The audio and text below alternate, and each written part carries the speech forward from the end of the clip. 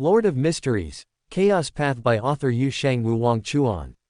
Chapter 141-175. Chapter 141 Azek wants to meet the Archon of Death.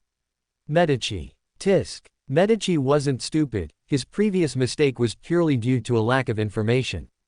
Now that he had the full picture, he instantly understood. He glanced at Ask and said, "So that's it. In that case, you are indeed not suitable to obtain the uniqueness." Combining this with what Mr. Dorr had mentioned earlier, Medici naturally had no difficulty realizing that all of this was Salinger's backup plan for resurrection. Most likely, once this half of Ask's soul merged with the half of Salinger's soul that possessed the uniqueness, Salinger would be able to be reborn directly through his body. That's right. Roland nodded, resting his chin on one hand. However, I still support the recovery of the numinous episcopate. The artificial death plan, after all, concerns Mr. Azek's other half of the soul. If we continue to let the numinous episcopate mess around, who knows what accidents might occur. Moreover, as the former death consul, it's only right for Ask to inherit the numinous episcopate. Of course, all of this depends on what you, Ask, think. At this point, Roland looked at Ask. Ask hadn't thought of anything because, before today, although he knew his soul was split in two, he had no idea that his soul was originally connected to the death uniqueness, or that it was the numinous episcopate's so-called artificial death. This gave Ask a sense of absurdity. He couldn't help but raise his hand to rub his temples, then looked at Roland and said, "Thank you for telling me this, Jack. So the numinous episcopate's artificial death is me." Thinking of what Lucifer had once said about the outcome of his two souls merging, a hint of determination appeared in Ask's eyes. He then said, "You are right, I really cannot continue to let the numinous episcopate run rampant." Regardless of whether he would eventually merge with his other half of the soul, Ask would never allow his other half of the soul to fall into the hands of the numinous episcopate and be subjected to arbitrary experiments there. Just as Jack said, who knows what kind of accidents would occur if this experiment continued. That's the right way to think. Roland reached out and placed his hand on Ask's shoulder, saying, "Then the plan is settled. We will first help you, Ask, reclaim the numinous episcopate. After you've reclaimed it, you can then bring the numinous episcopate to join our cause. This way, we can all get what we want."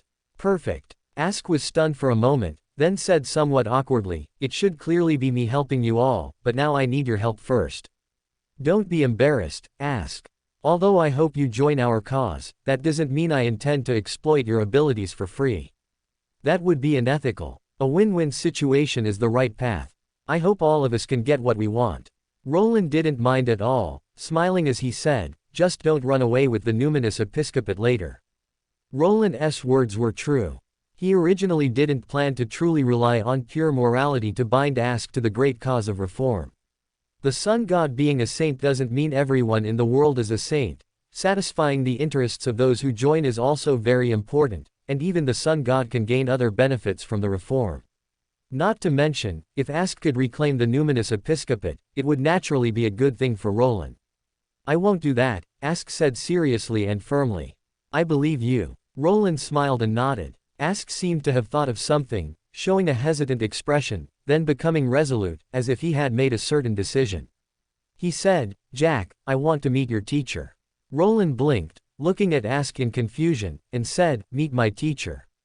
You can, but do you have something in mind?" Ask lowered his eyes, seeming to sigh, then continued, "I want to meet my past self." "Your past self?" Roland was startled, then realized something, narrowing his eyes and saying, "You mean the death consul of the Balam Empire?" "Yes." Ask nodded. "Why do you suddenly want to meet him?" Roland had a faint guess in his heart. "I hope to recover more of my strength." Ask smiled, his smile a little helpless, yet incredibly firm. His gaze swept over Klein and Roland, saying, "The current me is too weak. I need to recover more strength. Only then can I protect the people I want to protect, and not hold you back. I don't want to be someone who can only wait for your help, and I don't want to be powerless to resist when the other half of my soul devours me in the future." If Ask originally only hoped to recover his past memories but had no expectations for his strength, After experiencing the battle with Augustus's Hand of Order and learning that the Numinous Episcopate's artificial death was actually his other half of the soul, Ask yearned for strength more than ever before. He was too weak now, too weak to protect the people he wanted to protect in this increasingly chaotic world. Moreover, although Ask was not clear about what the soul fusion would be like, he understood the principle that the weak would only be devoured by the strong. At present, he could not even exert the strength of Sequence 2, while his other half of the soul had already merged with the death uniqueness, becoming the so-called artificial death. Under these circumstances, if he could not make himself stronger, and if one day in the future, the two sides truly met and merged, Ask dared not imagine what he would become. Perhaps by then, the one who survived would be completely that so-called artificial death. Every word, every sentence, every paragraph, every piece of content is without error. Moreover, Ask also had his pride. He had always felt that he was Klein and Jack's elder, yet now Jack was clearly helping him in return. Ask was not the kind of person who was unwilling to accept help from his juniors, but he was certainly not the kind of person who would only wait for help from his juniors, so he naturally had a need to become stronger. Roland naturally saw what Ask was thinking, which made him raise an eyebrow, but he did not refuse. Instead, he nodded and said, "Okay, I will write a letter to my teacher, and I should get a reply very soon."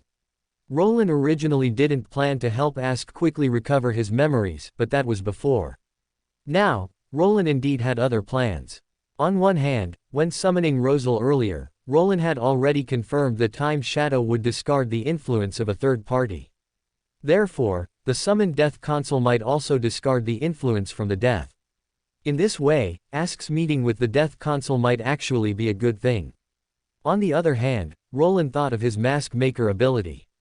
It was known that the Mask Maker ability could even affect Adam, so it should also be effective on Ask, who was merely Sequence 2. And, Love, attribute Mask should ensure that Ask doesn't instantly become fully divine, and this way, I can also digest the Mask Maker potion faster, Roland muttered to himself, already having a plan for what was to come. Chapter 142, Defrauding the Lowen Royal Family. Roland was indeed not in a hurry to digest the Mask Maker potion. After all, it had only been less than half a month since Roland advanced to Mask Maker.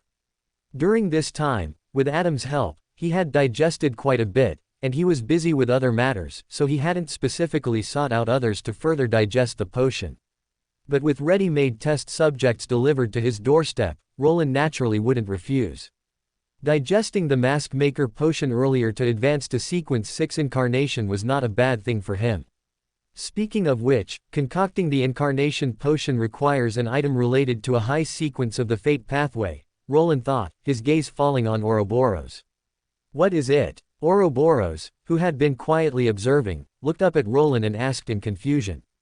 Ouroboros, can you give me a drop of your blood? Roland asked openly, with no intention of hiding anything.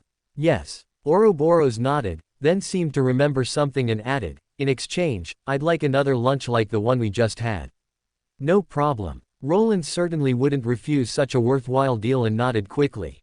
Medici, however, glanced at Roland, a thoughtful look flashing in his eyes, but he said nothing about it. He only looked at Ouroboros and said, Great Serpent, I'm not too familiar with the current Numinous Episcopate. When you go back, have your subordinates collect all the information and give it to me. Okay. Ouroboros nodded without objection. Medici then looked at Ask and said, once we have the information, we'll formulate a plan based on it to see how we can help you reclaim the Numinous Episcopate. Medici glanced at Roland as he said this, and added, I hope someone will put in some effort then.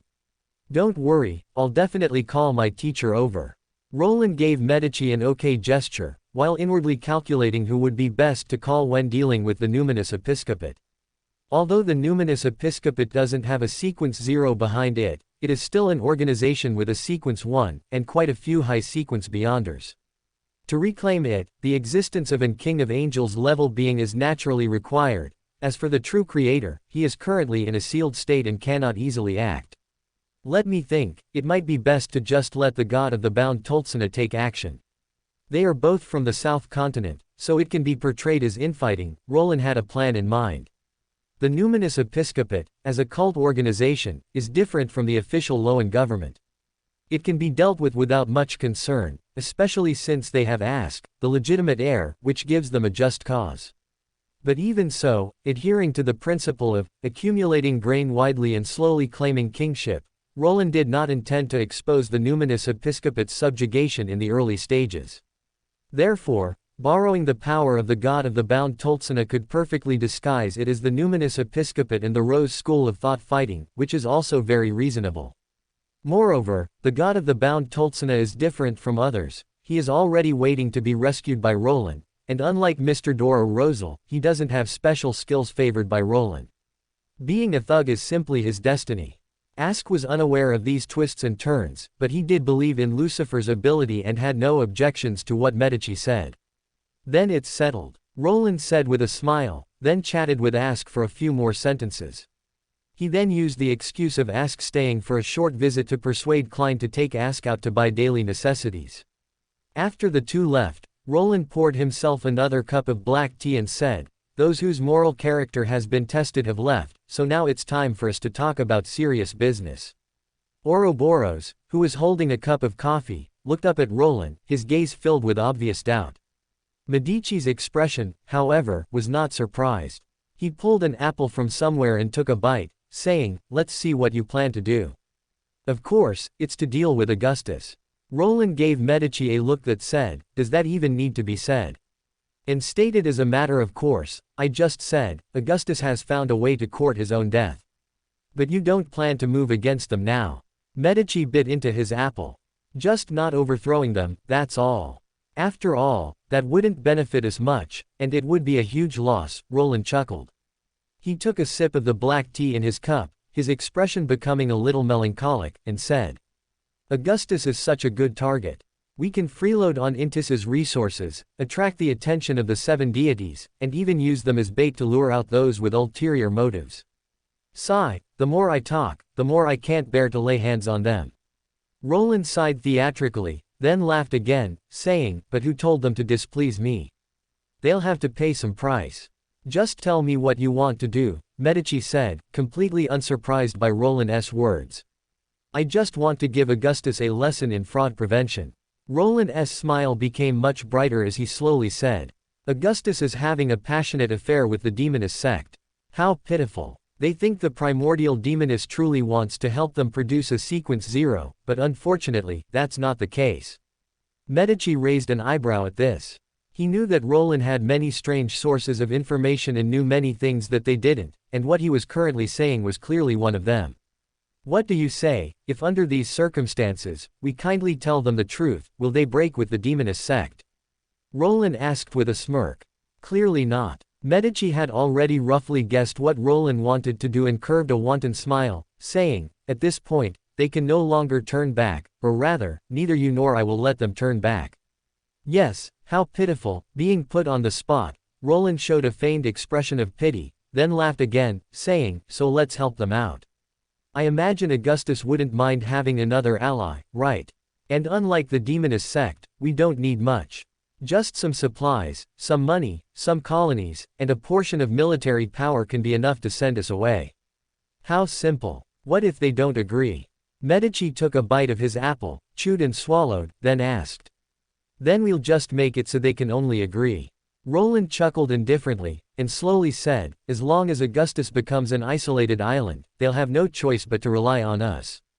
At this point, Roland looked at Medici and said with a smile, "I'm just not sure if Augustus still has a conqueror trait. If they do, that would be even better." Medici paused, then said, "Is there anything you're not sure about anymore?" "I'm not omniscient and omnipotent. Originally, I knew they had a conqueror uniqueness, but then Adam gave me a conqueror trait, so who knows if he tricked it out of Augustus's hands." Roland spread his hands, then chuckled, saying, "But regardless of whether Augustus has the conqueror uniqueness, their cooperation with the primordial demoness is real. Don't you want to do something about it?" Chapter 143 Luo Lin doesn't want to be a tool. Medici, hearing this, viciously bit into the apple in his hand, as if biting off someone's flesh. He said, "I'm not even a sequence 2 now." Medici was proud, but not blindly so. Even though he was once an king of angels, he hadn't even recovered to sequence 2, while the primordial demoness was not only a veteran sequence 0 but also possessed special trump cards. The gap was so vast that it wasn't hunting, it was suicide. But the past you was still in King of Angels. Roland looked at Medici with a smile and said, "It's only natural and right for you to command your past self."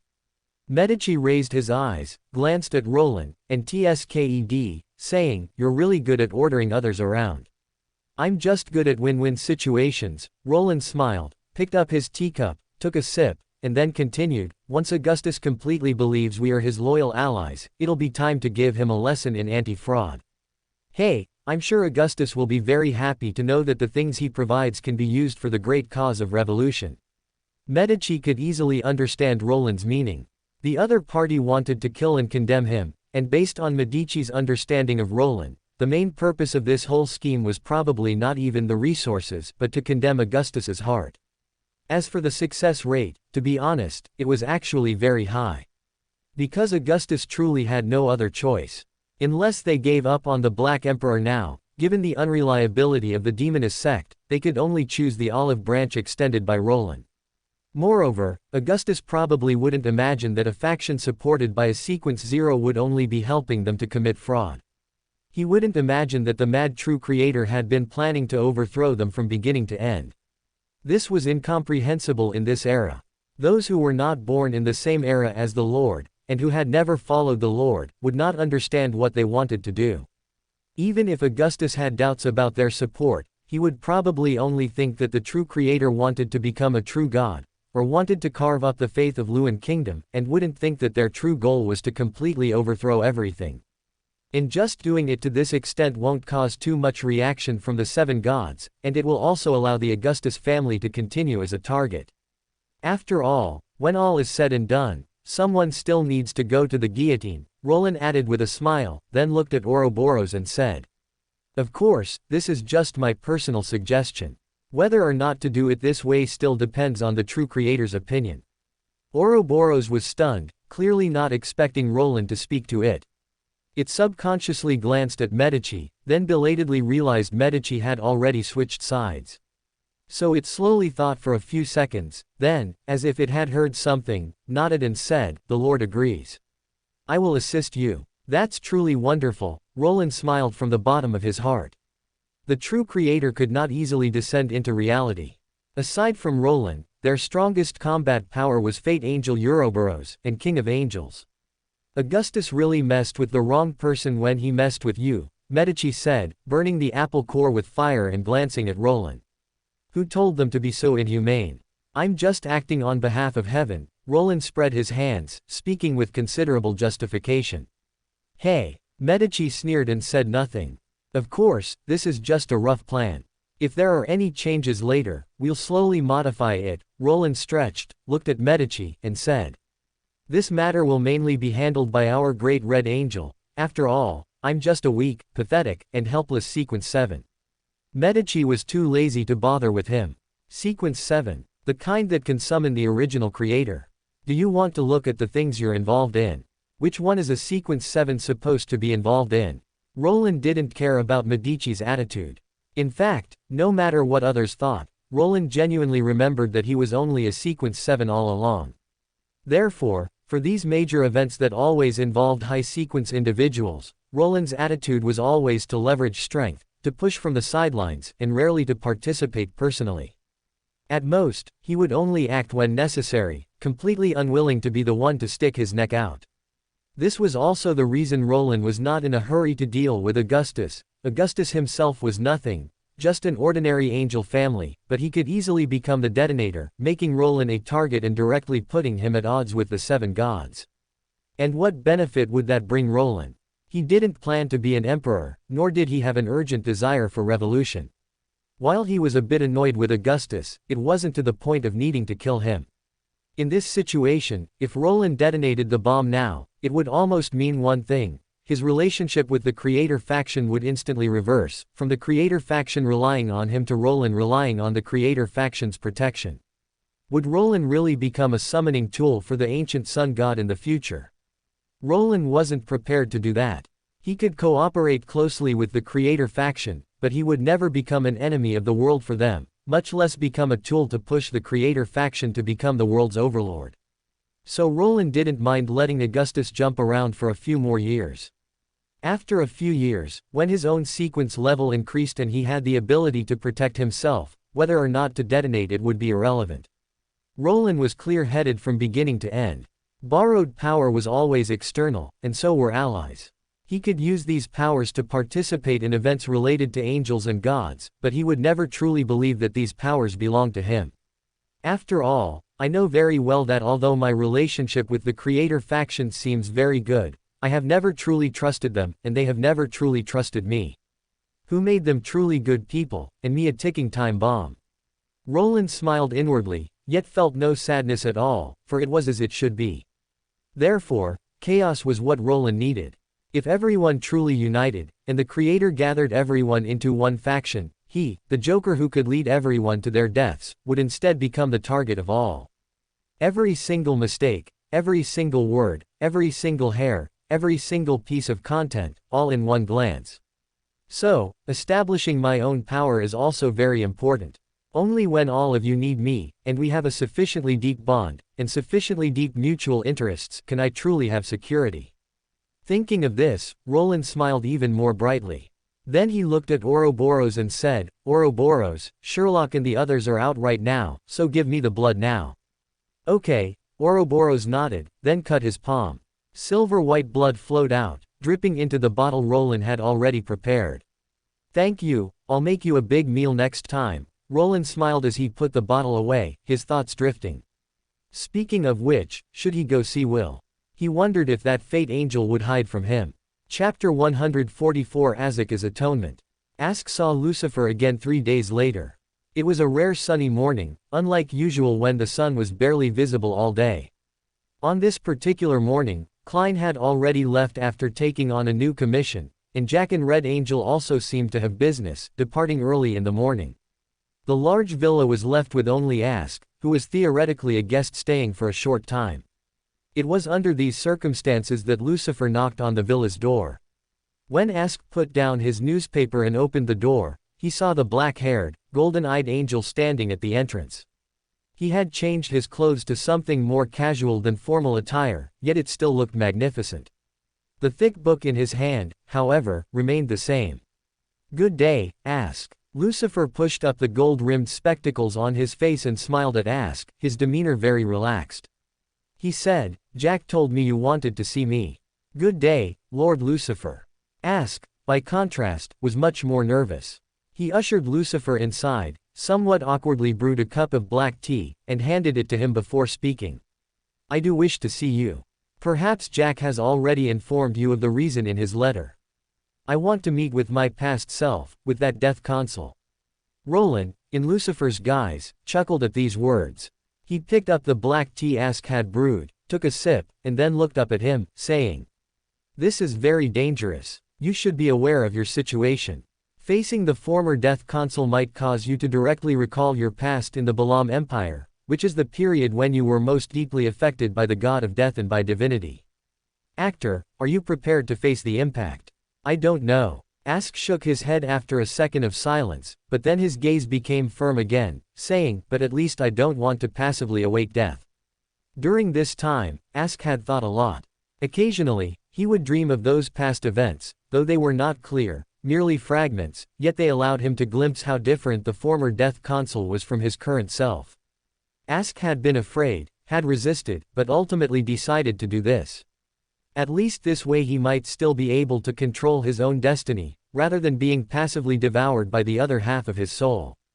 Perhaps it's not devouring. The black-haired angel seemed to have glimpsed his thoughts and chuckled softly. He opened the blank book, turned to a certain page, and then said, Ask, do you want to know your future?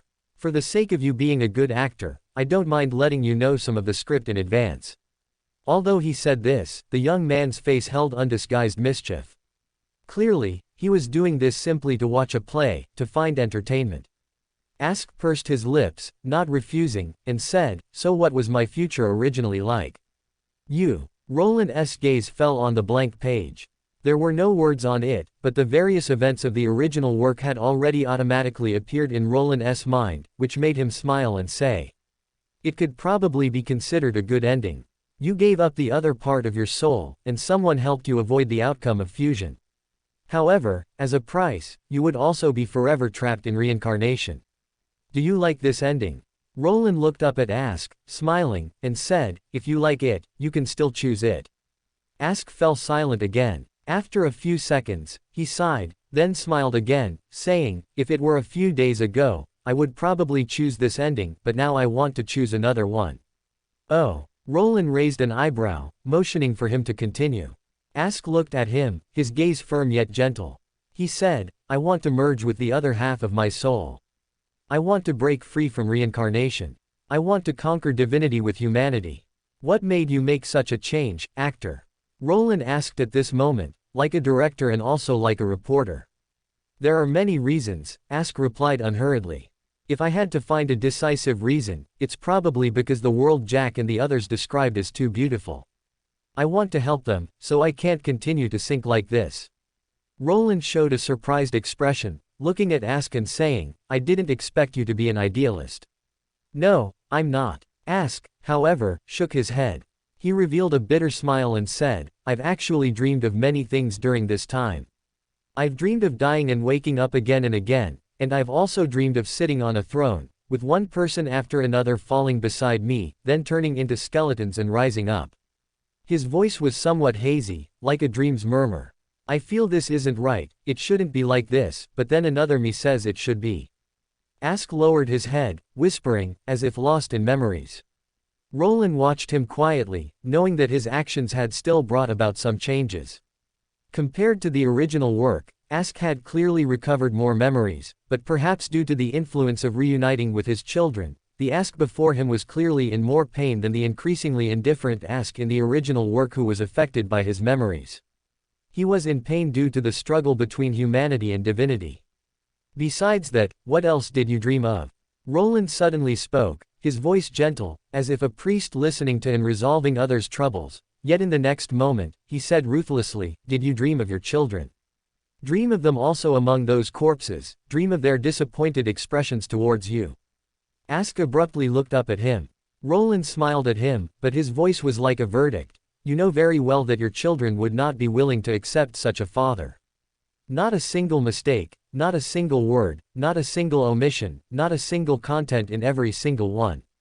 Ask's body almost trembled. His lips quivered, but he couldn't utter a single coherent word.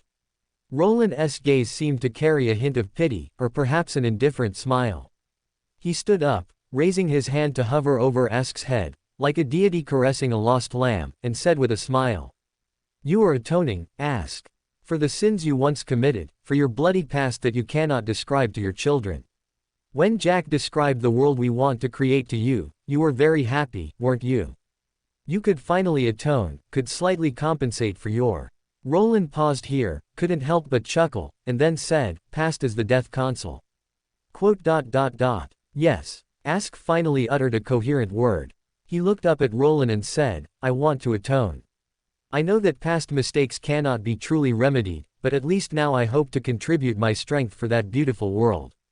Hearing this, Roland wasn't surprised. He simply looked at Ask, a look of pleasant surprise on his face, like a playwright admiring his perfect work. He said, you truly are an actor who surprises me. Perhaps I should give you some reward, Roland said, his voice so soft it was almost imperceptible. Ask felt as if something had changed, but when he searched for it carefully, there seemed to be nothing. This made him look at Roland in confusion and ask, what did you do to me? Just put a mask on you. Roland smiled. He sat back on the sofa, took a sip of his black tea, and then said with a smile, its name is open black lens bracket love close black lens bracket. You can understand it is the love of family.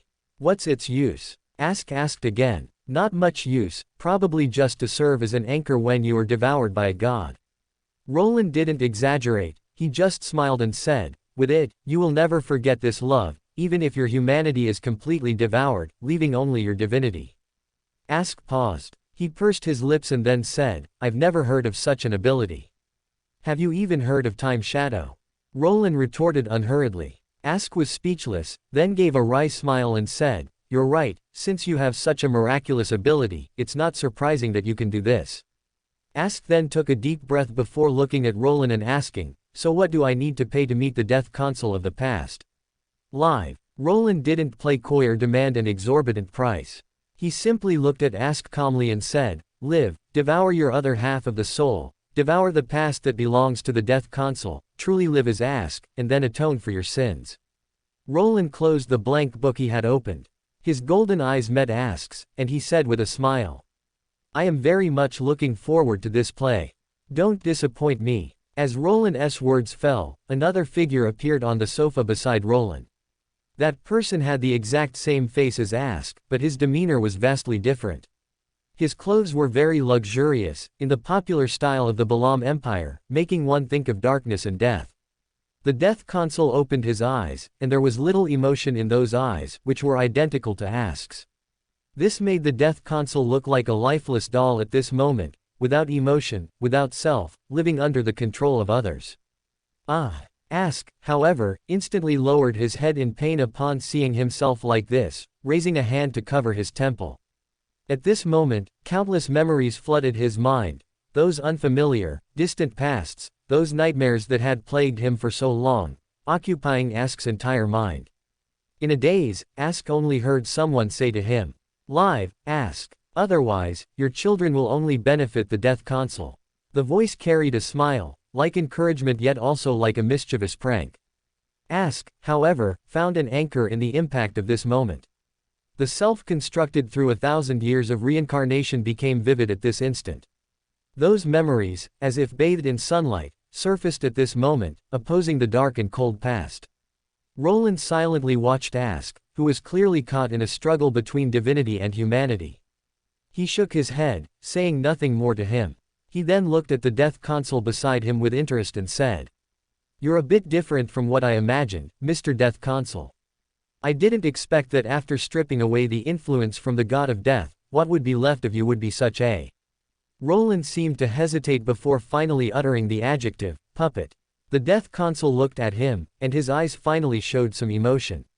He opened his mouth and said, who are you? Lucifer, let's just call me that. Roland smiled. He then seemed to get interested, pouring a cup of black tea for the death console in front of him and saying, you look a bit lost.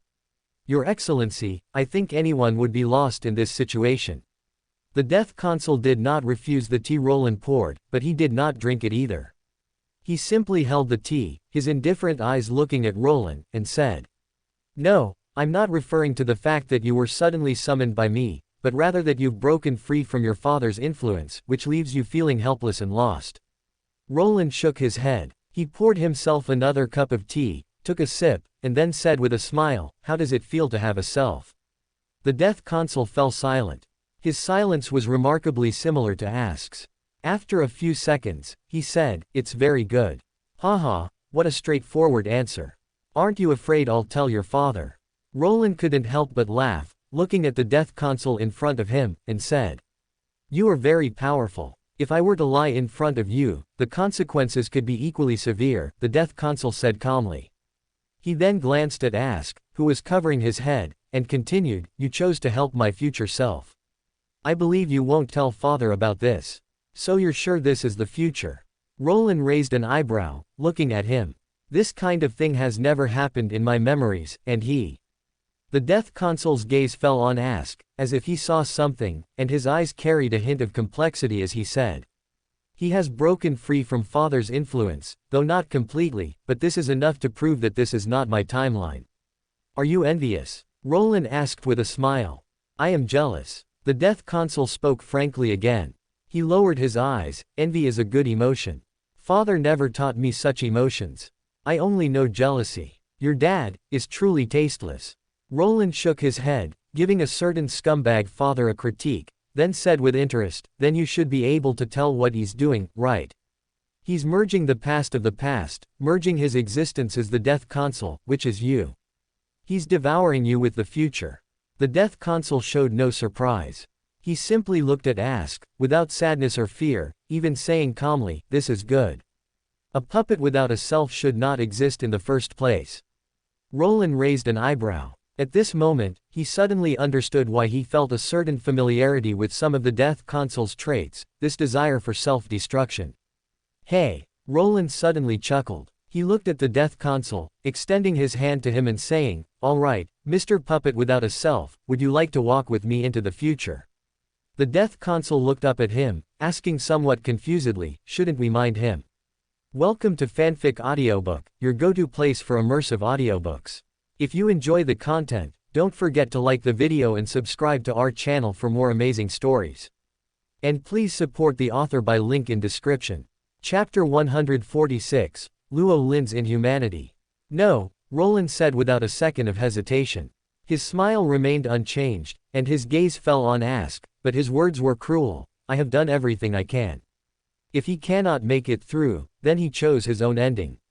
The death consul seemed to be stunned by these words. He opened his mouth as if to say something, but in the end, he only said, "I thought I had a friend." "Of course, we are friends," Roland corrected him, his smile unchanged. He said, "Precisely because we are friends, I respect the ending he chose for himself." Was Ask his friend? Roland felt that he should be considered one. Although the sincerity might not be as pure as with Klein or Medici, Roland felt that he did treat Ask as a friend. Otherwise, he wouldn't have asked Ask if he was willing to choose his original ending. Even though Roland considered Ask a friend, it didn't prevent him from exploiting his emotional weaknesses. Roland had always been this kind of person, gentle yet cruel, never missing an opportunity to utilize any advantage, and not minding if his friends used him. In a sense, Roland was actually very inhuman. He didn't care about, or rather, couldn't understand, the negative emotions that troubled countless people. Just as normal people get angry when exploited or deceived, Roland, despite knowing this would happen, couldn't empathize, so he cared more about the outcome. But this didn't mean he had no negative emotions. He would also feel sad, angry, and awkward. It was just that in certain matters, he seemed to have a barrier with ordinary people. "You are a cruel friend," the death consul said softly, seemingly having discerned something. "I thought you were already used to it. Isn't high-sequence friendship like this? Or is it, Your Excellency, the death consul, that you yearn for pure friendships?" Roland smiled as he looked at him, his eyes filled with interest, as if genuinely curious about his answer to this question. The death consul lowered his eyes, and after a second of silence, he said, "I once read about it in a book, and I probably did yearn for it." This time, it was Roland who fell silent. He looked at the unexpectedly easy-to-understand death consul before him, then smiled again and said, "Then that's a pity. I have never been a pure friend." The death consul stared at him for a few seconds, then said, "There's nothing wrong with that. I am not a pure friend either." "Are you comforting me, Your Excellency, the death consul?" Roland raised an eyebrow, speaking with great interest. "Is this considered comfort?" The death consul retorted. "I think so," Roland smiled and said. "Then I am comforting you," the death consul said calmly. "Ha!" Roland laughed again, then said, "You remind me of someone." "Is he also your friend?" the death consul asked. "Probably not, only an ally." Roland mused for half a second, pinching his chin, before concluding and continuing, "You've probably heard his name, Fate Angel Ouroboros. You're a bit like him." The death consul paused, then showed a surprised expression. He said, "I know him. Are we very similar?" "How to put it? In terms of being naturally simple, you're quite similar," Roland said, glancing at Ask before continuing. "However, your simplicity is due to emptiness, which was filled in subsequent reincarnations, forming yourself. As for him, he can only be described as having that kind of personality, that is his self." The death consul's expression was somewhat bewildered, probably not expecting anyone to be so naturally simple-minded. But then he thought of something and smiled, saying, "Then he must be doing quite well." Although most of his friends are dead, he should indeed be considered to be doing quite well. Roland recalled Ouroboros's living situation and nodded. Roland then looked at the death consul and said, "So, do you have any life you aspire to?" The death consul probably didn't expect Roland's topic to jump so much and paused before saying, "I've read many books, and those books describe all kinds of lives, but they always revolve around family, friendship, and love. If I could choose my life, I would probably want to try experiencing these emotions." At this point, the death consul tilted his head to look at Ask, his gaze seemingly softening a little. He said, "Now it seems I may have already obtained what I wanted." "You are truly easily satisfied," Roland smiled. No, the Death Consul shook his head. He looked at Roland and said, I am very greedy. Precisely because I am greedy, I hope to acquire these emotions.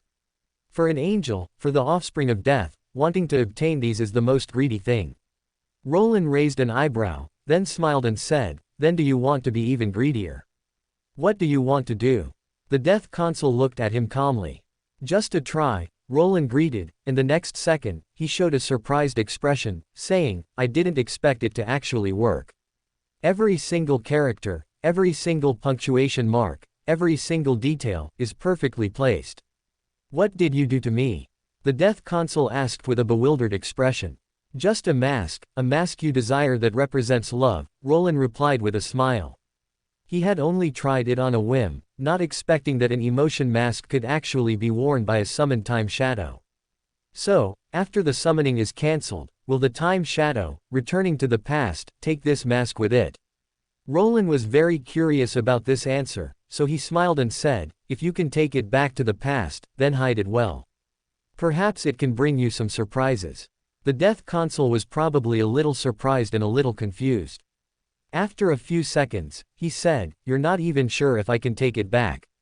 After all, I am neither omniscient nor omnipotent, Roland said generously. I will hide it well, the Death Consul then nodded. Then come, let's take a walk outside and witness this world 1,000 years later. Roland extended his hand to the Death Consul again. This time, the Death Consul did not refuse. He stood up with Roland's hand, then let go, and the two walked out of the villa, one after the other, walking on the street like ordinary people. How is it? Roland tilted his head to look at the Death Consul, asking with a smile. The Death Consul looked at him and said, there are many things I haven't seen, but people themselves seem no different than before. Indeed, but after all, only 1,000 years have passed. You can't expect people to grow wings, Roland nodded, chatting idly with the Death Consul. They didn't discuss anything too serious, mostly everyday topics. Roland shared some interesting things about this era, while the Death Consul recounted some of his daily life. Chapter 147 Yes, I will avenge you. So, your daily life usually consists of staying in the palace, handling government affairs, and handling government affairs. Roland summarized. In reading, and suppressing rebels, Death Consul refuted Roland's words, saying earnestly. Aside from the first one being leisure, the rest, summarized, or still work. Roland glanced at him, smiling. Such a boring life, even in a play, would only be glossed over. It's a miracle you can endure it. I have no other choice, Death Consul replied calmly. I am Death Consul, a son of Father, but Death Consul doesn't have to be me, and Father's sons are not only me. If I cannot endure, only death awaits me. Roland glanced at him upon hearing this, and seeing his calm demeanor, couldn't help but smile, saying, it seems you're quite dissatisfied with your dad. Have you ever thought about backstabbing him? Death Consul looked at him, and without a second's hesitation, said, I can't beat him. PFF'd, Roland laughed. He looked at Death Consul with eyes as if he were looking at an interesting toy. Roland suddenly asked, so, if you could beat him, would you kill him? Death Consul lowered his eyes, his eyelashes trembled slightly, and his voice was very soft yet firm. I would, just as he also wants to kill me. Roland was somewhat amazed, both by Death Consul's honesty and by the imprint the Death God had left on him. It was no longer merely an influence from an external will, but a shadow carved into his soul. Balearin's survival law had been deeply etched into the behavior patterns of this puppet before him, including his indifference to life. Of course, this didn't mean Roland thought there was anything wrong with Death Consul's thoughts, so he smiled, and looking at Death Consul, said, too bad I can't go to your timeline, otherwise I might have been able to help you achieve that wish. Death Consul probably didn't expect such an answer. He looked up at Roland, then said, it doesn't matter, he's already dead anyway. Death Consul knew very well that if the Death God hadn't died, he, as his son, would not have been able to escape his influence. That's hard to say, Roland smiled, looking at Death Consul, perhaps he'll resurrect in you. Death Consul paused, but his expression wasn't surprised, as if he had already speculated about his fate. He just looked at Roland and said, then you will kill him.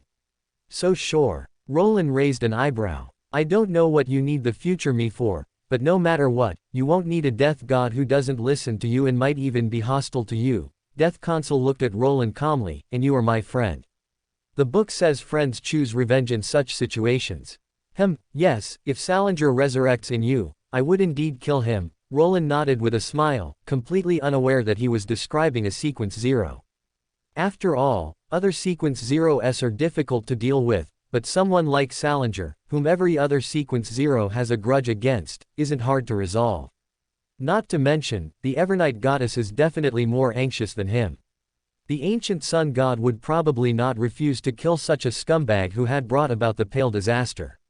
Thank you. Death Consul naturally saw the seriousness in Roland's words, so he thanked him, mimicking what he had read in books. If you die, I will also avenge you. Roland looked at him upon hearing this, then smiled, saying, that's really good. The two continued walking on the street when Roland suddenly paused, a smile curling on his lips as if he had seen something interesting. Death Consul naturally didn't miss this and followed his gaze, seeing a young man holding a strange black box walking towards them. Mr. Lucifer Klein, holding a camera, naturally spotted the two people opposite him at a glance. He was stunned for a moment, then jogged forward, first greeting Mr. Lucifer, then hesitantly looking at Death Consul, saying, Mr. Isaac. Strictly speaking, this is Death Consul, Roland corrected with a smile. Klein's expression wasn't surprised, but his movements were noticeably more restrained. He couldn't help but scrutinize Death Consul, comparing him to the Mr. Isaac he knew, and finally came to a conclusion. The differences between the two were truly great, yet there seemed to be some similarities. And, Klein cautiously glanced at Death Consul's face, then recalled the history he had seen about Death Consul, and couldn't help but murmur in his heart, he doesn't seem as cold as I imagined. The angel before him could only be described as calm, not cruel. Who is he? Death Consul looked at Roland, asking with a hint of curiosity in his eyes. Klein Moretti, your student, your junior, and someone who is like a child to you, Roland introduced Klein with a smile. It was only then that Klein remembered he hadn't introduced himself, and immediately said somewhat awkwardly, Mr. Death Consul, you can just call me Klein. Hello, Klein. Death Consul's gaze fell on Klein, and his expression at this moment could even be described as gentle. He was probably examining Klein, his gaze sweeping from head to toe, as if he were memorizing something. This made Klein a bit uncomfortable, but he still restrained himself, allowing the other party to observe him. After several seconds, Death Consul finally withdrew his gaze. Klein immediately breathed a sigh of relief, then remembered something and asked nervously, Mr. Lucifer, since Death Consul has been summoned, what about Mr. Isaac? His expression showed undisguised worry. Not a single error, one by one, content within. He's probably still integrating memories. Do you want to go back and see? Roland looked at Klein with a smile. Klein naturally nodded without hesitation. Roland then looked at Death Consul and said, let's go back. It's almost time. Death Consul naturally wouldn't object. So the three of them began their return journey and soon arrived back at the villa, as Roland and the other two hadn't gone far to begin with. Inside the villa, Ask was no longer in that pained, head-holding state. He looked as if he had been through a great battle, his face covered in sweat, yet also like a victorious general, displaying a gentle smile upon seeing the three return. It seems your memory integration went quite well. Roland looked at Ask, not surprised, and asked, how much memory have you recovered? From the Death Consul period, about 1/3. The remaining parts probably require me to talk with my past self to get stimulated and recall them. Ask replied, looking at Roland with gratitude, saying, thank you very much for your help, Your Excellency Mr. Lucifer. Without your mask, I'm afraid I wouldn't be able to maintain my current self. Don't thank me, it's just a small reward for an excellent actor. Roland smiled, quite satisfied with this result. After all, he hadn't intended for Ask to recover all his memories at once, and this progress was just right. And, the Mask Maker potion has also been digested after this, so I can advance to Sequence 6 Incarnation, Roland muttered to himself, feeling a rare sense of anticipation. After all, the name Incarnation sounds like it has the ability to create clones. Chapter 148 Isaac reconciles with the past. However, Ask's matter had not been resolved yet, so Roland naturally wasn't in a hurry to concoct the potion for advancement. He then looked at Ask and said, "You're not in a state to continue recovering your memories today. Take a rest. Tomorrow, I'll arrange for you to meet your child. Be prepared and take her to have a good time in Backland." Given Ask's situation, seeing his child would naturally help stabilize his humanity. Ask's eyes immediately lit up, and he quickly said, "Thank you, Mr. Lucifer. I really don't know how to thank you. There's no need to thank me. This is merely a necessary measure to help you overcome your divinity. If you truly want to thank me, then survive this war." Roland revealed a faint smile. He then looked at Death Consul, who had been silently watching Ask since they returned to the villa, and suddenly said, "Don't you have anything to say to him?" Ask also looked at Death Consul upon hearing this. The other party looked quite different from how he remembered him, but Ask knew that this was him, the Death Consul of the past, just stripped of his father's influence. Death Consul also raised his eyes at this moment. Two identical pairs of eyes met, neither speaking, neither looking away. After a long while, Death Consul finally spoke. "Are you happy now?" It was a simple question, yet it made Ask ponder for several seconds before he nodded solemnly and said, "I'm very happy. Although I still have some worries, I really like my current life." That's good. Death Consul fell silent for a second, then revealed a very faint but gentle smile. At this moment, he somewhat resembled Ask. Then continue to be happy. Ask, "I envy you, but I'm also very fortunate that the future me finally has a self, and possesses the emotions I once yearned for. So don't be swallowed by the past. You must move forward, don't be swallowed by father like me." Ask pursed his lips. He used to feel that his Death Consul period was very unfamiliar, but at this moment, he suddenly felt relieved.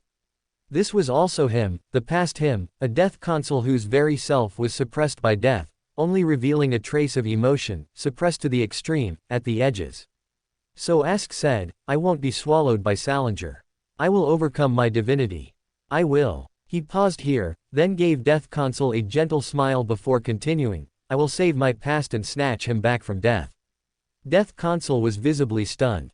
He lowered his eyes and said in a very low voice, "So I can become such a good person too. Rather, your essence was never bad. Reincarnation only washes away the influence of divinity in death. If your essence was that of a bad person, no matter how long the reincarnation, you would still be a bad person." Roland spoke at this moment. He then took out his pocket watch and glanced at it, then looked at Death Consul and said, "Time's up, Mr. Death Consul. Are you afraid? You're going back to that hell again." Death Consul looked at him, shaking his head with a calm expression, then revealed a smile and said, "I won't be afraid. I will only wait patiently, waiting for the future I hope for to arrive." "Thank you, Lucifer. I really like this future," Death Consul said earnestly. "That's good. Then, until next time, Death Consul." Roland smiled at him, then cancelled the summoning. Thus, in the fourth epoch, in the Balaam Empire's imperial palace, Death Consul opened his eyes. The familiar influence from death filled his spirit at this moment, making Death Consul's expression appear even more cold. He lowered his eyes, looking at the book in his hand. It was a storybook, authored by Mr. Dorr of the Abraham family, describing the story of Night Emperor and his queen, the Blood Moon Queen. Before being summoned, Death Consul had been sitting alone in the study like this, in a rare moment of leisure, reading this storybook that had once been banned by Night Emperor, but was said to be 8 parts true. He didn't particularly yearn for the love in the story, he was just a little puzzled. Can deities also fall in love? Can such beings truly possess so-called love? Death Consul didn't know. At least, he had never seen such a thing in his imperial father and his concubines. The underworld emperor was always indifferent, equally cold to everyone. Death Consul then recalled earlier, seeing primordial demoness, a sequence 0 from the demoness sect, walking with his father. The other party seemed to be conspiring something with the underworld emperor, but Death Consul didn't care much. He just remembered the twisted and nostalgic expression he had accidentally seen on that witch when she mentioned the fallen blood emperor, like a giant snake tightly coiling around its prey. Once it gripped, it would never let go, even if it meant dying with the prey. Was that love? Death Consul also didn't know. His gaze then fell upon the bookshelf, where there were many other books, mostly written by a member of the Abraham family. Among these books, the most conspicuous ones were probably Secret History of the Blood Emperor, Amon's Love, Hate, and Grievances, Pales, and Secrets of the Night Country. The author of these books was the same person, Bethel Abraham, respectfully referred to as Mr. Door. Death Consul often read these books. It was hard to say he liked them much, it was more likely a kind of curiosity and incomprehension. He once couldn't understand why, as angels, these beings could possess the kinship, love, and friendship described in those stories. Was this real, or pure fabrication? Not a single mistake, one by one content, one by one.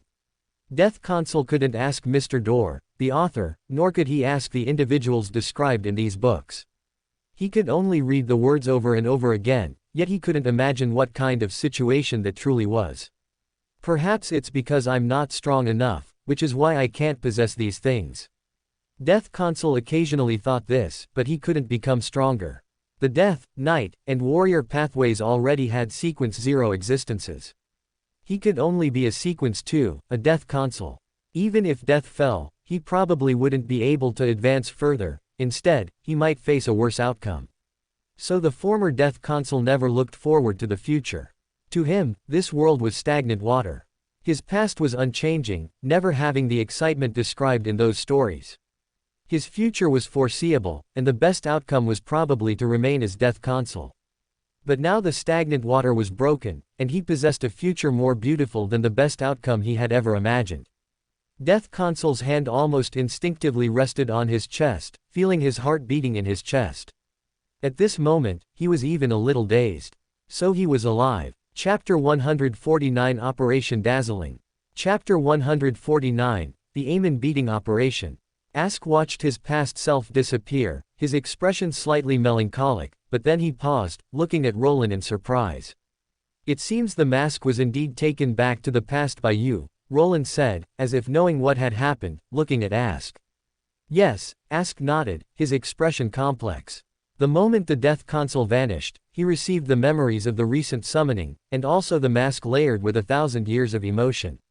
Roland then appropriately removed the mask he had originally placed on Ask, leaving only the mask that the death consul had taken back to the past, which then reappeared in the present as time naturally flowed. He then observed Ask with great interest. After a while, Roland smiled and said, "Are you Ask or the death consul now?" "I am Ask and also the death consul." Ask looked at him, saying firmly and calmly, "I have always been myself. It's just that in the past, I was influenced by death and by divinity. My former self was an empty shell without a self, but now I am Ask, belonging to myself." Roland then smiled. He said, "Then continue to be so resolute, Ask. If you reach this point and are still devoured by death, by divinity, then you will disappoint me too much. I will not let that happen." Ask lowered his eyes, placed his hand on his chest, feeling his heartbeat, then showed a gentle smile and said, "I want to live, and I will live." Roland said nothing more. His gaze then fell on Klein beside him. Suddenly, he thought of something and said, "Klein, get ready. In a few days, the club will have an event, and I think you should participate." Klein was stunned for a moment before realizing that the club Mr. Lucifer mentioned was the Loafers Club he had joined. He quickly asked, "Mr. Lucifer, may I ask what kind of event it is?" Of course, Roland's smile brightened a few shades, as if he had thought of something amusing. He said, "The event is called Open Black Lens Bracket Amon Must Die Close Black Lens Bracket, and the content can be simply summarized as finding Amon's clones and beating them up." This wasn't a sudden whim of Roland's. The Amon beating operation agreed upon with Mr. Pales was just a few days away, and after Mr. Door's unremitting efforts during this period, the meeting space for the Loafers Club was finally ready. So Roland thought, why not just make the Amon beating operation the Loafers Club's first gathering? Anyway, more than half of the people at the gathering were Amon's enemies, so no one would refuse to watch Amon get beaten. Klein was dumbfounded. For a moment, he didn't even know what to say. It took him several seconds to find his voice again, saying, "Mr. Lucifer, is there a possibility that I am only Sequence 7? What kind of Sequence 7 goes to beat up Amon?" "Of course, it's me." Roland naturally saw what Klein was thinking and almost subconsciously muttered to himself before looking at Klein and smiling. Members who are not strong enough can simply observe. Don't worry, safety is absolutely guaranteed. After beating Amon, there will be some mini-games, and participants can win prizes, such as a worm of time.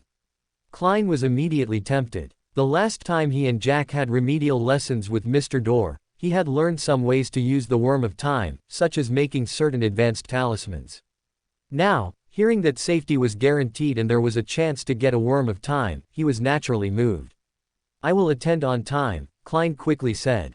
Ask, beside him, opened his mouth in confusion at this moment, asking, what club? It's an organization I founded, full name is Loafers Club. Roland looked at Ask, briefly introduced the Loafers Club, and finally invited, Ask, would you like to join? It would be my honor, Ask immediately said. He wouldn't casually join a strange organization, but Mr. Lucifer's organization was certainly not a strange one. Roland smiled, took a badge from his pocket and handed it to Ask, then briefly explained the badge before saying, it's getting late, I'll take my leave now. See you tomorrow, both of you. Speaking of leaving, Roland actually just found an empty place to switch his persona, then found a hotel outside to catch up on sleep. After a few hours of sleep, he returned to the villa, ready for dinner. At this time, the villa became lively again. Medici, who Roland had been teaching for 2 days, was tinkering in the kitchen. It seemed dinner would be Chinese food, and from the slightly pungent smell, it was probably quite spicy.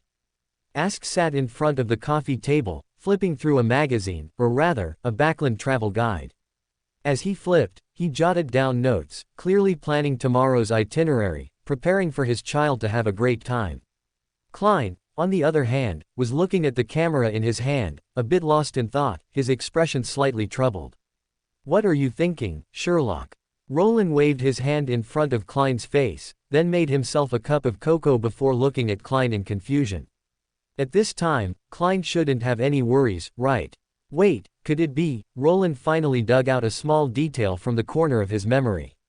He looked at Klein and said with a smile, you're not worrying about how to take pictures of someone else's affair, are you?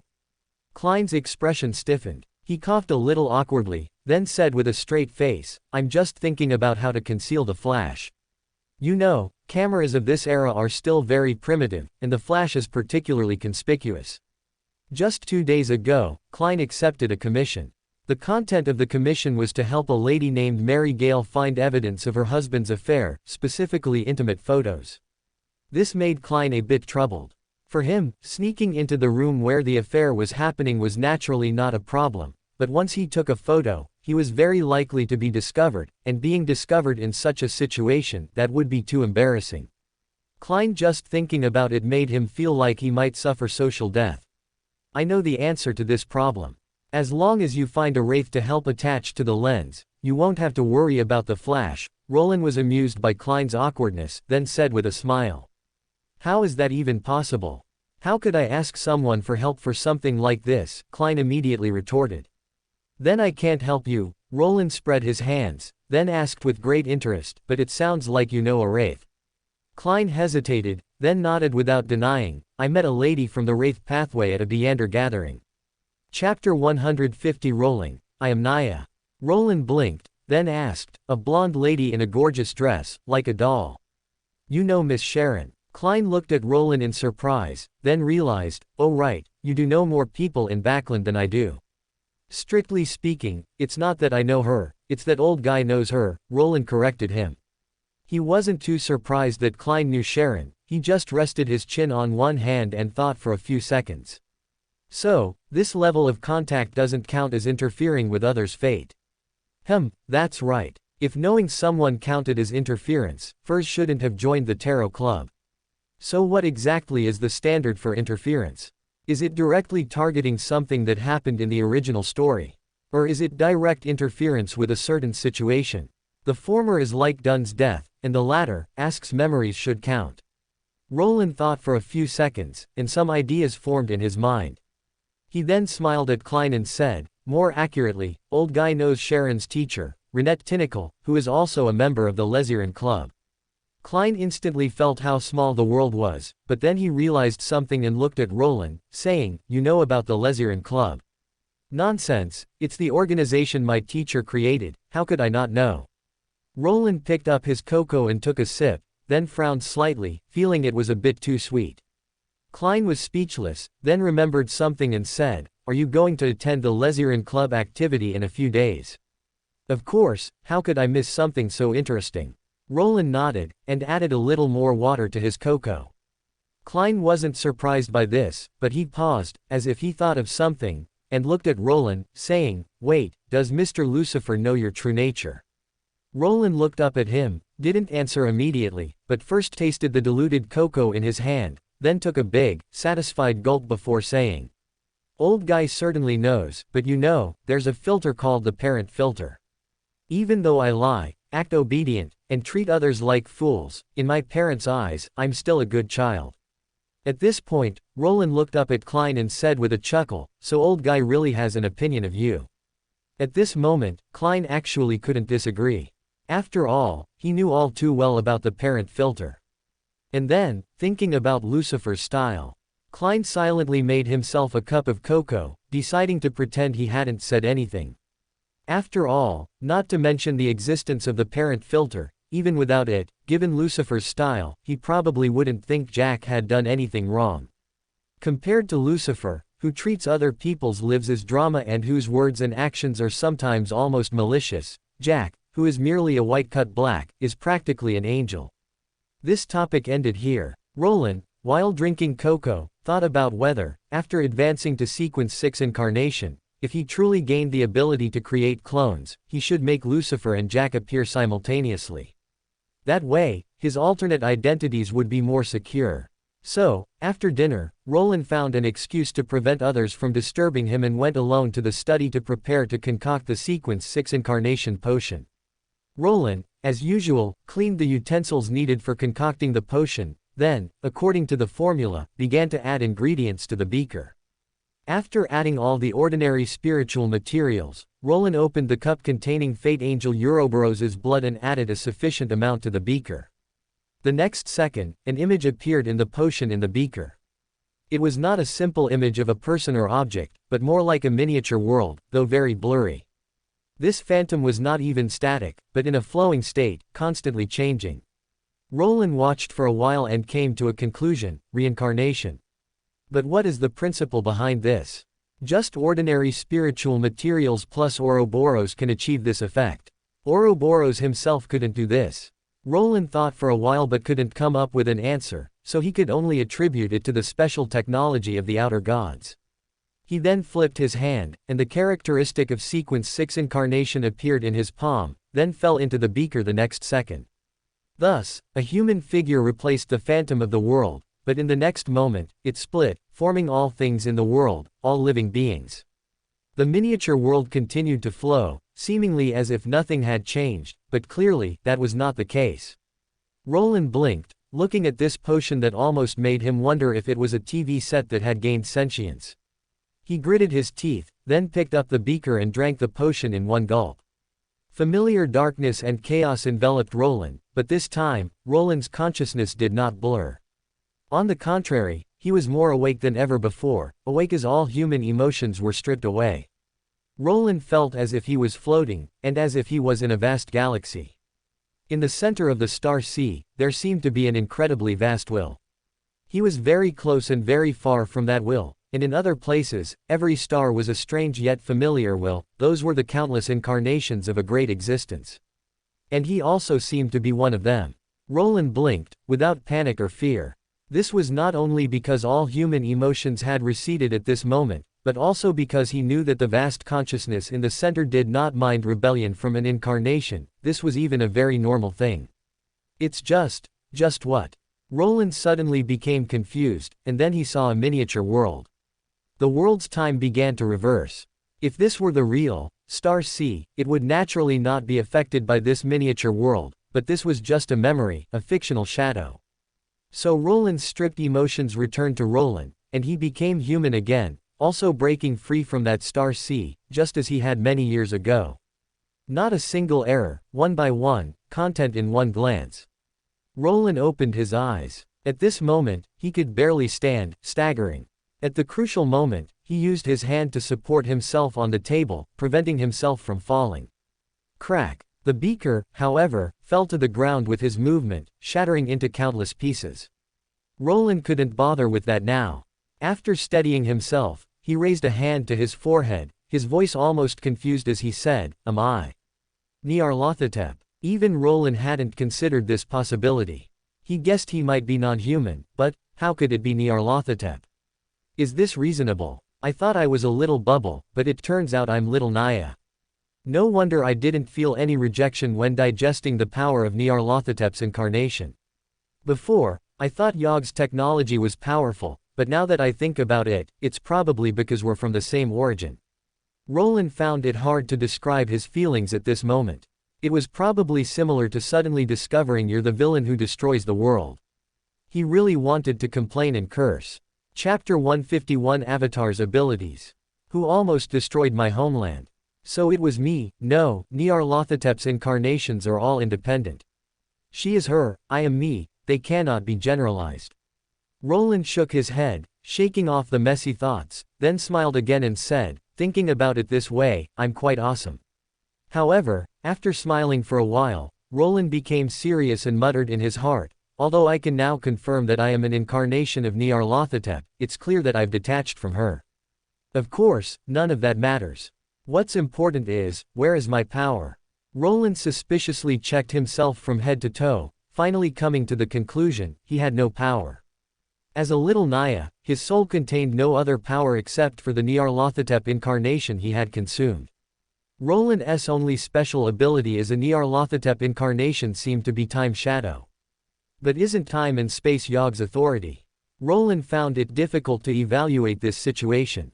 He reluctantly performed another check and eventually had to dejectedly admit one thing. As a little Naya, he truly only had the ability of Time Shadow. Is this reasonable? Roland felt it wasn't reasonable, but there was nothing he could do. He could only sigh and accept the fact, comforting himself, it's fine. As long as I devour the Nia shard of another Nyarlathotep incarnation, everything I should have will come. Thinking of this, Roland couldn't help but recall everything that had just happened, and with some lingering fear, he said, but even if we come from the same source, devouring Nyarlathotep's power is indeed very dangerous. He had almost been stripped of all his human emotions, turning inhuman again. What's the difference between that and dying? If I lost all human emotions and lived, it wouldn't be Roland, but Nyarlathotep. Thankfully, the formula Yog provided was reliable. Roland patted his chest, feeling his little heart thumping, and couldn't help but curve his lips. He then felt a bit confused, so what exactly is my relationship with Yog? Why would Yog Sothoth help him, a Nyarlathotep, kill another Nyarlathotep? Roland couldn't recall any memories related to this, but his intuition told him that he might have known this outer god a long time ago. Perhaps once I've completely devoured the Nia shard within me, everything will have an answer. Roland muttered in his heart, finally having the energy to sense what abilities the Sequence 6 incarnation potion had granted him.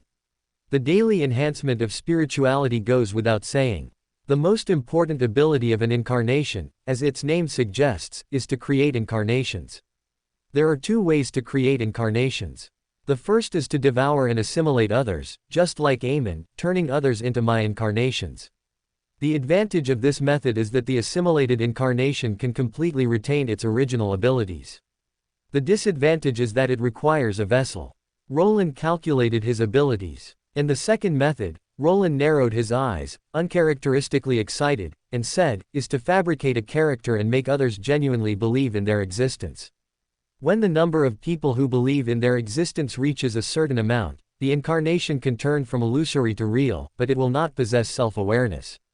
Depending on the strength, the stronger the incarnation, the more people are needed to turn it into reality. And this ability has an upper limit. It can only fabricate an existence up to Sequence 2 angel level at most. Roland summarized, somewhat incredibly, is this really not the ability of a Sequence 2 fabricator? Although making a Sequence 2 incarnation turn from illusory to real might require belief from more than half of the Luan Kingdom's population, making it extremely difficult, this is a Sequence 6 ability. I'm only Sequence 6. If Sequence 6 is like this, what exactly is a Sequence 2 fabricator? I can't possibly fabricate an entire Earth then, can I? Roland's eyes flickered. After pondering for a while, stroking his chin, he decided to first focus on the other abilities of Incarnation. Besides the core Incarnation ability, the abilities of the Mask of 100 Faces and Persona Mask were also enhanced. Previously, the Mask of 100 Faces could only adjust appearance but not significantly alter body shape.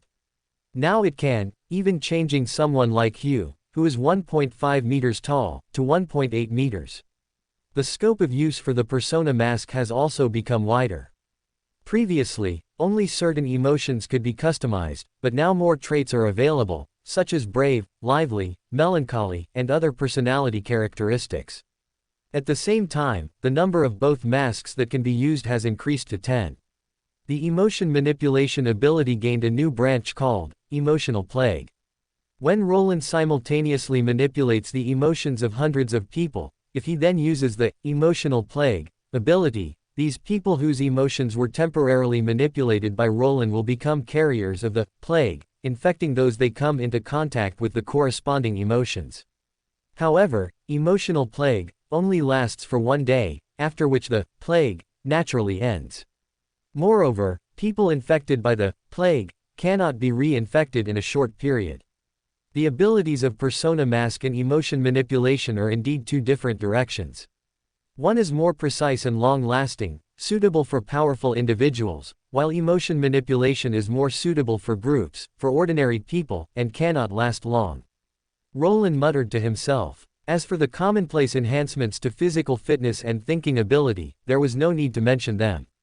Roland didn't care much, only stroking his chin and saying, "It feels like the abilities of the Chaos Pathway are all about manipulating others and creating chaos. It's a good thing I'm a joker with a bottom line. If it were any other chaotic evil, this world would be over."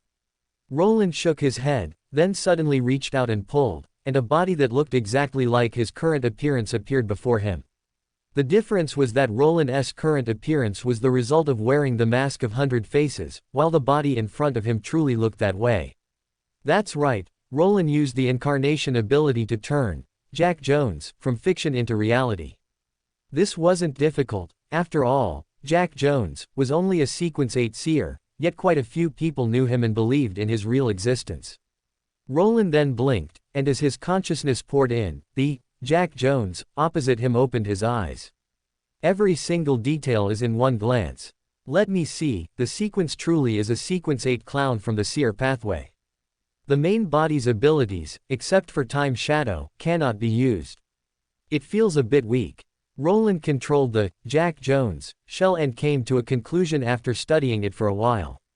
It will take a lot more to materialize Lucifer's shell. I probably need to cause a few major incidents and become famous throughout the land. Fortunately for me, being able to fabricate Jack is enough for now. Roland then sensed his potion digestion progress and raised an eyebrow. The Incarnation potion has digested a bit. Is it because of the existence of Jack Jones and Lucifer? The digestion difficulty is still the usual 4 or 5 bottles of Sequence 6 potion. So how should the Incarnation be digested? Roland began to ponder. After a while, he had an idea. Perhaps fabricating corresponding personas and then turning them into real incarnations is the way to digest the Incarnation potion. Chapter 152, Trojan Horse of Destiny. Roland's idea was not groundless, it was a conjecture based on the name, Incarnation, and the core abilities of the sequence.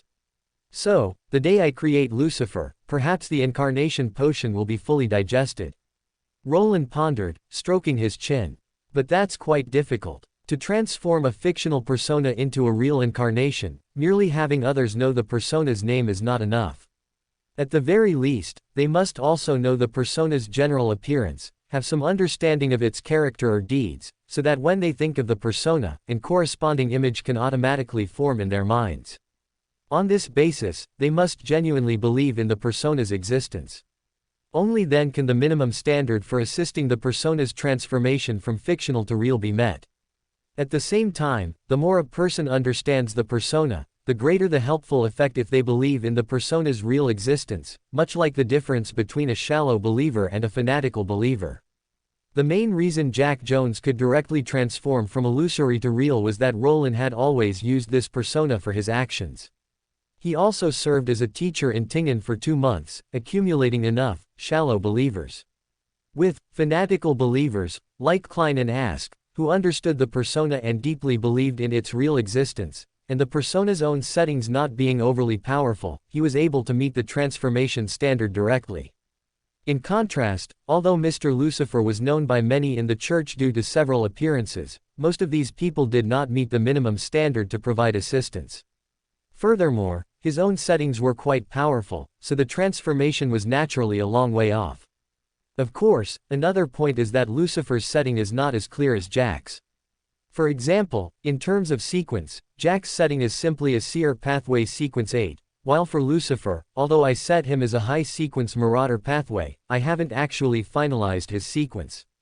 Thinking of this, Roland gently tapped the table with his fingertips, then curved his lips and said, "So I now have two choices. The first is to consider rapidly digesting the open black lens bracket incarnation close black lens bracket potion and set Lucifer as sequence 4. This would greatly accelerate the transformation, but even if I successfully digest the potion, I would only gain a sequence 4 incarnation. The second, of course, is to set Lucifer as the sequence 2 Trojan horse of destiny." As Roland thought of this, his smile grew even brighter. Without a doubt, Roland had made his decision. While the abilities of a sequence 5 scriptwriter were certainly intriguing, an angel-level incarnation was clearly more tempting.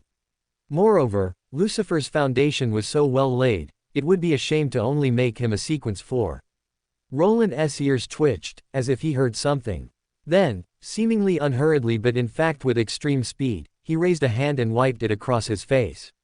The mask of 100 faces immediately took effect, and Mr. Lucifer reappeared in this world, even thoughtfully having changed clothes. Roland tilted his head and smiled at the Jack Jones opposite him. Jack Jones blinked, then reached out and tugged on Mr. Lucifer's sleeve, asking, "Teacher, what sequence are you exactly?" "I believe I should have told you, Xiao Jack. Can your brain really not remember anything serious besides gossip?" Roland raised a hand and ruffled Jack Jones's head, meeting his green eyes with a helpless smile, like a parent at a loss with their child. He sighed, then continued, "Then I'll tell you again. I am the sequence 2 Trojan horse of destiny. Did you remember that?" "Oh." Jack Jones blinked again, then suddenly said, "So you're only sequence 2, old guy. Can I apply for a teacher with a higher sequence? I heard that the Angel of Fate Ouroboros next door is also quite charming."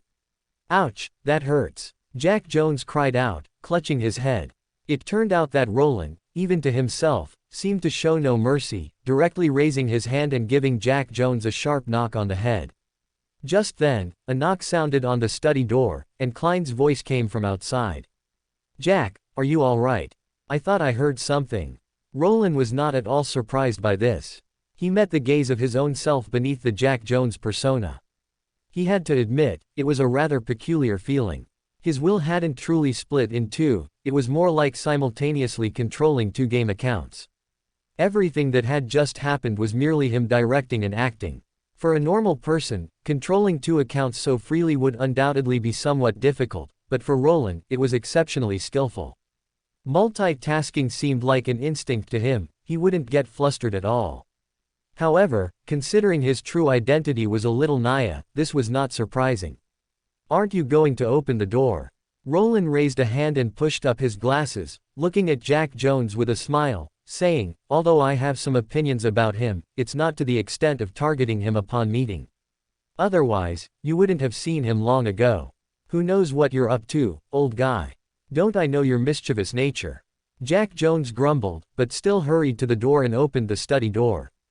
Klein, outside the study, had clearly heard something. His movements were a bit stiff when the door opened. His gaze fell on Mr. Lucifer in the study, then he forced a smile and said, "Mr. Lucifer, why are you here?" Originally, Klein wouldn't have been like this. The main reason was that he had just heard Mr. Lucifer once again express opinions about him, which made him a little nervous. "I came to see my student, is that not allowed?" Roland looked at him and asked with a smile. "Of course, it's allowed." Klein quickly shook his head and said, "It's just that you said it was inconvenient to see Jack before."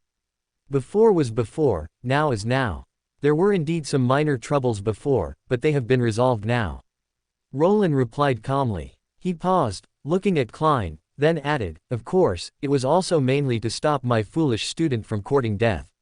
"Courting death?" Klein then noticed a pile of glass shards on the study floor, which looked like a broken beaker, and the desk was cluttered with many spiritual materials, as well as an opened bottle containing blood. What did Jack do? Klein almost instinctively looked at Jack Jones, who, for once, showed a guilty expression, turning his face away and whistling, refusing to look at him. Klein immediately had a bad premonition. Roland then said with a smile, he just used the blood of the fate angel Ouroboros to concoct a 3-no potion, and even boldly consumed it, almost killing himself.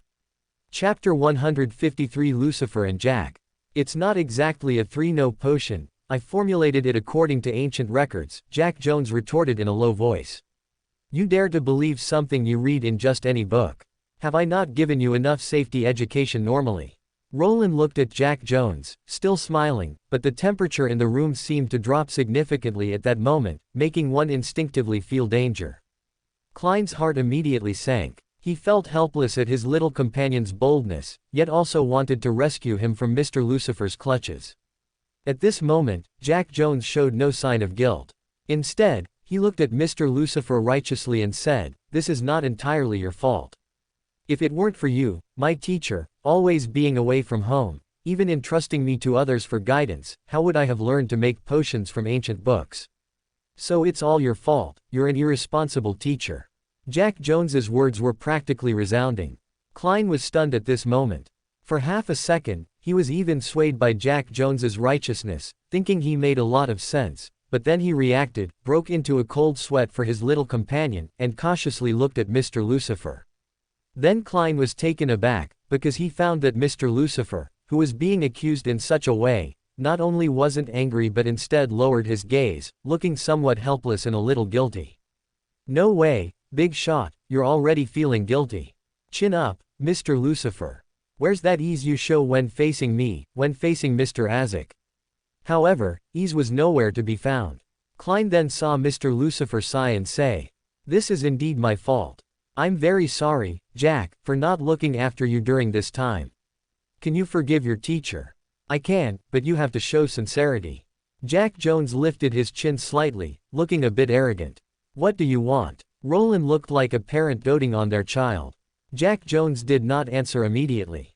Instead, he pursed his lips, then reached out and tugged at his clothes, saying, "I want you to fulfill your responsibilities as a teacher. I haven't seen you in a long time. You're busy every day, and you barely reply to my letters. Do you look like a teacher like this?" Mr. Lucifer seemed to be momentarily stunned, then he sighed. He raised his hand and ruffled Jack Jones's head, saying, "I'm sorry, Jack. At least for a while, I won't be leaving again." Jack Jones immediately broke into a smile. Roland, who had directed and performed the above scene, then, still in Mr. Lucifer's guise, looked at Klein beside him and smiled, "I hope you don't mind living under the same roof with me for a while." The first step to transforming Mr. Lucifer's persona from a mere illusion to reality was naturally to make it a permanent one, rather than a limited appearance one. It just so happened that there were indeed many things that Mr. Lucifer needed to do in the coming period. This was also the reason for Roland's performance just now. On one hand, it was to further perfect the character settings of the two personas and reduce the possibility of them being exposed. On the other hand, it was to make Mr. Lucifer's persona logically become a permanent one, increasing his screen time and further enriching his character. Klein was at a loss for words in the face of such a development. He looked at Jack Jones, then at Mr. Lucifer, and suddenly felt that his life might become very exciting from now on. But what could Klein do? He could only accept reality. So Klein could only force a smile and say, "Of course I don't mind. In fact, I welcome your arrival, Mr. Lucifer." By the end of his sentence, there was even a touch of sincerity. Regardless of Mr. Lucifer's personality or how he viewed him, for Klein, he was a fellow transmigrator, a kindred spirit in this unfamiliar era, and someone willing to defy fate and grant him the freedom to choose. As a matter of fact, Klein was actually very grateful to Mr. Lucifer and had a considerable amount of goodwill towards him. Roland naturally understood Klein's thoughts. He then, in Mr. Lucifer's guise, smiled and said, "Unfortunately, I mind quite a bit." Klein was uncharacteristically dejected at this moment. Does he really dislike him that much? Jack Jones, at this moment, ungraciously pushed Mr. Lucifer and said, excuse me, your feelings don't matter, this is my home. Go clean your room, it's so late. If you don't clean it now, you won't be able to sleep. You're not expecting me to clean it for you, are you? Old guy, don't be too much. You are truly becoming more and more impolite. Mr. Lucifer smiled helplessly at Jack Jones, then glanced at Klein. That fleeting glance made Klein feel goosebumps all over his body, as if he were in a world of ice and snow. I'll help Mr. Lucifer clean up, I'm really good at cleaning rooms. Almost subconsciously, Klein blurted out. Really? Jack Jones looked at him suspiciously. Of course it's true, and Mr. Lucifer has helped me a lot. I'm very happy to do whatever I can for him, Klein quickly said. The atmosphere around Mr. Lucifer finally softened a bit. He then looked at Klein and said, let's go, my room is on the 3rd floor. After speaking, he lifted his foot and walked towards the 3rd floor. No mistakes, one sentence, one word, one content, one by one. Klein quickly followed. When the two reached the corridor, they saw Ask standing at the guest room door, looking as if he wanted to speak but hesitated, then wanted to speak again. We meet again, Ask. I thought our next meeting would be tomorrow. It seems the world is indeed full of unexpected dramas. Roland looked at Ask and revealed a very, Lucifer-like, smile. Good evening, Your Excellency Lucifer. Is Jack all right? Ask's gaze first went towards the study, then landed on Roland as he asked. The study door had been opened just now, so Ask naturally heard the conversation inside clearly. He's fine, don't worry. Roland smiled. He naturally knew that Ask would hear these things, and he had done it on purpose. Roland just sighed, showing a slightly worried smile, and said, Jack always likes to do dangerous things. Sometimes I also wonder which aspect of my teaching was poor to cultivate such a personality. Some children are naturally adventurous, and Jack is probably one of them. I once had a child who was like that too, he always liked to go on adventures in dangerous places. Ask clearly had a lot of parenting experience, reminiscing as he spoke. Roland listened quietly, then said, so, in your opinion, Ask, should such behavior be indulged? Chapter 154 Luo Lin's Preparation. It's not indulgence. I just feel that a child's nature should not be stifled, but rather guided appropriately. Constant suppression will only lead to uncontrolled outbursts, which will then be even harder to contain and might bring greater danger to the child. Ask shook his head and said unhurriedly, of course, as parents, we also have the responsibility to protect our children when they are taking risks, and to educate them promptly afterwards, making them understand the importance of moderation. At this point, Ask paused, looked at Roland, and said, and I believe Jack is a sensible child. I also hope he can be sensible. Roland sighed, chatted a few more words with Ask about parenting, then looked at Klein and asked, what do you think? Klein felt that this question was a bit beyond his scope. How could he, a guy who hadn't even had his first love, be discussing parenting with two elders? But the arrow was on the string, and he had to shoot. Klein could only brace himself and say, Jack does have some self-destructive tendencies, which makes him sometimes do dangerous things. As a friend, I won't stifle his nature, but I will try my best to dissuade him when he wants to court death. Although his initial answer was a bit difficult, Klein found his rhythm as he spoke. After all, he had already come to this realization long ago. He would watch Jack Jones, so that this little friend, who loved to court death, wouldn't actually get himself killed by doing something crazy without him knowing. Though sometimes he really couldn't stop him, thinking of Jack secretly courting death again just now, Klein couldn't help but sigh in his heart. Roland listened to his answer quietly, then smiled, offering no opinion on it, only saying, it's getting late, let's go, help me tidy up the room. Oh, all right. Although he didn't know why the topic jumped so quickly, Klein naturally wouldn't refuse. While Klein and Lucifer were tidying up the room, in the study with the door reclosed, Medici appeared by the window at some point. He looked up and down at Jack Jones, who was tidying things in the study, snapped his fingers, and after confirming that the sound in the study wouldn't travel outside, he suddenly spoke, did you create a clone? Roland, wearing the Jack Jones persona, looked up at him, didn't deny it, and nodded with a smile. After all, Jack and Lucifer always appearing at different times would arouse suspicion, wouldn't it? Tisk, what's wrong with you guys, having to live under different identities? Is there any fun in that? Medici clicked his tongue, not caring about Roland's sudden clone ability. After all, in his mind, Roland even had special abilities like Time Shadow, so what was an extra clone ability? Roland smiled upon hearing this, not answering Medici's question. He just quickly tidied up the items, then looked up at Medici and asked, what did Intis say? If one were to ask what Medici had been busy with these past few days, there was a lot, but the most important was contacting Intis to scam resources. After all, the numinous episcopate matter had to wait until Ask recovered his memories, and scamming the ruined royal family was not urgent. What remained were matters related to the revolution, whether it was quietly spreading ideological propaganda in the chosen revolutionary starting points, or contacting Intis to exploit the ruined royal family's plan to introduce the Black Emperor to obtain aid. These were all things Medici had been busy with recently.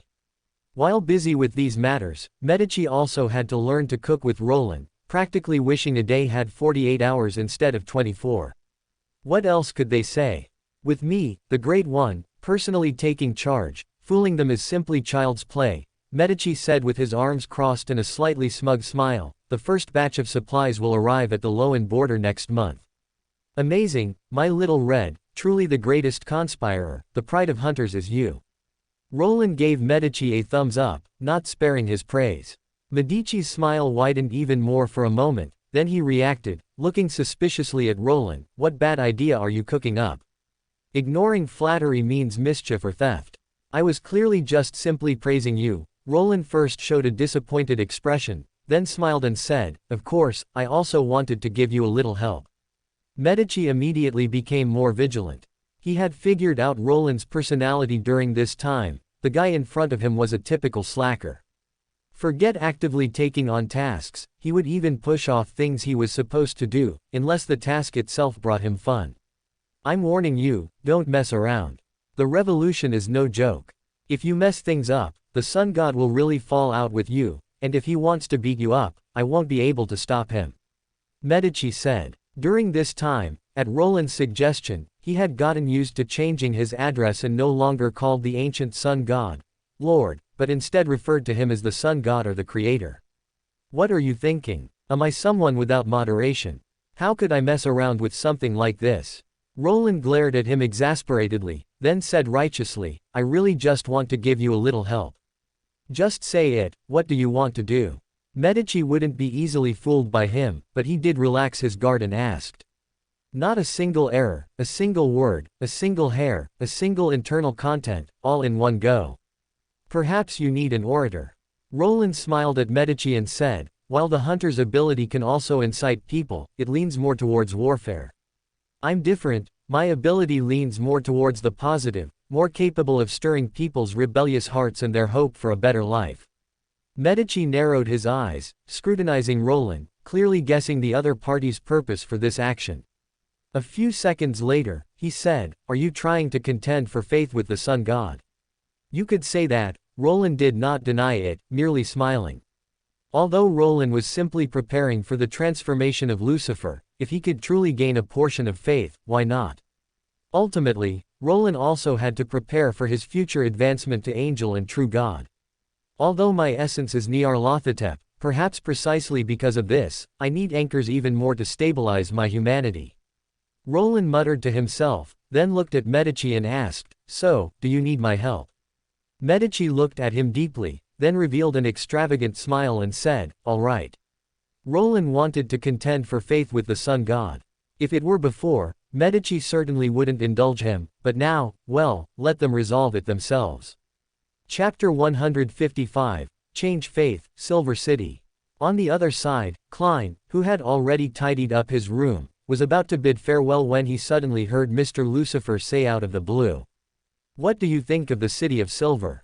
Klein was startled for a moment and looked at Mr. Lucifer with a little surprise, then realized that with Mr. Lucifer's mysterious nature, it wasn't strange for him to know about the forsaken land of the gods and the existence of the City of Silver. So Klein deliberated for a moment before replying, the City of Silver's persistence in the darkness is moving and regrettable. I really want to help them, but there's no way. A very official answer. Roland chuckled softly. He casually pulled up a chair and sat down, then gestured to another chair in the room for Klein, saying, "Sit down, don't be so nervous. I won't beat you to death, at most I'll just put a sack over your head and give you a few beatings." Faced with his straightforwardness, Klein's mouth twitched, but he still followed his suggestion and sat down on the other chair, then said, "Mr. Lucifer, why are you asking this? Do you care a lot?" Roland retorted, not bothering with Klein's reaction. He simply opened the blank book he always carried with him and placed it on his lap, then turned to a certain page before saying, "City of Silver, formerly known as the Kingdom of Silver, followed the Giant King in the Second Epic, and later converted to the ancient Sun God. Even today, after the Sun God's fall, their faith has not changed." At this point, Roland suddenly looked up at Klein and smiled, saying, "Do you think they will continue to persist in the future?" The persistence mentioned here naturally referred to their faith in the ancient Sun God. His question was simple, but Klein clearly understood something. He couldn't help but swallow his saliva before cautiously saying, "Did they convert to full in the future?" "Not bad." Roland smiled, then looked at Klein and said, "Is there anything you want to ask? Since City of Silver converted to full in the original Destiny, does that mean City of Silver was saved?" Although still a bit nervous, since Mr. Lucifer had said so, there was no reason for Klein not to ask, so he quickly inquired. "In the original Destiny, about 2.5 years later, you opened the sealed door between the forsaken land of the gods and the real world, and the people of City of Silver migrated to the outside world as a result." Roland had no intention of hiding anything and replied with a smile. Klein breathed a sigh of relief upon hearing this, then thought of something and asked in confusion, 2.5 years. What sequence was I at then? Sequence 3 before opening the door, sequence 2 after opening the door. Roland replied with a smile. Klein's expression froze. Although he had long known that he was the destined savior and his leveling speed would definitely not be slow, this was too fast. Under normal circumstances, in 2.5 years, let alone advancing from sequence 7 to sequence 2, even advancing to sequence 5 would be considered a genius, which was roughly the case for Miss Daly. What's this? If your destiny hadn't changed, you would be half a celestial venerable 3 years from now. Roland clearly enjoyed the show and added fuel to the fire with a smile, saying, "Otherwise, why do you think I would call you the protagonist of the era?" Klein was stunned. After hesitating for a few seconds, he said, "Did I use a cheat?" "Well, why not?" Roland didn't deny it, just smiled and said, "But it's hard to say now. The moment I interfered with your destiny, the original trajectory was already disrupted. You may not be able to do that now." Klein, however, did not show a lost expression upon hearing this.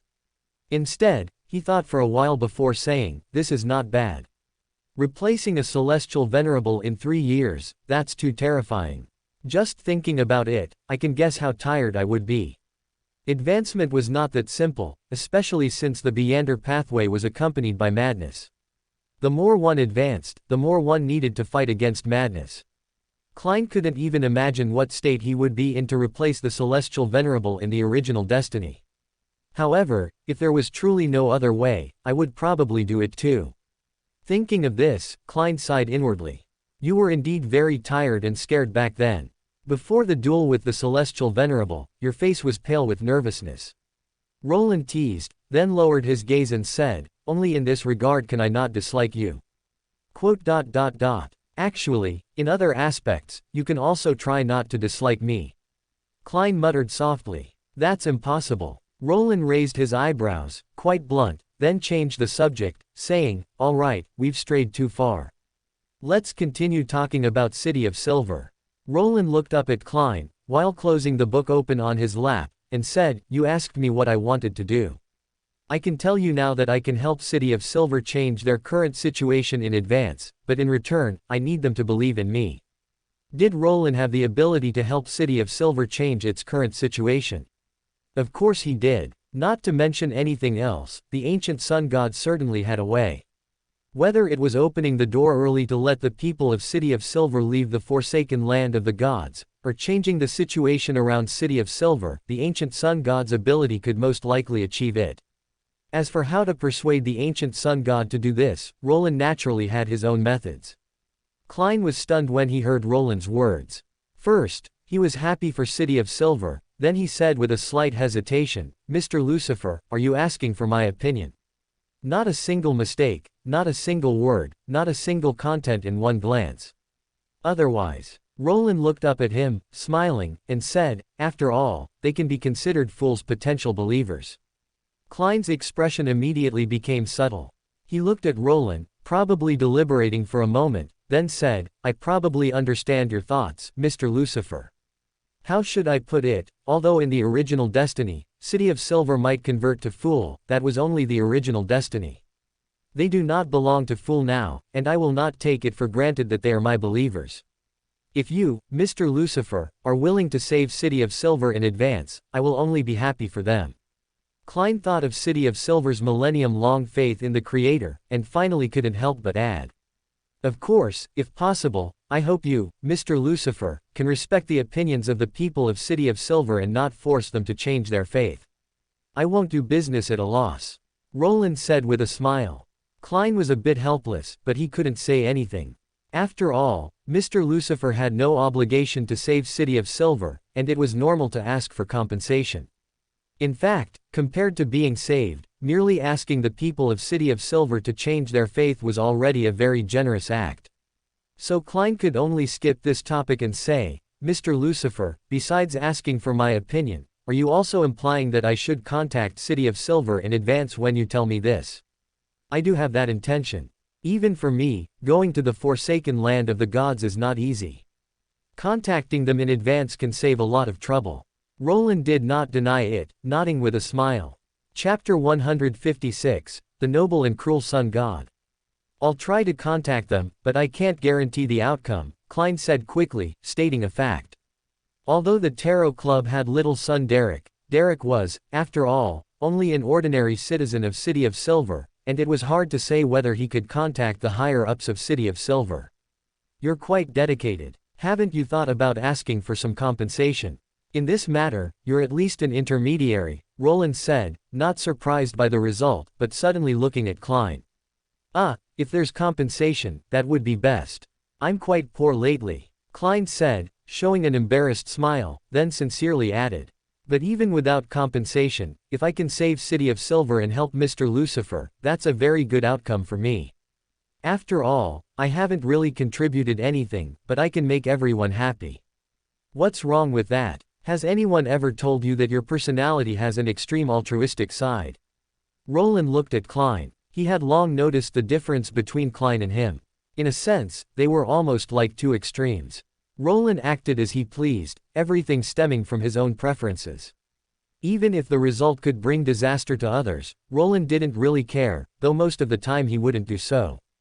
Klein, on the other hand, was the opposite. Even if something could bring him benefits, he would never do it if it would cause a huge disaster. "I don't think I'm that kind of extremely altruistic person," Klein shook his head and retorted, "I also have my own selfish motives, and I only help others when I can." Roland didn't refute him, just looked at him deeply, and then suddenly smiled. "You can tell them that Lucifer is an angel under your command." Klein was stunned. "Faith is not incompatible. I am just an ordinary sequence too, and I don't mind becoming a small angel under the great master of the spirit world." Roland smiled at Klein before slowly saying, "This can also be considered preparation for your future. After all, you haven't completely given up on that path. You always have to prepare your believers in advance, otherwise, when you advance to an angel, you will be very uncomfortable." Klein was stunned. He looked at Roland in surprise, pursed his lips, and then said, "Thank you, Mr. Lucifer." Roland calmly accepted the thanks, but began to ponder how to deal with City of Silver.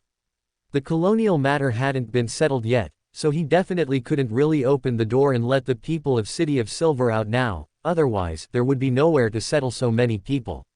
So, it was indeed better to change the environment around City of Silver. Sun God should be able to do it, right? Roland decided to ask Sun God later. As for why he suddenly set his sights on City of Silver, did he even need to ask? Of course, it was to transform Lucifer from illusory to real. Although the people of City of Silver were not numerous, they were of high quality and easily became fanatics. The only problem is that opening the door was originally Klein's ritual for advancing to Miracle Invoker, but ultimately, advancing to Miracle Invoker only requires a lost history to return to the current era, so why doesn't change count? Roland thought of this, looked at Klein, and after making the latter feel a chill down his spine, he smiled and said, "You can pay a little more attention to the matter of change. Believe me, it won't be bad for you." Klein looked at him in confusion and quickly nodded. Although he didn't understand why, Lucifer said that, as someone who grew up under the red flag, Klein was already quite concerned about this matter, especially since he had already earned a marionettist characteristic by writing drafts for Medici, which made him even more attentive. We meet again, Mr. Sun God. Since he wanted to talk to Sun God about City of Silver, Roland naturally didn't delay and summoned Ancient Sun God again 2 days later. "We meet again, Mr. Roland." Ancient Sun God smiled and greeted Roland, then noticed a stack of photos in Roland's hand, and was immediately stunned, asking somewhat puzzled, "These photos are.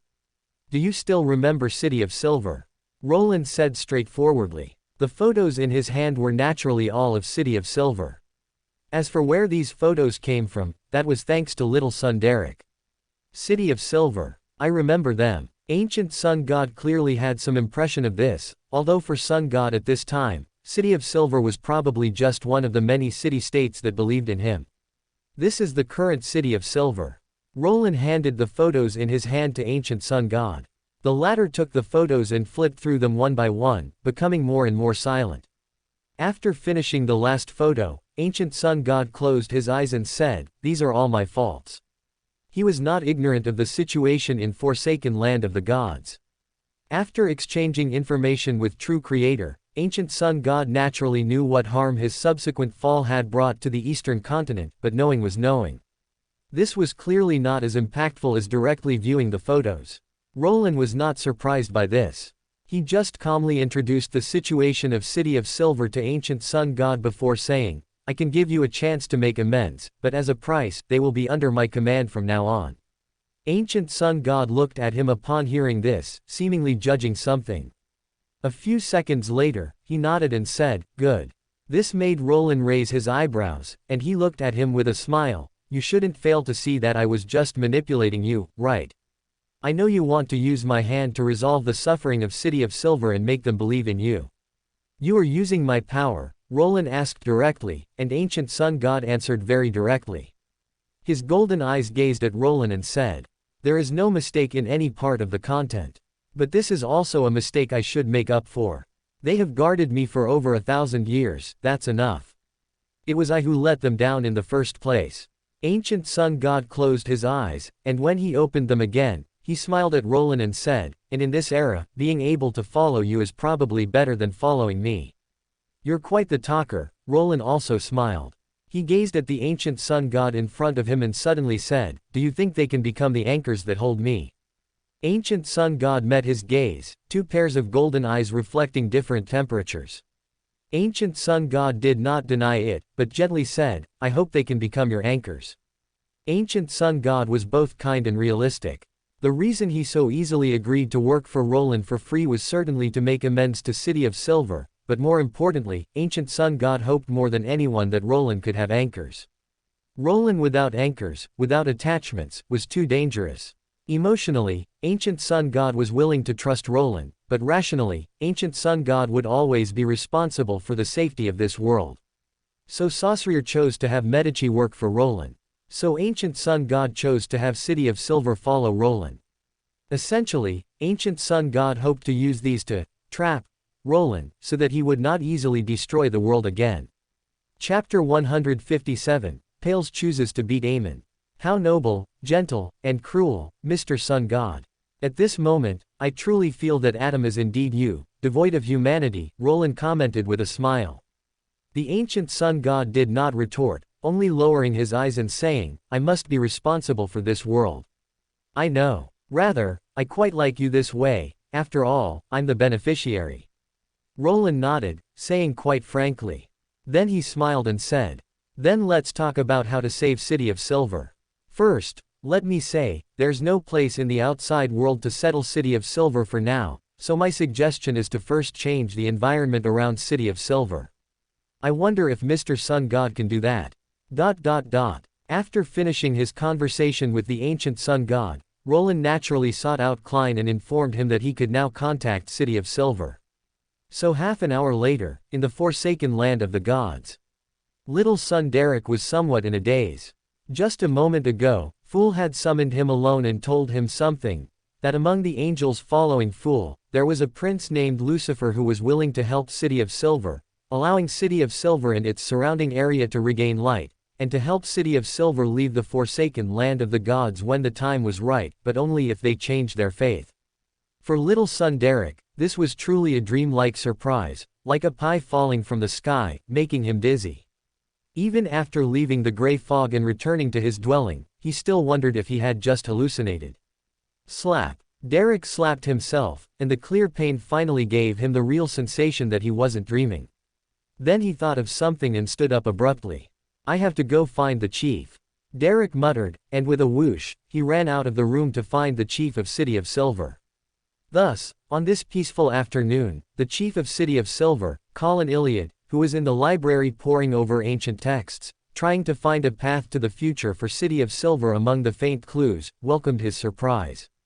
You mean that you've been believing in an evil God during this time, and that God is willing to send an angel to help us, and the only price is for us to convert to his faith. Colin Iliad summarized what Derek had just said incoherently. Although his expression remained calm, his soul had already drifted away for a while. What is this? Does Derek know what he's saying? This was probably Colin Iliad's only thought at the moment.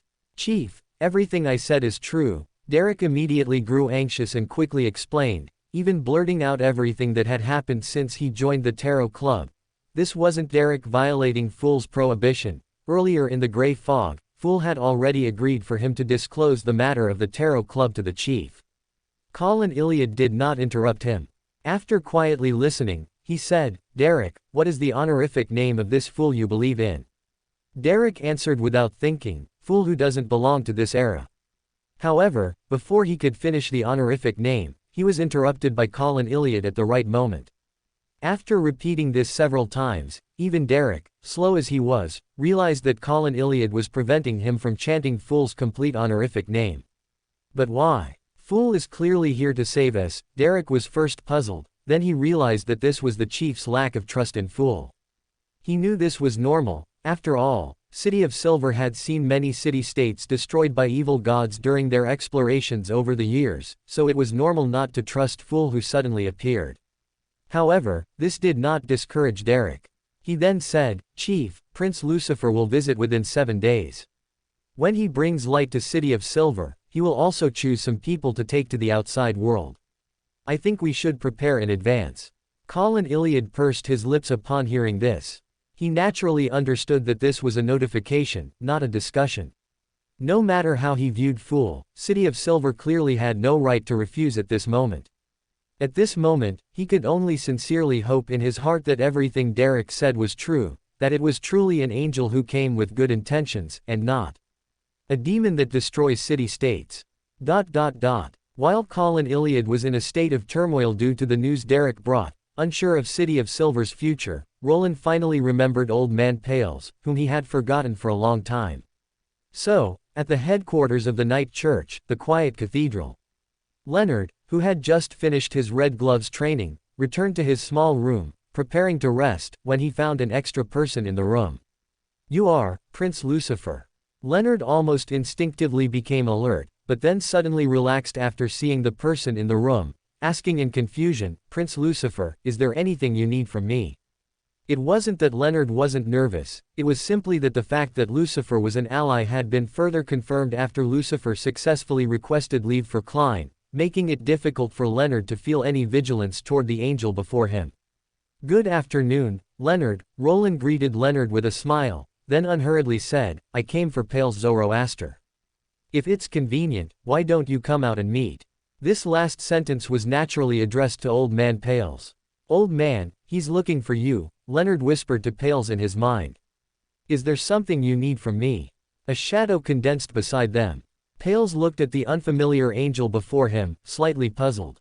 I don't think you've forgotten that you promised to hunt Amon, Roland said with a smile. Of course, I haven't forgotten about that. Has something changed? Pales's heart stirred, but his face still wore a cheerful expression. You just have one more option, Roland said with a smile, looking at him unhurriedly. In a few days, I will go to the forsaken land of the gods with the sun god. So now you have two choices. The first is to maintain the status quo. We will pinpoint the location of Amon's avatar for you and assist you in hunting his avatar. And the second option. Pales felt his heart pounding, although he might no longer have that organ. The second option is simple. You come with us to the forsaken land of the gods, and we will give Amon's main body a good beating under the sun god's witness. However, relatively, we cannot truly kill Amon. You will probably still only be able to devour some avatars, Roland said with a smile. He had no intention of killing Amon. On one hand, Roland didn't have such deep hatred for Amon. On the other hand, Roland had to give face to the creator faction to some extent. Leaving Amon alive was much more fun than directly killing him. Moreover, Roland couldn't actually kill Amon. After all, his biological father was still nearby. A beating would suffice. You couldn't really let him kill the child, not even severing a sequence one characteristic was possible. As for how to get to the forsaken land of the gods, with the sun god present, that was the least of their worries. So what is your choice? Roland looked at Pales, and then heard the latter answer without hesitation. I choose the second one. Are you kidding? Who would miss out on the chance to give Amon's main body a good beating? Even if it meant sacrificing a worm of time, Pales was determined to do it. Chapter 158 Lucifer and Pales. Roland was naturally not surprised by Pales's choice. After all, opportunities to hunt Amon's avatars were common, and theoretically, Old Man Pales could find an opportunity to do it alone.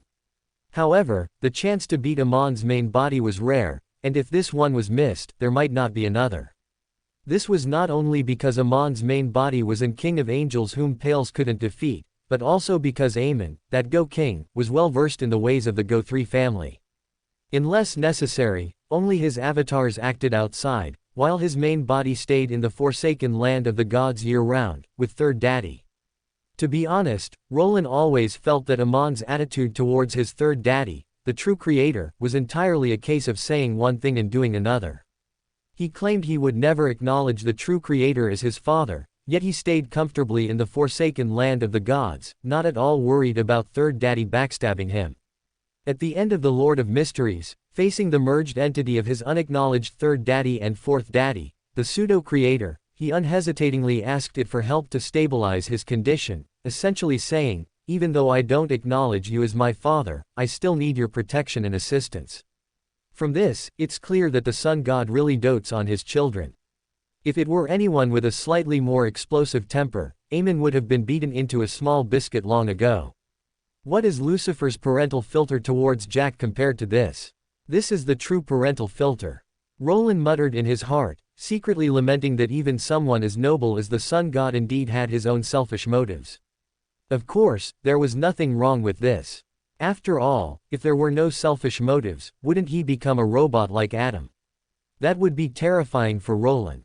Although he thought a lot, only a second had passed in the real world. So, to others, Lucifer merely paused after hearing Pales's reply before curving his lips and saying, very good. I will come to pick you up on the day of the operation. If nothing unexpected happens, the time should be next Monday. Participating in the Tarot Club seamlessly followed by the Lesirian clubs, Beat Amon operation, Roland felt this schedule was just right. It's a pity Leonard hasn't joined the Tarot Club yet. Should I find an excuse to trick him into joining? Roland's gaze fell on Leonard, and he seriously considered it for a second, deciding not to rush for now. He simply said, Leonard, you can also prepare. This Beat Amon operation is also a club activity. As a low-sequence member, you can observe from the sidelines with others during the battle. After the operation, there will be some minigames you can try to participate in, it won't do you any harm. Oh, okay, I understand. Leonard quickly nodded, then suddenly thought of something and said, wait, Mr. Lucifer, I'm still undergoing Red Gloves special training right now. I'm afraid I won't have time next Monday. It's fine, you can ask for leave, in my name. Roland smiled as he looked at him, saying meaningfully, Evernight Goddess will support you. Roland was well aware that as an old schemer who had laid out many plans, yet seemed to have a hand in every single one. The Evernight goddess must now be more curious than anyone else about what exactly he was. Leonard was stunned for a moment before belatedly realizing that the angel in front of him might be referring to the Evernight goddess, when he said, "Night." This made Leonard swallow, feeling inexplicably nervous. Would the goddess observe him attending the Leziran Club gathering? Goddess, this is just too. Leonard just thought of such a possibility and felt goosebumps all over, with a subtle mix of painful joy and embarrassment welling up. No, that's not right. The church isn't without members undercover in secret organizations. Moreover, the club should be considered an ally. If the goddess is truly observing me, then it precisely proves that my choice was not wrong, and all of this is with the goddess's tacit approval. Leonard comforted himself in his heart, yet he was still somewhat nervous, with a hint of anticipation added to his tension. Roland glanced at him and smiled before looking at Pales. As if he had finally finished with official business and entered a private conversation, he scrutinized the old man from head to toe with a critical and complex gaze. After a long moment, he scoffed and said, "You are even more pathetic than I imagined." This was naturally to maintain Lucifer's persona. Most of the time, Lucifer was composed, but occasionally, in front of certain special individuals, he would naturally reveal a hint of sharpness. Pales was startled. He looked at Lucifer in front of him, certain that he had not known the other party before.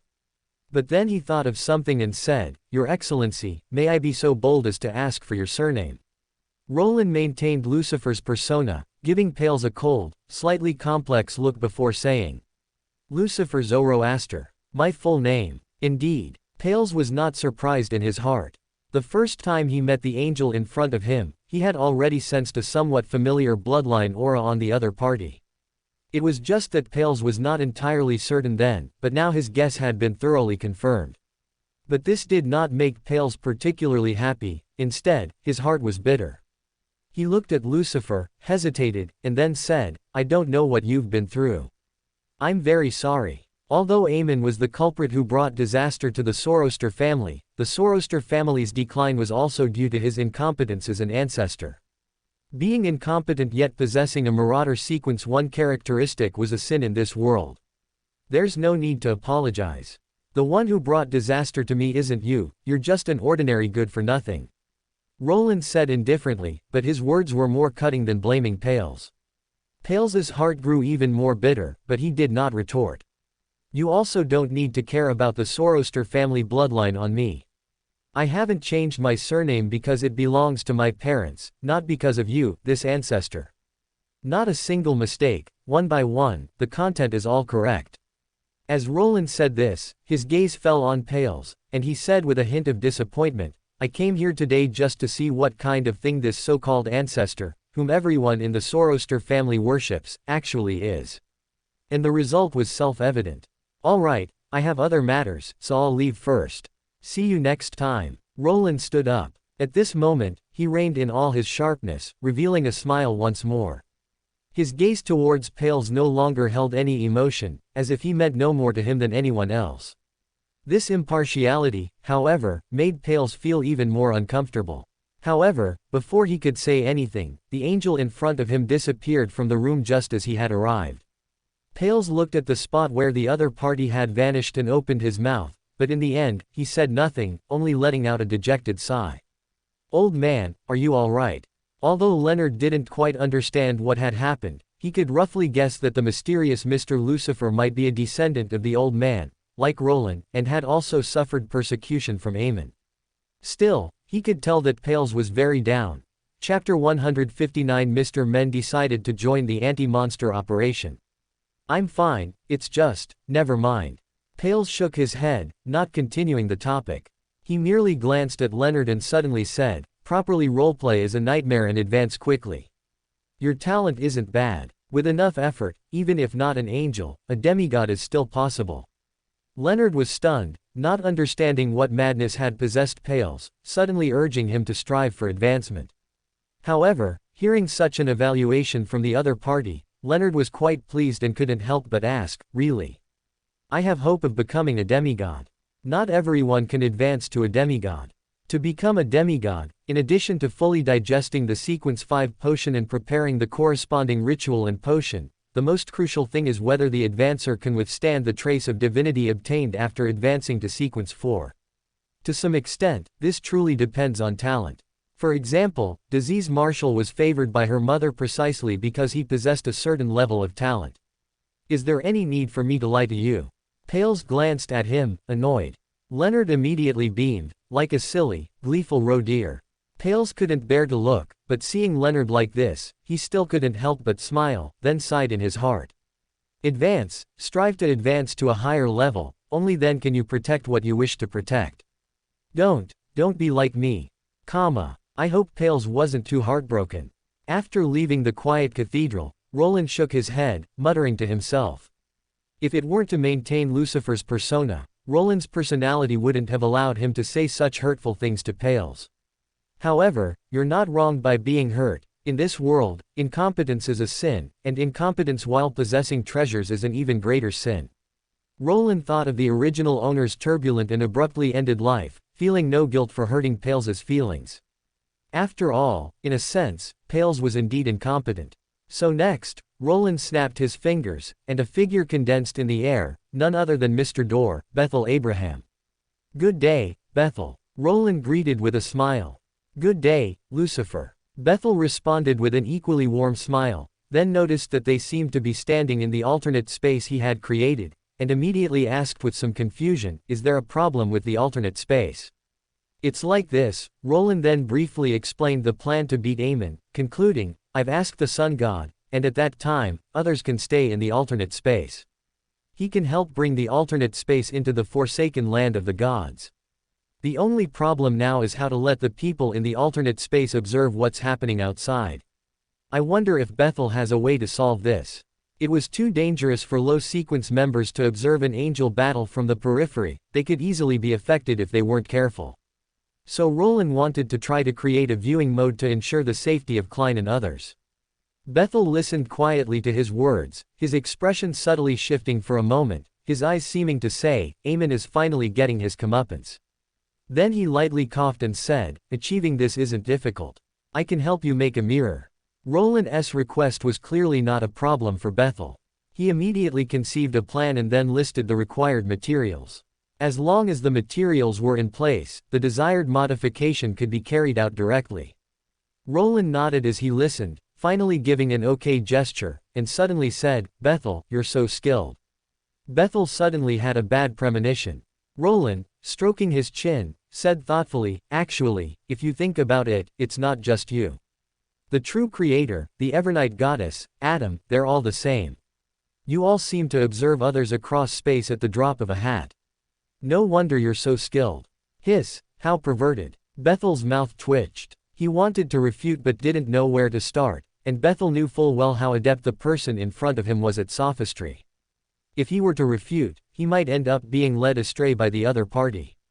So Bethel thought for a moment and then said, considering that most of the people observing the battle are not high in sequence, perhaps the mirror will also need special treatment to prevent Amon and other angels from revealing their mythical creature forms and causing harm to the club members. Although high sequence knowledge would not bring pollution like the knowledge of outer deities, the mythical creature state would indeed cause real harm to people of insufficient sequence. The phrase, do not look directly at God, has never been merely to display the authority of deities. It is also an established fact, because if people of insufficient sequence truly looked directly at the mythical creature form of a deity, death would be considered a good outcome. A greater possibility is collapsing into a monster. Hearing Bethel's words, Roland raised an eyebrow, then said faintly, Bethel, you've learned bad habits. You're actually changing the subject. Bethel pretended not to hear anything. He continued, actually, if you want to make a move on Amon, perhaps I can offer you some assistance. Roland looked at Mr. Dorr, who was skillfully playing dumb, and immediately lamented the decline of public morals and the corruption of human hearts, that even Mr. Dorr was no longer an honest person. But perhaps he never was. After all, what honest person would record their colleague's dark history? Roland thought of this and found it reasonable, so he then said excitedly, what kind of help can you provide? Although the Sun God can help you suppress Amon, beating him to near death before you make your move, that would take away some of the fun. I'm different. I can help you seal Amon's abilities, allowing him to only exert the strength of an ordinary sequence one for a short period. Every word, every sentence, every detail, all in one go. Bethel said with a smile, isn't suppressing a sequence one Amon more interesting than bullying one who's already half dead? Roland blinked, looking at Bethel, and suddenly said, I didn't expect you, kid, to be a wolf in sheep's clothing. Sure enough, there are no honest people in the Go3 family. Bethel smiled but said nothing. If he were truly an honest person, he would have been tricked to death by Amon back in the 4th epic. The 3 Go3 family dukes of the Tudor Empire had camaraderie, but they would never go easy on each other when it came to tricking one another. However, this is a good idea. I approve. Roland then nodded, smiling. So you're going to beat up Amon next Monday. In the familiar villa, Medici, who was the last to be notified, raised an eyebrow, showing an interested expression. Yes, I've already discussed it with the sun god, and he also thinks that the brat needs a good lesson and should be thoroughly beaten. The true creator is even more in favor of this operation. He's probably been annoyed with Amon, that rebellious son, for a long time. Roland smiled and nodded, looking at Medici and asking excitedly, Pales, Bethel, and Ouroboros have all agreed to participate in this operation. Are you coming? Chapter 160. Master Luo did not escape the disaster after all. Facing Roland's invitation, Medici's expression remained unchanged, but his eyes showed his inner excitement. However, he then thought of something, and his gaze dimmed a bit, but he still managed to say, not wanting to lose face, although I really want to burn Little Crow's feathers again, unfortunately, I don't even have sequence 2 right now.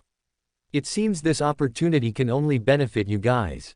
Roland smiled upon hearing this, then placed a box on the table and pushed it towards Medici, signaling him to take it. Medici raised an eyebrow, opened the box, and sure enough, inside was the conqueror trait that Roland possessed. I'm lending it to you temporarily, remember to return it afterward, Roland said with a smile. The conqueror trait might not be very effective in other people's hands, but it was clearly different when given to Medici. I thought you would just give it to me as an advance. Medici's fingertip pressed against the conqueror trait in the box, feeling the strange yet familiar aura emanating from it. It was hard to say what kind of mood Medici was in at that moment. Even though you are my friend, even brothers should settle their accounts clearly. 3 years of work means 3 years, Roland said with a smile, fully demonstrating his ruthless nature as a chosen capitalist, then slowly added, however, if you want to snatch the conqueror trait from others, I would be very supportive. So, any clues? Roland propped his chin with one hand and asked with a smile. He didn't think that with Medici's style, preparing for advancement to sequence 0, he wouldn't investigate the whereabouts of other conqueror traits. Especially unlike in the original story where he fought alone and had to find allies himself, even though Medici no longer worked for the true creator, he clearly still maintained a good relationship with them, making it simple to borrow the true creator's forces. There are indeed some clues. One of the remaining 2 conqueror traits should be in the hands of the demonist sect, and the other, Medici paused here, looked at Roland, and said, perhaps it's related to the mirror world you mentioned before. Roland blinked, not surprised by this answer, but just smiled and said, so, it's clear that dealing with the demonist sect is very necessary. The mirror world is very closely related to the primordial demoness. In fact, once you deal with the primordial demoness, you might even get a red priest uniqueness gift package. Of course, I mean, there might be a dragon who chooses to invest in you. You really knew? Medici glanced at Roland, his expression not surprised. I never said I didn't know. Roland shrugged, smiling confidently, you have to have some chance to show what you can do, right? Do you want me to hold your hand? Tisk. Medici clicked his tongue, pulled out an apple from somewhere, took a bite, and then said, I'm very curious, is there anything you don't know? There's a lot. For example, Roland paused here, then smiled and said, has Little Crow ever been beaten until he cried? Klein didn't know if Amon had ever been beaten until he cried, just as he didn't know that the activity, which was originally a spontaneous idea of Roland, had already exploded in participants. Klein only knew that in the past few days, he had once again demonstrated his trouble magnet physique, having spent some very exciting days. Not only did he explore a strange underground building, unexpectedly learned the true appearances of the Evernight goddess and other deities, but he also stumbled upon a murder case, encountered a marionettist attacking magician, and so on. The excitement level could be said to be comparable to his time in Tingen. By the time Klein came to his senses, it was already Monday. Wait, you just said that yesterday you unexpectedly encountered a marionettist attacking Sharon. What was that marionettist's name? In the villa, Roland, wearing Jack's vest and listening to Klein complain about his exciting daily life, suddenly noticed a blind spot and raised his hand to ask. According to the scrying results, the other party is named Rosago. Klein's expression became a bit subtle here, and he said, he seems to be a subordinate of that Intis ambassador. He destroyed his usual puppet in a previous operation, which is why he acted when he saw Magician. He seems to really want a vengeful spirit as a new puppet. Roland. Luo Master. Luo Master, you died so tragically. I didn't expect you still couldn't escape. But that's right, which widowed marionettist doesn't want a vengeful spirit puppet? Funny. So how did you guys kill Luo Master? Oh no, Rosago. Roland silently mourned Luo Master for 3 seconds with laughter in his heart, then immediately showed a curious expression and asked. Magician held Rosago back, and I used creeping hunger, Klein said concisely. Rosago was indeed very strong, but fortunately, creeping hunger was powerful enough. Tisk, poor Luo Master. Roland shook his head, then looked at Klein and asked excitedly, so you herded Rosago? I divined that Rosago, as a subordinate of the Intis ambassador, had done many dirty deeds over the years and could be considered utterly heinous, so I used him to replace the faceless trait. Klein didn't hide it, nodding and saying, after herding, I gained the marionettist spirit body thread skill. The reason for emphasizing that Rosago was utterly heinous was because Klein had principles and had sworn only to herd those who deserved it. After herding, creeping hunger would randomly grant 1 to 3 skills from the herded person. From this point of view, Klein wasn't too lucky, only getting 1 skill, but he wasn't unlucky either, as he obtained the core skill of a marionettist. Every word, every sentence, every paragraph, every content, all in one look. Awesome. Roland first gave Klein a thumbs up, then pinched his chin and said with interest. By the way, when Medici gave you that marionettist trait before, I wanted to ask, you said you wanted to open an alt account, but relying on the gray fog alone was too fake. Now that you have the marionettist trait, have you set up your alt account? I experimented before, and using the marionettist trait to open an alt account is indeed feasible. I plan to use World as the alt account's codename and will attend the Tarot Club with Magician today. Klein nodded, then looked at Roland suspiciously and said, Jack, why do I feel like you're really looking forward to me opening an alt account? Roland looked at him in confusion upon hearing this, then said as a matter of course, if it were you, wouldn't you want to see your friend cosplaying as a deity and performing a double act in front of you? Klein. Roland's overly frank attitude made Klein choke a bit. He looked at Roland, whose face clearly showed, I want to watch the show, and his mouth twitched. He finally couldn't help but cover his forehead and say, Jack, I suddenly realized I still prefer the old you. Can you go back to being that way? After losing the naive and sweet version of Jack, Klein found that the naive and sweet version of Jack was better. At least back then, Jack wouldn't so frankly express that he wanted to watch him make a fool of himself. Chapter 161. Full online social death. Sorry, the once naive Jack is dead. You personally exposed him. Now, what stands before you is Nyohuru Jack. Roland slightly raised his chin, acting like a drama queen with an attitude of, you once ignored me, but now you can't reach me. Is there a possibility that I am a black cat, not a big fat orange? Klein, who had obviously also watched Empresses in the Palace, said with a smile. It doesn't matter, all cats are the same. I don't mind treating you as a substitute for a big fat orange. Roland also smiled. I mind, thank you. No cat like oranges. Klein shot him an annoyed glance, poured himself a cup of black tea, and after downing half of it, took out his pocket watch to check the time. Time is almost up. I'll go to the gray fog to prepare first. Go, go. Roland waved his hand, showing no reluctance, as he was also looking forward to the upcoming Tarot Club. So, at 3 in the afternoon, the mysterious palace, like a giant's abode, became lively again. Good afternoon, fool. Justice Audrey's cheerful voice rang out. After greeting Fool, she was about to greet the other members of the Tarot Club as usual when she noticed that the Tarot Club seemed to have 2 new members. This is a new member, Mr. World. This is a new member, Magician. Fool's leisurely voice sounded at this moment, introducing the new members to the other members of the Tarot Club, and then briefly introducing the old members of the Tarot Club to the new members. There are actually 2 new members.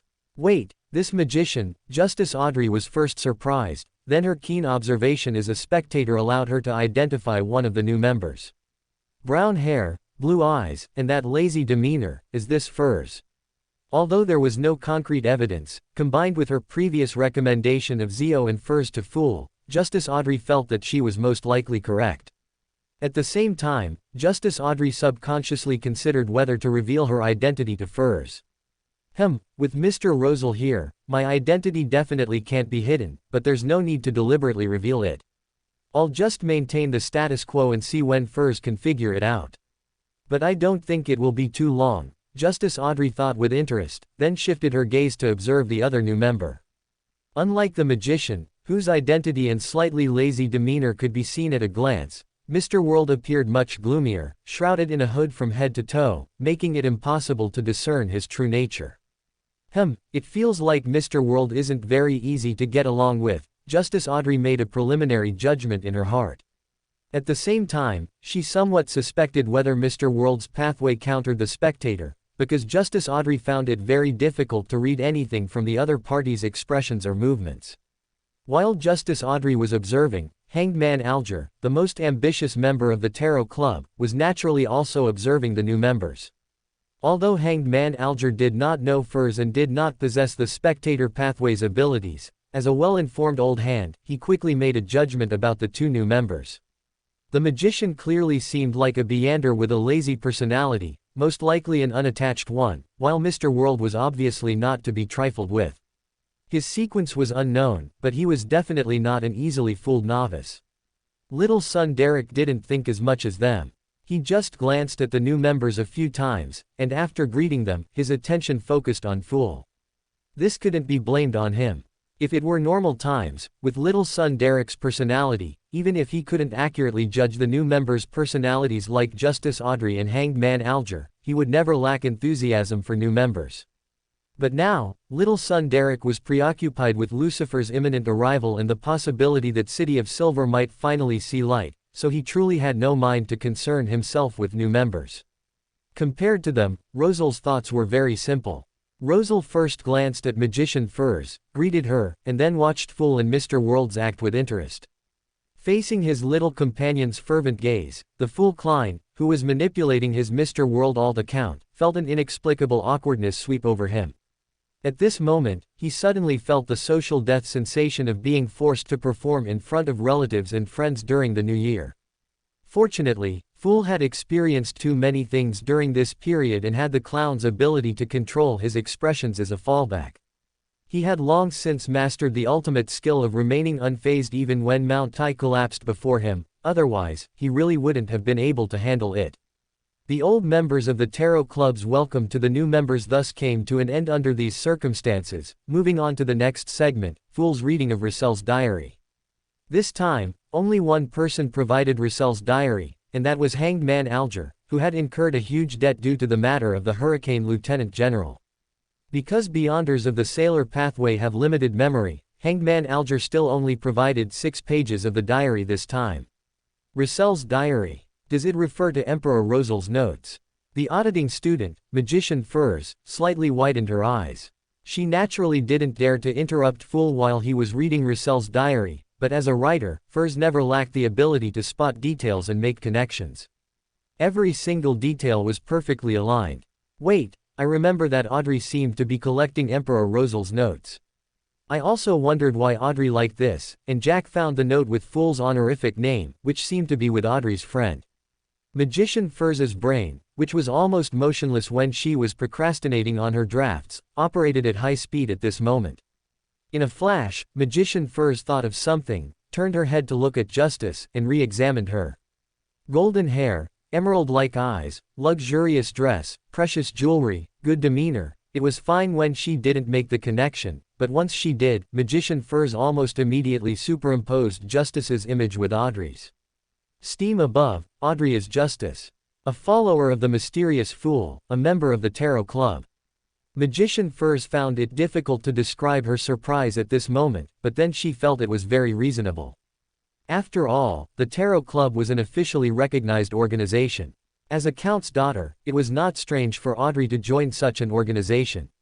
But since Audrey is a member of the Tarot Club, why did she still join Beander gatherings through my channel to purchase the Spectator Potion formula? Did she want to hide her identity as a Tarot Club member?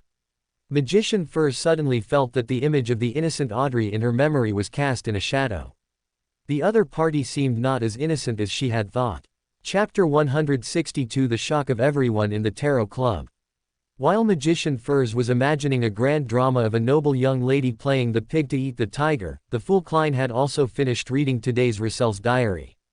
Today's 6 pages of Russell's diary were all proper Russell's diary entries, mainly recording several aspects. First, Rosel's views on his children, and a mention of Zaratul's congratulations on the birth of Rosel's youngest son, Bonneva, and a prophecy of Rosel and Bernadette turning against each other in the future. Second, Rosel's views on the Sauron family. Third, Rosel's participation in the Twilight Hermit Order. Fourth, and finally, the part that caught the fool Klein's attention, Rosel's creation of the profane cards. Unlike the original work, where he lacked high-end knowledge and was unaware of the existence of Sequence Zero, Klein, who had long mastered a series of knowledge after being tutored by Roland, Mr. Dorr, and others, naturally wouldn't be shaken by the existence of Sequence Zero. He simply couldn't help but ponder a question. Aside from the portion left to his children, where did Rosel put the remaining profane cards meant for the fated ones? To be fair, Klein was still very interested in this, but interest aside, the Tarot Club still had to continue, so Klein put down the Russell's diary in his hand and smiled at the Tarot Club members. You may begin. As soon as he said this, the others hadn't reacted yet, but little son Derek eagerly raised his hand and said, Mr. Fool, City of Silver is ready. When will His Highness Lucifer descend upon City of Silver? What His Highness Lucifer? What descend upon City of Silver? As soon as little son Derek said this, all the Tarot Club members, except for those in the know, were stunned. Among them, Justice Audrey and Hanged Man Alger, who knew of Lucifer's existence and that Lucifer was an angel who followed Mr. Fool, immediately connected Lucifer with Lucifer, as such variations are not uncommon in names. So Mr. Fool dispatched His Highness Lucifer to descend upon City of Silver. Is Mr. Fool finally preparing to save City of Silver? Justice Audrey's eyes lit up. She could be considered the Tarot Club member who most trusted Mr. Fool's benevolence and great power, but even so, this matter was somewhat beyond her imagination. Can Mr. Fool's angels also enter the forsaken land of the gods? Well, that's not surprising, but what does Mr. Fool intend to do by sending an angel to City of Silver? Is there anything in City of Silver worth Mr. Fool's schemes? Hanged Man Alger was clearly not as optimistic as Justice Audrey. As someone who never believed in the benevolence of gods, his shock was accompanied by more worry. What City of Silver? Magician Furs, who had just joined the club today and didn't know about the existence of City of Silver, was completely bewildered, but she wasn't stupid and quickly locked onto a keyword. Wait, Lucifer. Your Highness. Magician Furs's pupils constricted. In this world, the title, Your Highness, is generally used in 2 situations. 1. When addressing princesses, imperial princes, or princes of various royal or imperial families, and the other in the extraordinary domain. Normally, people respectfully refer to angel-level beings as, Your Highness. And Mr. Fool is a god, so Mr. Fool sent an angel to descend upon that City of Silver. Magician Furs was both excited and a little nervous at this moment. She never expected to witness something involving an angel so soon after joining this mysterious tarot club. Roland maintained his persona, showing an expression of wanting to speak but hesitating, perfectly fitting the image of someone who knew the inside story, wanted to complain, but didn't quite dare to speak. As for the world was just a dummy, so it didn't think anything. The fool Klein naturally saw the excitement of the Tarot Club members. He looked at little son Derek and, without beating around the bush, said unhurriedly, before the end of today, you will see Lucifer. This was, of course, something Lucifer had told Klein earlier. Little son Derek's eyes widened a bit at this moment, then became brilliant, making one suspect whether his eyes were really glowing at that moment. Praise be to you, Mr. Fool, I truly don't know how to express my gratitude to you. Little son Derek was clearly very excited. It was evident that he was trying hard to suppress his excitement, but he wasn't doing a very good job, to the extent that at this moment, besides gratitude and praise, he didn't even know what to say. It's just an equivalent exchange. You don't need to thank me too much. In fact, helping you is not my instruction, but Lucifer's own choice. He is a gentle being. If you really want to thank someone, you should thank him, the fool Klein said unhurriedly. He had no intention of taking credit for Lucifer's actions. In fact, taking advantage of a belief had already made Klein quite embarrassed, so now, facing little son Derek's gratitude, Mr. Fool chose to tell the truth. We also thank His Highness Lucifer, but no matter what, Mr. Fool, you allowed His Highness Lucifer to help us. The people of City of Silver will not forget your benevolence. Little son Derek spoke a bit incoherently, but his meaning was very clear. This made the fool Klein feel a bit helpless. He couldn't help but glance at Roland secretly through the world's persona, and saw Roland wink at him, then say, I also know a thing or two about this matter. Teacher Lucifer once told me that without Mr. Fool's permission, he would not choose to help City of Silver, so. Praise be to you, Mr. Fool. Roland spoke this sentence with such rich emotion that it even had a bit of an aria feel to it. With him taking the lead, the other Tarot Club members, who had originally been in a state of shock, also seemed to awaken from a dream and echoed one after another. Praise be to you, Mr. Fool. Klein. Every single one of those sentences is perfectly fine. Thanks, I've got goosebumps all over the floor. It wasn't the first time Mr. Fool had been praised, but being praised by people who didn't know the truth versus being praised by a knowing companion in a teasing manner, and the other party insisting on acting serious, was truly a different feeling. At least Klein felt quite sweaty right now. After thinking about it, Mr. Fool, relying on his powerful facial control, forced out a smile that didn't look forced at all, and chose to stop speaking. After all, Klein knew very well that anything else he said could be turned into embarrassing black history by Jack. Roland saw Mr. Fool's expression, clearly wanting to explode on the spot but only able to show a smile, and felt overjoyed in his heart. As for how Little Sun and City of Silver viewed the upcoming rescue, to be honest, Roland didn't really care. He never cared what these insignificant people thought of him. In Roland's eyes, City of Silver's only value was probably to provide him and Klein with faith, and to help him convert Lucifer's persona into reality. From this perspective, Roland was truly cold and indifferent. Chapter 163 Introducing Lucifer to Little Sun. Seeing that Fool no longer spoke, the other members of the Tarot Club exchanged glances, then all turned their curious gazes towards Little Sun Derek, and then looked at Roland, hoping that the two who seemed to know the inside story could reveal what was going on. Facing everyone's eager gazes, Little Sun Derek instinctively looked at Fool, seeking his approval. After receiving Fool's consent, Little Sun Derek recounted the events in detail. Of course, Little Sun Derek actually didn't know too much.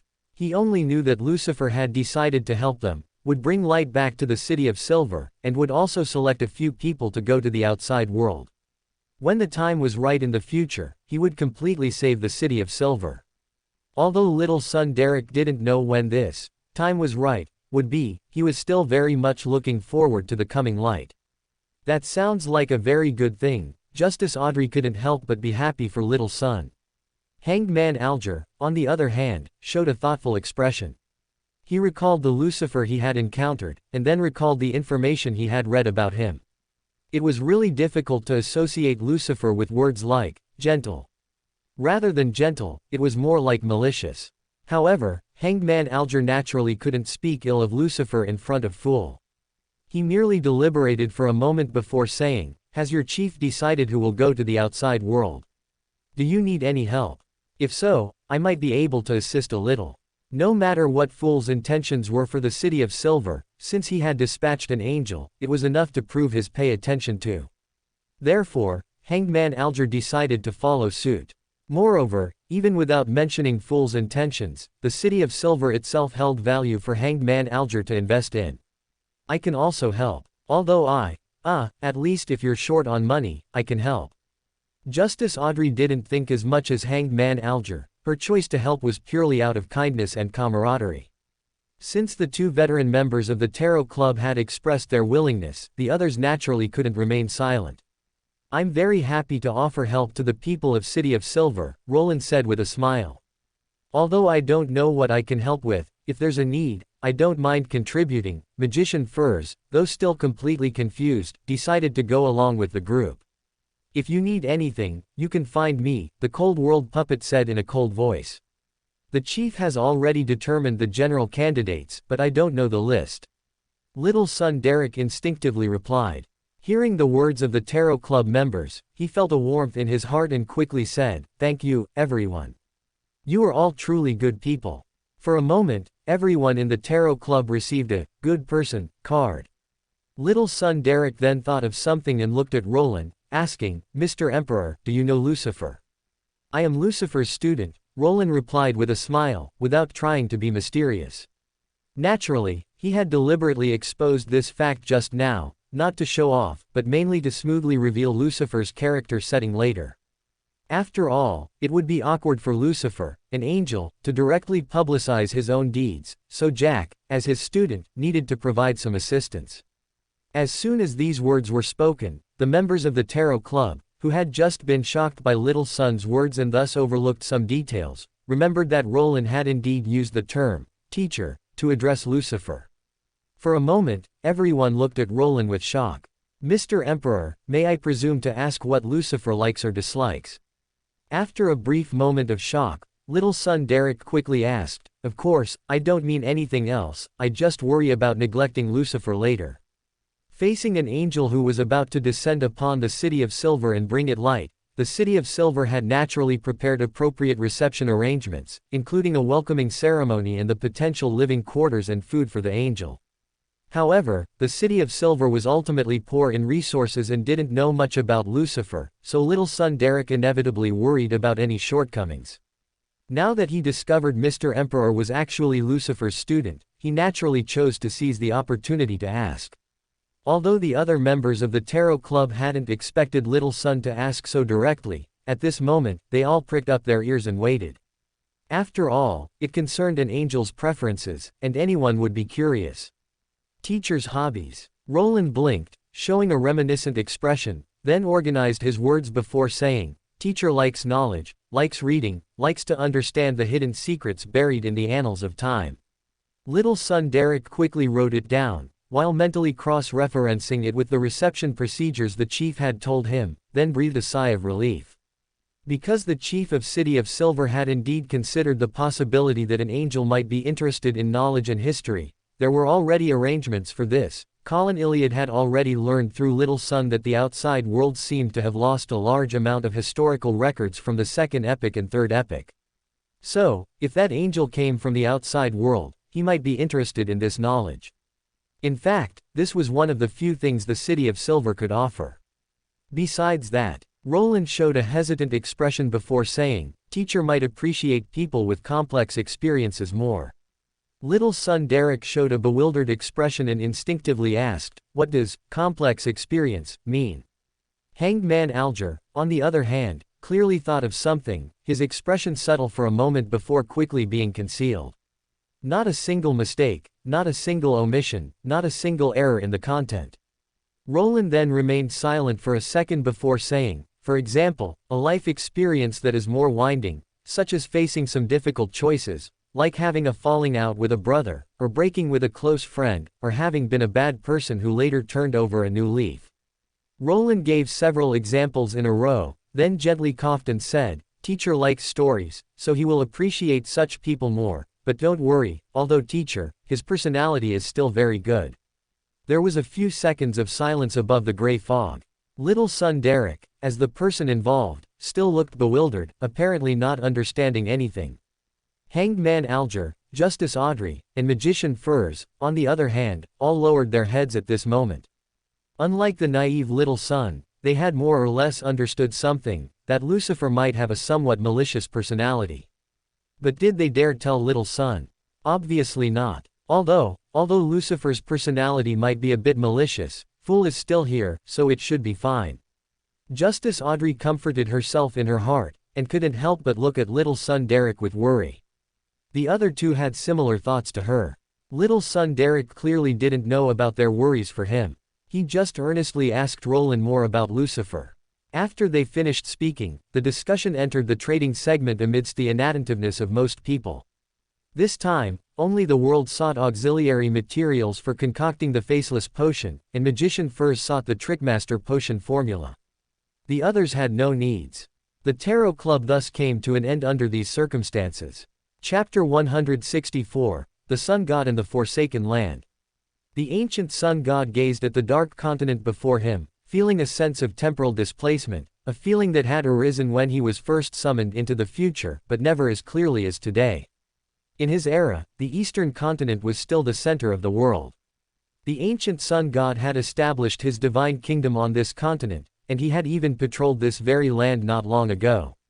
The ancient Sun God remembered the city-states on this land at that time, and he remembered the enthusiastic and diligent people. He remembered that at the end of his sight was a flower garden, where various flowers bloomed in competition every spring. His believers would select the best blooming flowers from it to offer to him. He remembered the blue and white butterfly that occasionally rested on his shoulder when he walked through this flower garden. These memories remained clear, their colors undimmed, but what stood before the ancient Sun God now were only architectural ruins, restless monsters, and lightning that occasionally streaked across the sky. The ancient Sun God suddenly recalled a long time ago, when he had just awakened from the Chaos Sea. It was similar then. It seemed that in the blink of an eye, the world had undergone tremendous changes. He had lost everything familiar and awakened in an unfamiliar era, then tirelessly began to strive to save humanity. And now, because of Roland's miraculous ability, he opened his eyes in the future. The once familiar eastern continent had become ruins, and the people he had liberated from the Beander races were now trapped in a new cycle of oppression. It's like you close your eyes, open them, and a whole version was played for nothing, right? I get you, I'm the same way. Close my eyes, open them, and the world I just saved needs saving again. Roland's voice sounded beside him, unusually tinged with melancholy. He sighed and said, "The worst part is, you beat the final boss of the last version, only to find in this version that the final boss is another you. It's too much of a scam." The ancient Sun God's emotional and melancholic mood was abruptly interrupted. He paused, then looked at Roland beside him and said, "I thought you wouldn't want to save the world." Although he always heard nonsense like, "Roland is essentially gentle," and, "Roland is a good child," the ancient Sun God was, after all, half an old one, possessing the authority of the spectator pathway, so how could he not see Roland's attitude on certain matters? "I definitely don't want to save the world, but sometimes it's just being forced into it." Roland spread his hands, not caring if the ancient Sun God would hear anything from it, and said, "I can't just stand by and watch my world be destroyed, can I? I do have some feelings for it. Fortunately, now I have all of you, so I don't have to be the savior anymore." At the end, Roland smiled at the ancient Sun God. The ancient Sun God glanced at Roland, then revealed a gentle smile. He did not deny Roland's words. He just looked at Roland seriously and said, "I will save my world, no matter the cost." Roland naturally understood the ancient Sun God's implied meaning. He would stop anyone who wanted to destroy the world, including Roland. Roland was neither surprised nor bothered by this. He smiled and said, "I believe you can do it, so let's go, Mr. Sun God. Before saving the world, let's first save City of Silver." The ancient Sun God glanced at Roland and nodded gently. The two then began their journey. More accurately, the ancient Sun God began the journey, bringing Roland along, and also carrying a medium with an internal pocket dimension. Because the forsaken land of the gods is isolated from the spirit world, it's impossible to travel through means that interact with the spirit world, such as travel. However, just as Amon could shorten travel time by stealing distance, for an old one like the ancient Sun God, reaching City of Silver in a short time was naturally not difficult. While the ancient Sun God was traveling, inside the pocket dimension, Klein was observing a familiar night watcher. Indeed, this familiar night watcher was none other than Leonard, who was originally undergoing Red Glove's special training in the Quiet Cathedral. Due to the hurried nature of his arrival, Leonard hadn't even changed his clothes, let alone removed his iconic red gloves, making it clear at a glance that he was an official Beander of the Night Church. While Klein was observing Leonard, on the other hand, was frowning and looking in another direction, which was the direction of Mr. A. As the first official member of the Leziran Club, Mr. A naturally participated in this Leziran Club activity. He was currently squatting quietly in a corner like a mushroom, continuously praying to the true creator, while occasionally glancing cautiously to the side. Standing next to Mr. A was Fate Angel Ouroboros, the main force of the operation against Amon. Ouroboros was currently standing in front of an easel, holding a paintbrush in his right hand, evidently painting something. Standing with Fate Angel Ouroboros was Medici. Red Angel was gnawing on an apple with one hand, likely intending to thoroughly implement the principle of an apple a day keeps the doctor away, while the other hand was toying with the conqueror trait, as if playing with a toy. A bit further away from these two, Renette Tinacle stood quietly, like a true coconut tree. Behind the coconut tree were Marich, looking slightly uneasy, and Sharon, as quiet as a doll. However, this seemingly quiet coconut tree and doll master-disciple pair were clearly cold on the outside but warm on the inside, with a penchant for watching excitement.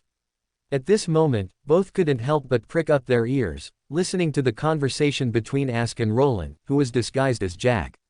"So, Mr. Azek, during your time as the Death Consul, you read Mr. Door's works." Roland's eyes lit up as he looked at Ask, almost impatiently asking, "Then do you still remember the content of those works?" "I remember some, but some are a bit vague. I might only recall them after my memory further recovers," Ask answered gently. As he spoke, he even smiled and added, "If Jack, you really want them, I can try to write down what I remember." "Mr. Azek, you are truly a good person." Roland unhesitatingly gave Ask a good person card. "It's just a small matter within my ability. Jack, you've helped me a lot, and I also want to do my best to help you get what you want." Ask evidently didn't think much of it and smiled gently. "Ask, reliable." Roland gave Ask a thumbs up, then looked at Klein beside him. Seeing that he was still looking at Leonard, he immediately reached out and patted his shoulder, saying, "Why are you looking so intently? You're not gay, are you?" Chapter 165 Silly Roe Dear Leonard. Cough. Klein, who was only thinking about why Leonard was here and why he hadn't made any disguise, almost choked on his own saliva. He looked at Roland speechlessly and helplessly, saying, "What nonsense are you spouting? I was just wondering why Leonard was here. Because he's also a member of the Leziran Club, didn't I tell you?" Roland showed a puzzled expression. "Did you?" Klein looked at him faintly. "I forgot, maybe I didn't, but that's not important." Roland shook his head, then looked at Klein with a smile, and said, "What's important is, do you want to go say hello to your colleague?" Klein was silent for a few seconds, looking in Leonard's direction. Theoretically, as a colleague and good friend, Klein should go up and say hello to Leonard, but Klein was really worried that if he went up to say hello, Leonard would blurt out, "Klein." Although the people here should theoretically be trustworthy, at least they wouldn't do anything to him just because his identity was exposed. Klein was also a person who cared about his reputation. If his disguise was publicly stripped off, it would be utterly embarrassing. Especially, Klein glanced at the direction where Miss Sharon and Mr. Marich were, and sighed. Especially since there were also friends he knew as Sherlock Moriarty here. However, as everyone knows, some things cannot be avoided by escaping. For example, now, after Leonard stared at Mr. A for a while, he finally had the energy to observe the other people in the different space. After skipping over people he didn't know, Leonard's gaze first fell on Ask, and he was immediately stunned. Because Leonard had met Ask before. When investigating the mysterious deaths of Welch and others, Leonard had gone to Tingen University with Captain Dunn and met Ask, who was then a history professor. How could he be here? Is he also a Beander? Leonard was a little surprised when he heard Pales's voice in his mind. Don't stare at him. This one was once the Death Consul of the Balam Empire. Others might not recognize the Death Consul, but how could Pales, who had participated in the War of the Four Emperors, not recognize him? However, Pales was accustomed to feigning ignorance. Even if he recognized someone, he would mostly pretend not to know, especially when Pales vaguely sensed some of the Evernight goddess's intentions. Pales was not stupid. The amnesiac Death Consul could openly operate in the Night Church's sphere of influence, without even concealing his appearance. Could this be a coincidence? Anyway, Pales didn't believe it was a coincidence, but as a smart person, he naturally wouldn't say anything. But that was before. Now, seeing Ask in this different space belonging to the Chaos Dominator, and noticing that his state seemed very different from before, Pales naturally knew that the Chaos Dominator had also gotten involved in Ask's affairs, so there was no need to continue pretending to be ignorant. But, Death, Fate, Hunter, Abomination, the Lord of Mysteries, and the Creator outside, Tisk, how many people has the Chaos Dominator hooked up with? To be honest, Pales was still very shocked inside, because the high sequence content in this space was truly very high. Perhaps the Chaos Dominator's power is even more astonishing than I imagined. Pales thought of this, sighed, and couldn't help but glance at Jack Jones, who was chatting and laughing with Klein. It shouldn't be his illusion, right? The other party's bloodline. When Leonard heard Pales's words, he instinctively startled and couldn't help but lower his voice, saying, "What Death Consul?" A sequence 2 of the Death Pathway, and he was also an archon of the Balaam Empire back then.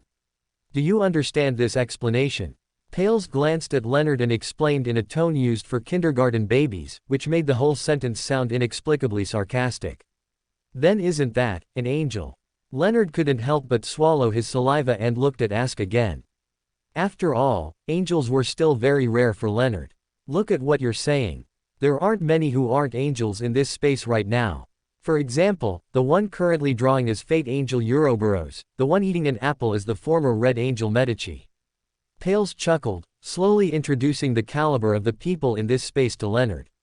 After Leonard was dumbfounded, he finally said, "And did you forget, I am also an angel." Leonard felt his brain wasn't enough, although he didn't use it much anyway.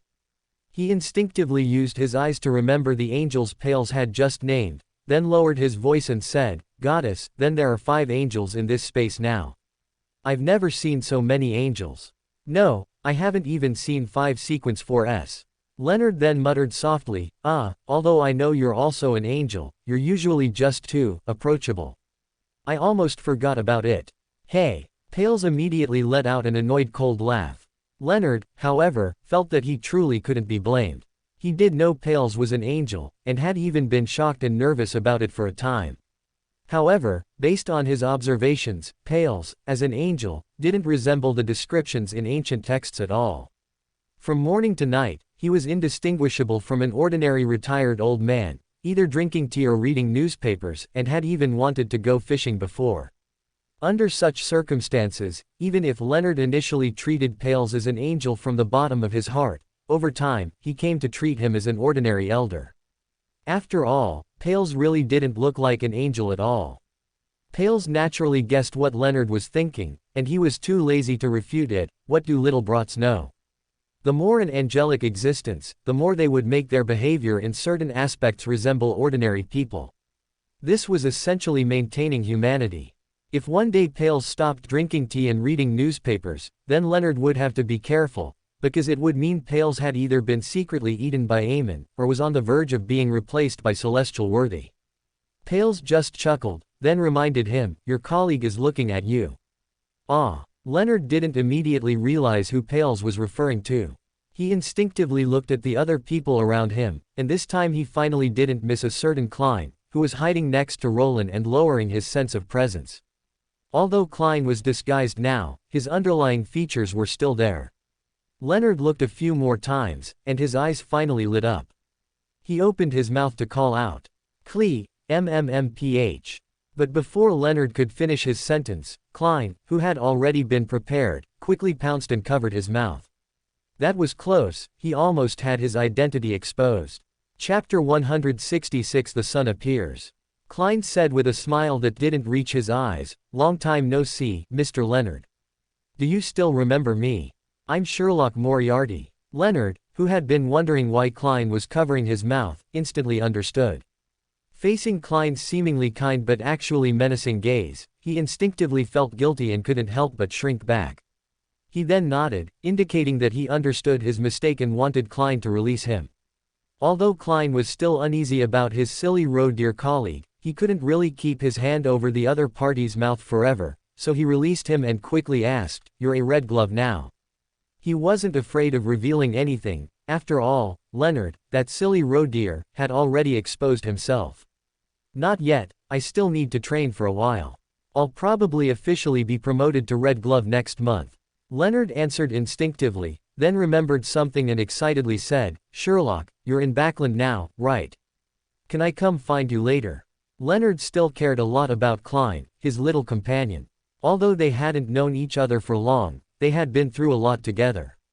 So, even though he knew Mr. Lucifer was an ally, Leonard was still very worried about Klein's safety after he left with Mr. Lucifer. Klein pondered for a moment upon hearing this. Looking at Leonard's concerned expression, he finally nodded and said, "You can." Leonard immediately smiled, then seemed to remember something and lowered his voice. "Sherlock, you left early so you might not know, but Miss Daly confessed to Captain." Klein was stunned for a moment.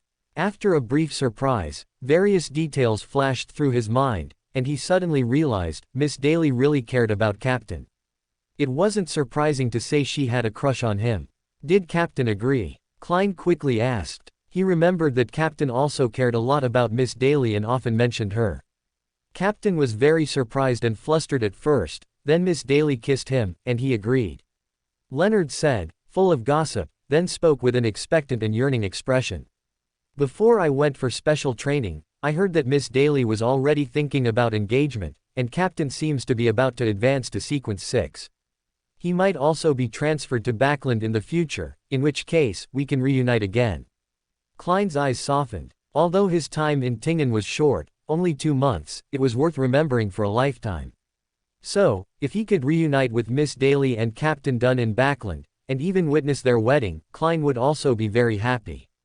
"By the way, Sherlock, who is this?" Leonard curiously looked at Roland next to Klein and asked.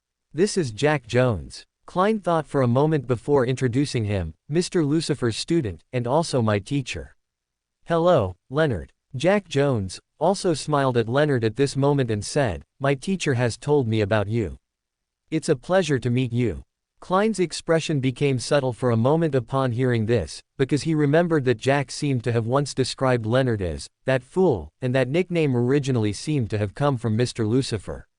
Leonard was stunned for a moment, then showed a surprised smile and enthusiastically said, "Hello, Jack, I'm Leonard Mitchell." Pales, upon hearing the introduction of Jack Jones, was slightly lost in thought. Although the other party's surname was not Zoroaster, combining the aura of the bloodline he sensed with the fact that the other party was Mr. Lucifer's student, the truth was self-evident. This was also a descendant of the Zoroaster family, but it was clear that, like Mr. Lucifer, this person also disliked him, their ancestor, and even abandoned the Zoroaster surname. Of course, Pales knew this was normal, and he had no right to ask for more from the descendants persecuted by Amon, but there was still a touch of melancholy. Just then, a new figure appeared in the alternate space. It was Mr. Lucifer, who had just been outside. "Everyone, Sun God is about to make a move to bring light to the City of Silver area. Does anyone want to watch?" Mr. Lucifer smiled and asked the people in the alternate space. As soon as these words were spoken, everyone looked at each other. Medici was the first to speak. "Is that even a question? How could I miss something like this?" Ouroboros next to him also nodded and said seriously, "I want to see it." The 4 heads held by Renette Tinacle spoke in turn. "I'm looking forward to that Sun God bringing a miracle." "Thank you, Mr. Lucifer." Ask said gently, his attitude equally clear. The others naturally had no objections, so Roland, wearing Mr. Lucifer's persona, nodded, snapped his fingers, and a ripple appeared above the alternate space. Then a scene was projected, showing the situation outside. Outside at this moment, ancient Sun God lowered his eyes, his expression a mix of sigh and pity, and not too far from him, a relatively complete city-state was vaguely visible. "Please enjoy the viewing. I have something else to attend to, so I'll excuse myself for a moment." Roland smiled and bid farewell to everyone, disappearing just as he had appeared. A moment later, City of Silver. "Are you ready? Light is about to descend. My suggestion is not to look directly at the sun later, otherwise, the dazzling light will burn your eyes. Considering that you have lived in a dim environment for a long time, it's best to close your eyes initially." Roland said with a smile, This was a rare, genuine suggestion from him. After all, there was no sun in the forsaken land of the gods. Although City of Silver used lamps, the light of candles could not compare to the sun. If the people of City of Silver really stared openly when the sun appeared later, they might not go blind, but it would definitely not be good for their eyes. Thank you for your reminder, Your Highness Mr. Lucifer. We are ready. Colin Iliad bowed his head, appearing relatively calm, but his hands hanging by his sides were already clenched into fists. Will the sun really appear? Colin Iliad didn't know, but at this moment, even he couldn't help but feel some anticipation in his heart. The sun will certainly appear. Roland naturally saw what Colin Iliad was thinking. He said with a smile, then suddenly raised his hand and snapped his fingers with a clack. Although I am not a god, I still want to say, let there be light.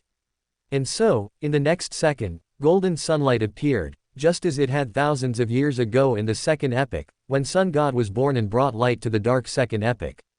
At this moment, a golden sun appeared in the sky, illuminating this world that had been shrouded in darkness for over 1,000 years. Chapter 167 I Only Believe in You. Colin Iliad looked up in disbelief. At this moment he forgot Lucifer's instructions, staring at the giant fireball in the sky with shock and confusion. Some records he had seen in ancient texts appeared in Colin Iliad's mind at this moment. It was the sun of the past, a sun Colin Iliad had never seen since he was born. And at this moment, the content of the ancient texts overlapped with the sun before his eyes. Colin Iliad suddenly felt a stinging pain in his eyes, not knowing if it was from looking directly at the sun or from the emotions suppressed in his heart for countless years. He wanted to cry a little, but he also knew he shouldn't cry. Colin Iliad didn't know how long he had looked at the sun. Anyway, by the time he lowered his head, his vision was already blurred. He heard the casual voice of the angel beside him. Are you satisfied with what you saw, Colin Iliad?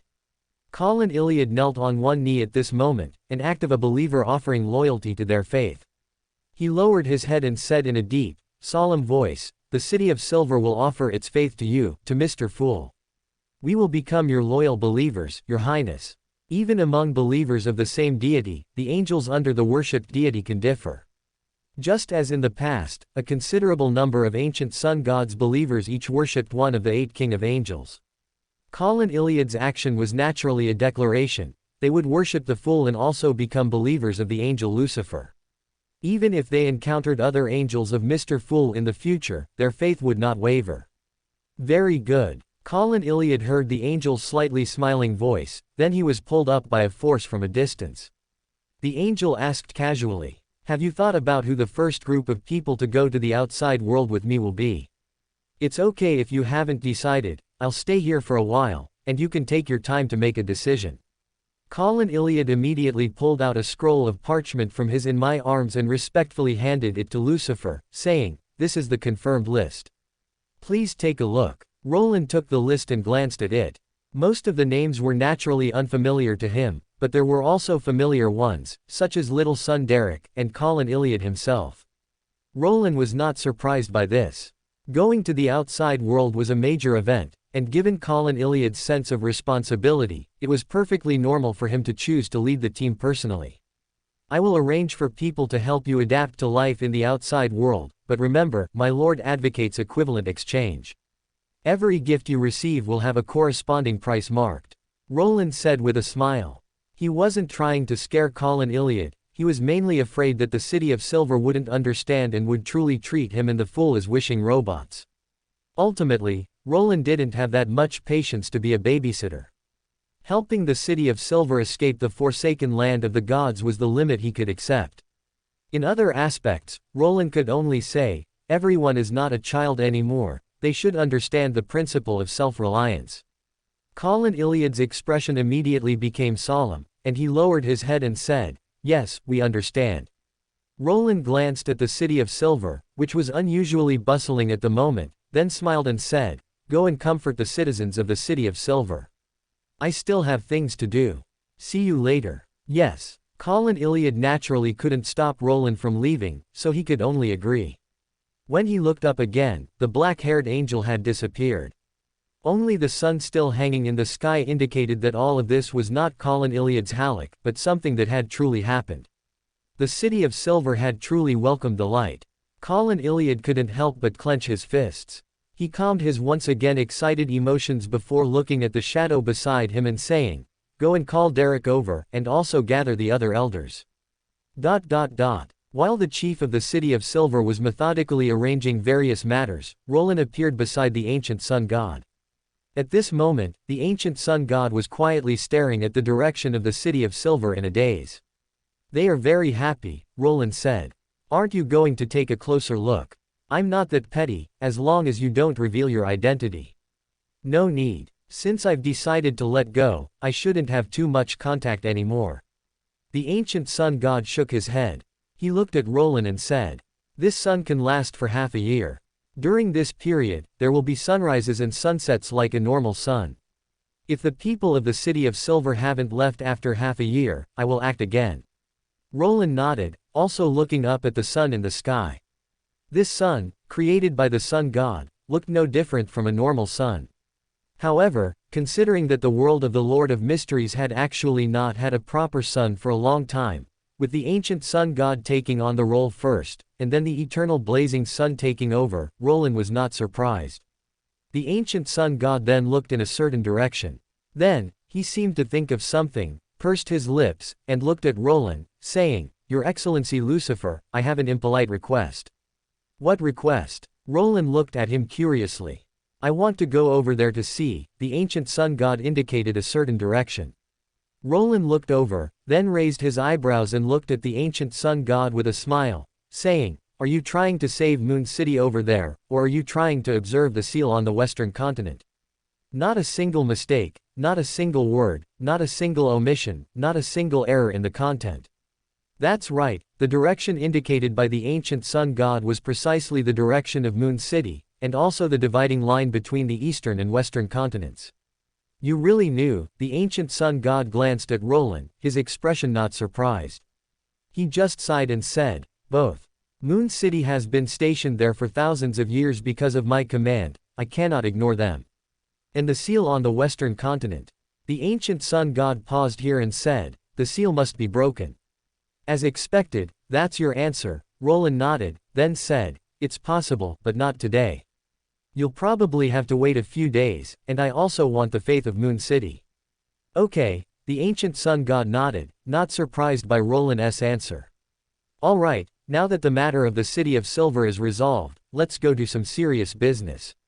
Roland showed an expectant smile and looked at the ancient sun god, saying, "The true creator has locked onto Amon's location. He is currently in this vicinity. It seems Amon really cares about you, Mr. Sun God. To pinpoint the location of Amon's main body in the Forsaken Land of the Gods, the help of the true creator was naturally indispensable. After all, this was the true creator's happy home. If this operation had been somewhat difficult for the true creator before regaining clarity, now that he was much more awake, it was simply too easy for the true creator to pinpoint Amon in the Forsaken Land of the Gods. Facing Roland's clearly teasing words, the ancient sun god showed a helpless smile, yet also seemed somewhat relieved. He looked at Roland and said, "I trust you have a sense of proportion." The implication was actually not to go too far. Chapter 168, Indecisive Pales. "Don't worry, at most I'll only beat Amon to half-death, and I definitely won't touch the Sequence 1 characteristics and uniqueness he possesses." Roland made a reassuring gesture towards the sun god, which was also an unspoken understanding between him and the creator faction. Amon certainly couldn't be killed, and important bargaining chips like Sequence 1 characteristics and uniqueness definitely couldn't be easily taken away. However, Roland's tone shifted, and he slowly added, looking at the sun god, "Don't expect me to show mercy for the characteristics he's devoured over the years that shouldn't have belonged to him. Of course, since these are your son's things, I won't pocket them. Besides the Part 1 need, I'll give the remaining characteristics to Medici to cultivate the talents needed for the revolution." Roland added with a smile. Ordinary marauder characteristics were useful to Roland but not overly so. He also wasn't prepared to give all these characteristics to Pales, as their cooperation hadn't reached that level yet. In Roland's opinion, getting Old Man Pales back to Sequence 2 was enough for now. If he went any higher, the other party might start having improper thoughts. Although Roland hadn't decided whether to support Klein or Mr. Door as the Lord of the Mysteries in the future, his main principle was, whoever is capable, steps up, but it would absolutely not be Pales. This wasn't just because Roland's relationship with Pales hadn't reached that point, it was also because, in Roland's view, Pales was too indecisive, making him seem unreliable. If Pales had been a bit more decisive, he wouldn't have suffered so miserably. While it was true that Pales couldn't defeat Amon, if Roland were Pales, after his defeat in the fourth epic, he would have decisively found a true god to pledge allegiance to, such as Evernight, or the three gods who were at odds with Amon. These existences themselves were inclined not to let Amon become the Lord of the Mysteries. Don't say they were enemies before. Come on, in the world of the Lord of Mysteries, it's common for them to fight to the death one moment and then team up against an enemy the next. The three gods usually fight like cats and dogs, but that doesn't stop them from cooperating when necessary. The Lord of the Mysteries was bound to be born. With Amon being unreliable, Mr. Door being corrupted, and Antigonus losing control, Pales, an angel from the Go-3 family with a relatively good reputation, naturally had a huge advantage. As a Sequence 1, if Pales wanted to advance further, he should have persuaded these true gods to support him. He wasn't without bargaining chips, his Sequence 1 status was the best chip. And if he could persuade a true god to support him, even if he couldn't defeat Amon, he wouldn't have ended up like this. Perhaps even the Zoroaster family could have been preserved. If Pales had no ambition to compete for the Lord of the Mysteries, he could have also approached true gods like Evernight, using his Sequence 1 characteristics and allegiance as bargaining chips for protection. Evernight and others would most likely not refuse. As for the risks of doing so, one can only say that there's no undertaking without risk. Was being hunted by Amon risk-free? In any case, if Roland were in Pales's situation, he would either choose to go all in or choose to withdraw. He definitely wouldn't be like Pales, neither advancing nor giving up, stuck in the middle and being hunted by Amon. Even now, even in the original work, Pales wasn't without any opportunities. After discovering Klein's abnormality, if he had wanted to take a gamble, he could have tried to seize Saphira Castle. If he had no ambition to compete, he could have also become an angel investor. But what was the result? Pales neither chose to seize Saphira Castle nor chose to invest decisively. He was still hesitating and observing, investing but not much. If it weren't for Leonard, Pales probably wouldn't even have become an angel under Fool. If other members of the Go-3 family were a mix of reckless and cowardly, being cautious but decisive when it mattered, then Pales seemed to be only cautious. Of course, one cannot say that Pales's choice was entirely wrong, as in fact, Pales's waiting did lead to a good outcome. But this kind of act of entrusting one's fate to fate, I can't stand it, it's too passive. Or perhaps Pales was actually hoping that others, not wanting Amon to become the Lord of the Mysteries, would eventually come to support him, but he didn't expect Fool to suddenly appear. Roland suddenly thought of another possibility and muttered to himself after half a second of thought. The ancient sun god naturally didn't know how far Roland's thoughts had diverged. He merely lowered his eyes and tacitly agreed to Roland's previous statement. After all, Amon's act of devouring the characteristics of the entire Marauder pathway, even in the eyes of the ancient sun god, who had a parental filter, was excessive and deserved a lesson. Taking the extra characteristics Amon had devoured to cultivate the talents needed for the revolution could be seen as a form of atonement for his past actions.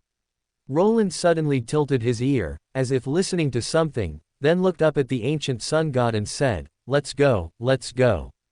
Amon seems to have noticed something is wrong and is about to run. "We'll go block him." At the same time, in the anomalous space. The previously lively anomalous space was now very quiet, everyone was still immersed in the scene of the sun illuminating City of Silver. Because Mr. Door's technique was so reliable, everyone in the anomalous space had just witnessed up close how the ancient sun god created a sun.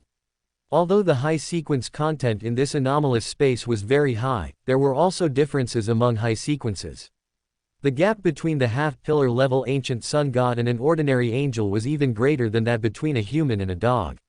Among those present, except for Medici and Ouroboros, who had once followed the sun god, no one had ever seen a being above a true god make a move.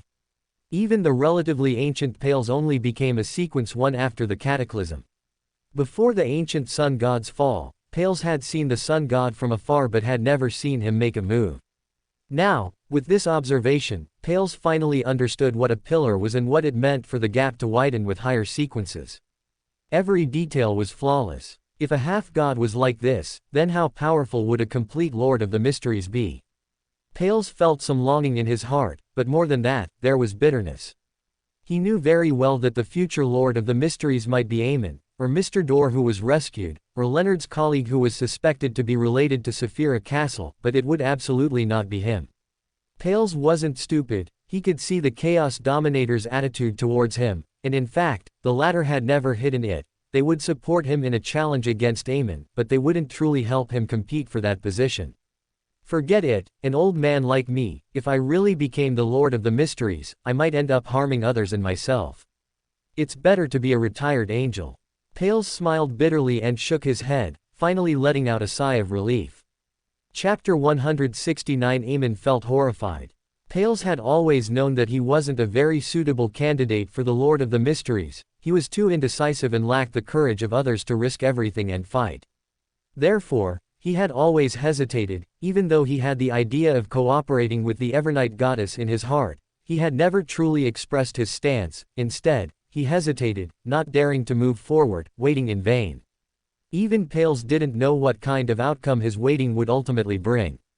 Perhaps if I had been more decisive back then, Zoroaster wouldn't have. Pales lowered his eyes, feeling an indescribable mix of melancholy and regret in his heart. There was even less need to mention Renette Tinacle. She was originally a very young angel, let alone a pillar. She hadn't even seen an ordinary sequence 0. Now, witnessing a pillar act with her own eyes, Renette Tinacle was shocked and couldn't help but compare the ancient sun god with the mother tree in her heart.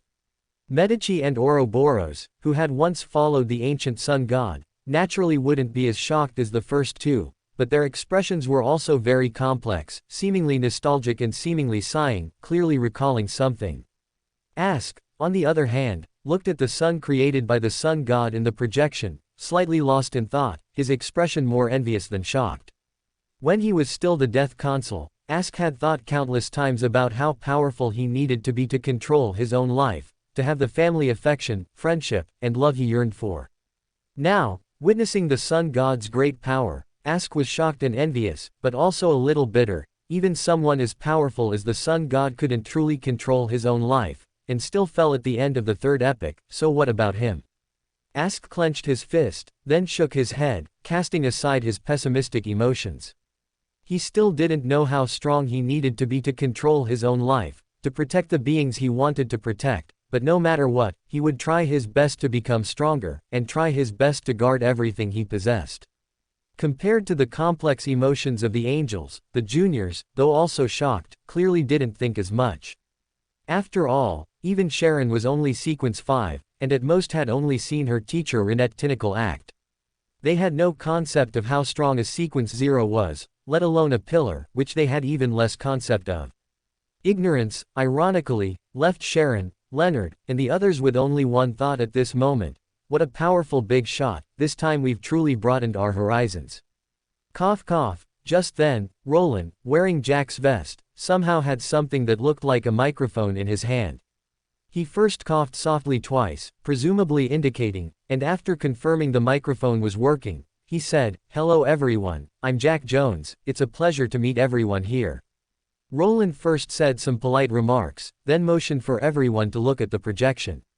On the projection, the perspective had already changed, and the locked target had changed from the sun god to a certain unnamed Amon. Just now, everyone watched the appetizer for our Amon beating operation today. Open black lens bracket the sun god in City of Silver close black lens bracket. Now, let's hand the camera over to Amon. Those who plan to beat Amon can start preparing now. Roland hosted in a proper manner. As soon as his voice fell, the atmosphere in the different space transliteration, Yikongjan, meaning, extra-dimensional space became significantly more lively than before. Ouroboros put away his easel, Medici burned his apple core, and although Pales, who lived in Leonard's mind, couldn't be seen, Leonard's excited expression showed that the old man was also eager to try. These were the three preparing to go beat up Amon. Coconut Tree Miss and Ask were naturally not among the Amon beating group. They had no deep hatred for Amon, and their own sequence was only sequence 2. Crucially, their condition wasn't good, so they naturally wouldn't join the fun. The juniors, on the other hand, were more in a state of nervousness, anticipation, and excitement. After all, let alone them, even the high-ranking officials in the major churches today had never seen an angel war. It was in this state of widespread attention that a second person appeared on the projection, none other than Mr. Door, summoned by Roland.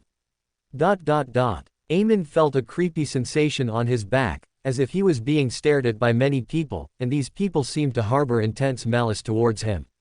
But after Amon carefully checked the vicinity, he found that besides himself, there were only monsters around, and no one else. Could it be the true creator? Amon narrowed his eyes suspiciously. He had actually sensed danger. The true creator had changed quite a bit recently, which was clearly related to that strange guy named Roland, and his fake father seemed to be watching him recently, possibly planning something. But Amon did not prepare to withdraw from the forsaken land of the gods. After all, for him, the outside world was also unsafe, and his relationship with the 7 gods was not good either. That fellow knight, who possessed the authority of the Lord of Mysteries, had long had ideas about the Lord of the Mysteries. Otherwise, how could the Night Church have annihilated the Night Country, imprisoned Antigonus, and Amon was even very clear that the Night Church secretly cultivated high-sequence beyonders of the seer pathway. Under such circumstances, the outside world was truly not as safe as the forsaken land of the gods for Amon's main body. Although he didn't acknowledge the true creator as his father, he also knew that as long as the true creator was there, he would never truly die. That's why Amon rushed to the vicinity of City of Silver to watch the excitement after sensing a familiar aura. He knew this might be a trap, but if the other party was truly coming for him, then hiding would be useless. It would be better to come over openly, and perhaps he could even see his biological father again. Although, thinking of the ancient sun god's personality, and then thinking of the outrageous things he had done, Amon rarely felt a desire to retreat. He didn't care about any schemes or tricks, but he really didn't want to face his father's disappointed gaze. Not a single mistake, not a single omission, not a single detail left unchecked. So, even though he had already arrived near City of Silver, even though he had witnessed with his own eyes how City of Silver regained its light, and even though he knew perfectly well who had made the move, Amon had been hiding in this remote corner, not daring to see the ancient sun god. And just at this moment, Amon sensed the familiar aura disappear, which made him feel a rare sense of loss, and then he suddenly froze. Because Amon seemed to have sensed another familiar presence. He had worked with the other party for many years and both belonged to the 3 pathways of the Lord of Mysteries. At such a close distance, and with the other party not concealing anything, he would never be mistaken in his perception. That aura belonged to Mr. Door, Bethel Abraham, who had been corrupted by an outer god. Long time no see, Amon. I didn't expect you to still be so hated. Mr. Door's voice rang out at this moment, and the next second his figure appeared before Amon. Long time no see, Bethel. Amon raised his hand and pushed his monocle, revealing a feigned yet friendly smile, and said, I didn't expect someone as proud as you would actually be willing to be someone else's lackey. I remember that even Tutor's commands, you would selectively obey. Clearly, Amon knew very well why Mr. Door was here. Chapter 170 Both Masters Want to Beat You. Facing Amon's slightly mocking words, Bethel not only didn't get angry but instead curved his lips into a smile, saying, I'm sorry, you might have misunderstood something. No one ordered me, I chose to come here and beat you up myself. Bethel spoke very directly. His azure eyes looked at Amon, and he said very seriously, during the 4th epoch, I wanted to do this, but unfortunately, I never had the chance. Amon's movements paused, but his expression wasn't particularly surprised. After all, he wasn't the kind of person who lacked self-awareness, he always had a clear understanding of how annoying he was. So Amon merely slowly adjusted his monocle, then feigned disappointment with a sigh, saying, what a pity, I thought we were truly friends. We are indeed friends. This time, Bethel gave a reply that surprised Amon. He looked at Amon and said with a smile, but that doesn't stop me from wanting to beat you up. Also, don't waste your effort, I've already sealed off the space nearby. You can't escape. Bethel wasn't idle while chatting with Amon, he had already secretly used his authority over space. Hey, That's hard to say. Amon showed no surprise. The monocle on his face flashed at this moment, seemingly releasing something. The next second, a shattering sound came, and Amon's voice followed. Bethel, this is no longer your era. Apparently, Amon used his bug ability to break through Mr. Door's seal, instantly appearing 1,000 meters away. You're right. Bethel nodded unhurriedly. A gem appeared in his hand at some unknown moment. He looked at Amon with a half-smile and said, too bad what I just said was a lie. The gem shattered at this moment, and Amon's expression in the distance also changed.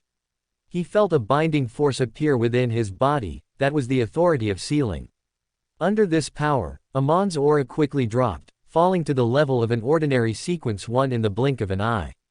Even the monocle on his face, symbolizing the uniqueness of the Marauder, became dim at this moment. Amon instantly realized that Mr. Door's previous actions were a trap. Whether it was mutual mockery or sealing off space, they were all part of the trap. The purpose was to make him use his bug power to break through the seal, thereby fulfilling the prerequisite for the sealing. It was a very simple trap, but it was difficult to avoid. If Amon didn't break through the seal and was trapped in a space, he would still get beaten up. After so many years, I almost forgot. Bethel, you're a cunning fellow too. But Amon was indeed Amon. In a very short time, he adjusted his emotions and said to Bethel with a touch of emotion. Then Amon didn't try to escape again. Instead, he generously straightened his clothes before saying, who else wants to beat me up this time? Come out. As soon as his voice fell, Amon felt a scorching heat appear behind him. Blood-red flames turned into a sharp spear, piercing straight towards the back of Amon's head, directly igniting the clothes on Amon's body. Amon's body narrowly dodged the attack before the fiery spear could penetrate his skull. Then he raised his hand and wiped his back, extinguishing the flames on his body, before looking at the person slowly walking towards him in the distance, saying, after so long, is this how you greet me, Medici? Responding to him was a sky full of fiery rain, and Medici's mocking voice, indeed, how could this be enough? The fiery rain fell, directly turning this area into a sea of fire, and Amon's figure was directly reduced to ashes in the flames. Medici, however, did not show a triumphant expression. Instead, he narrowed his eyes. You really hold a grudge.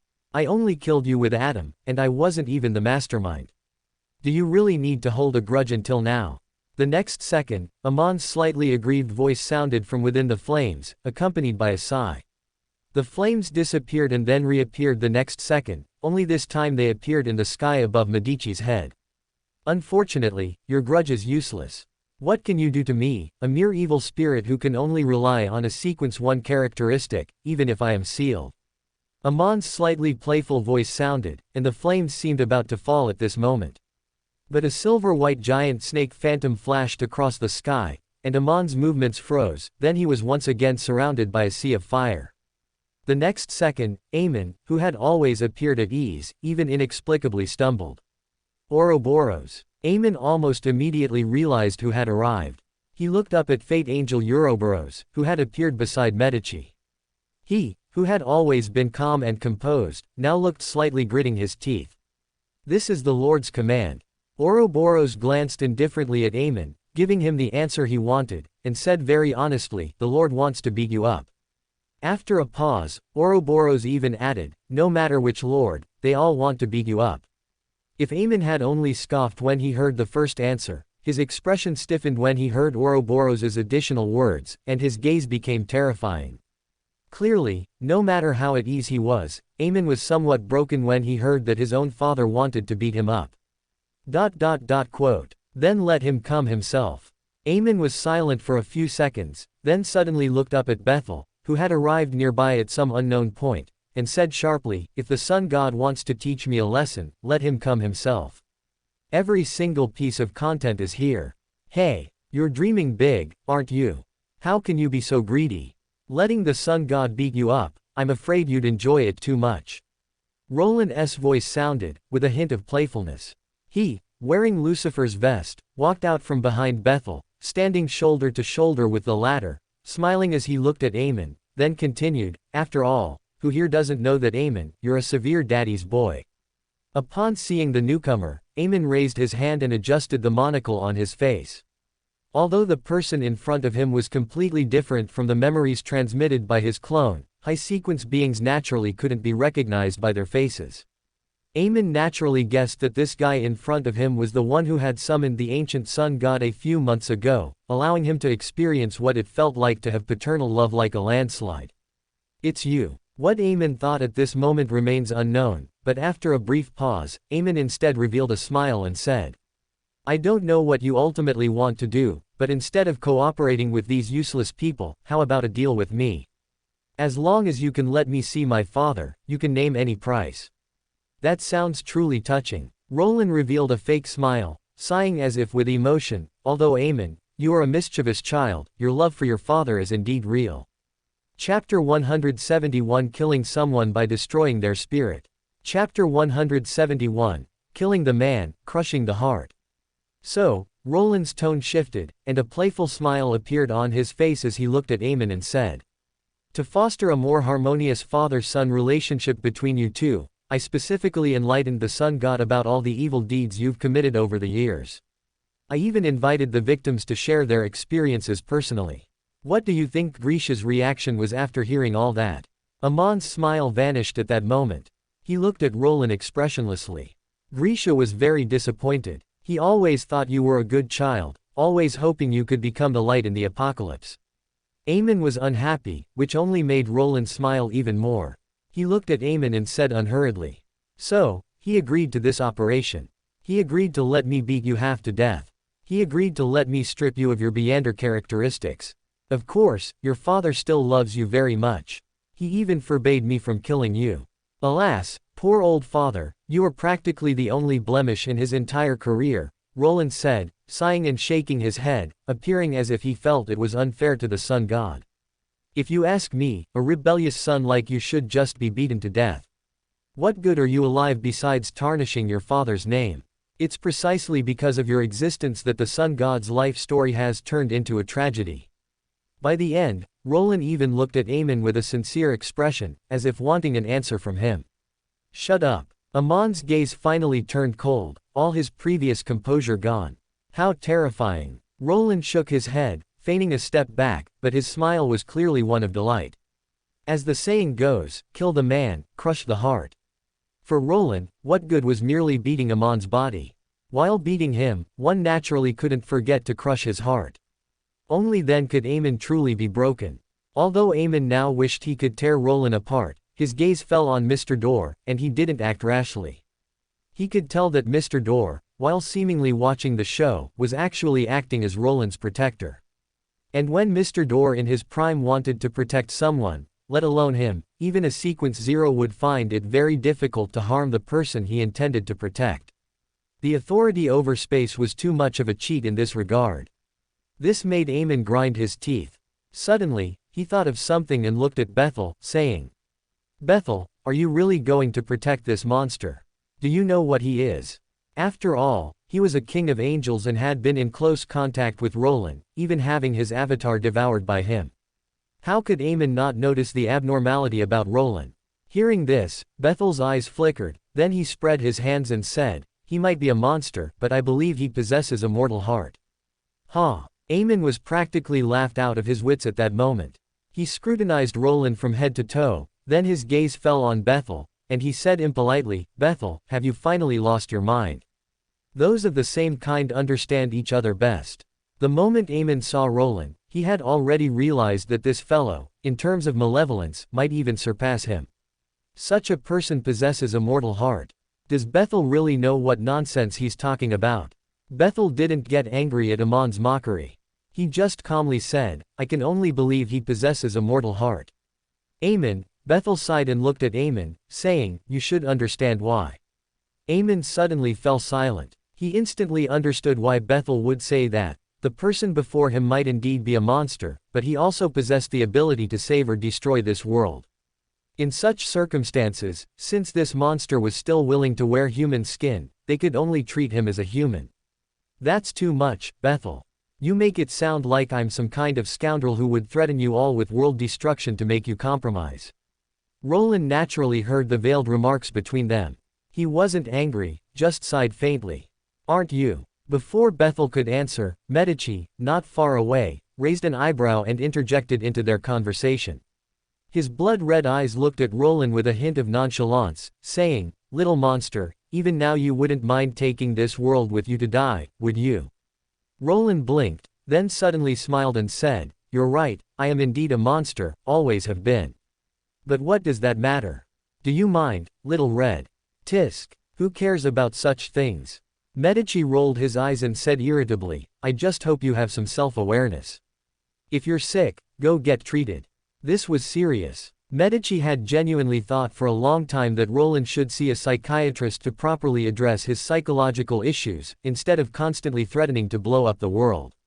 Firstly, I'm not sick. Secondly, there are no reliable psychiatrists in this world.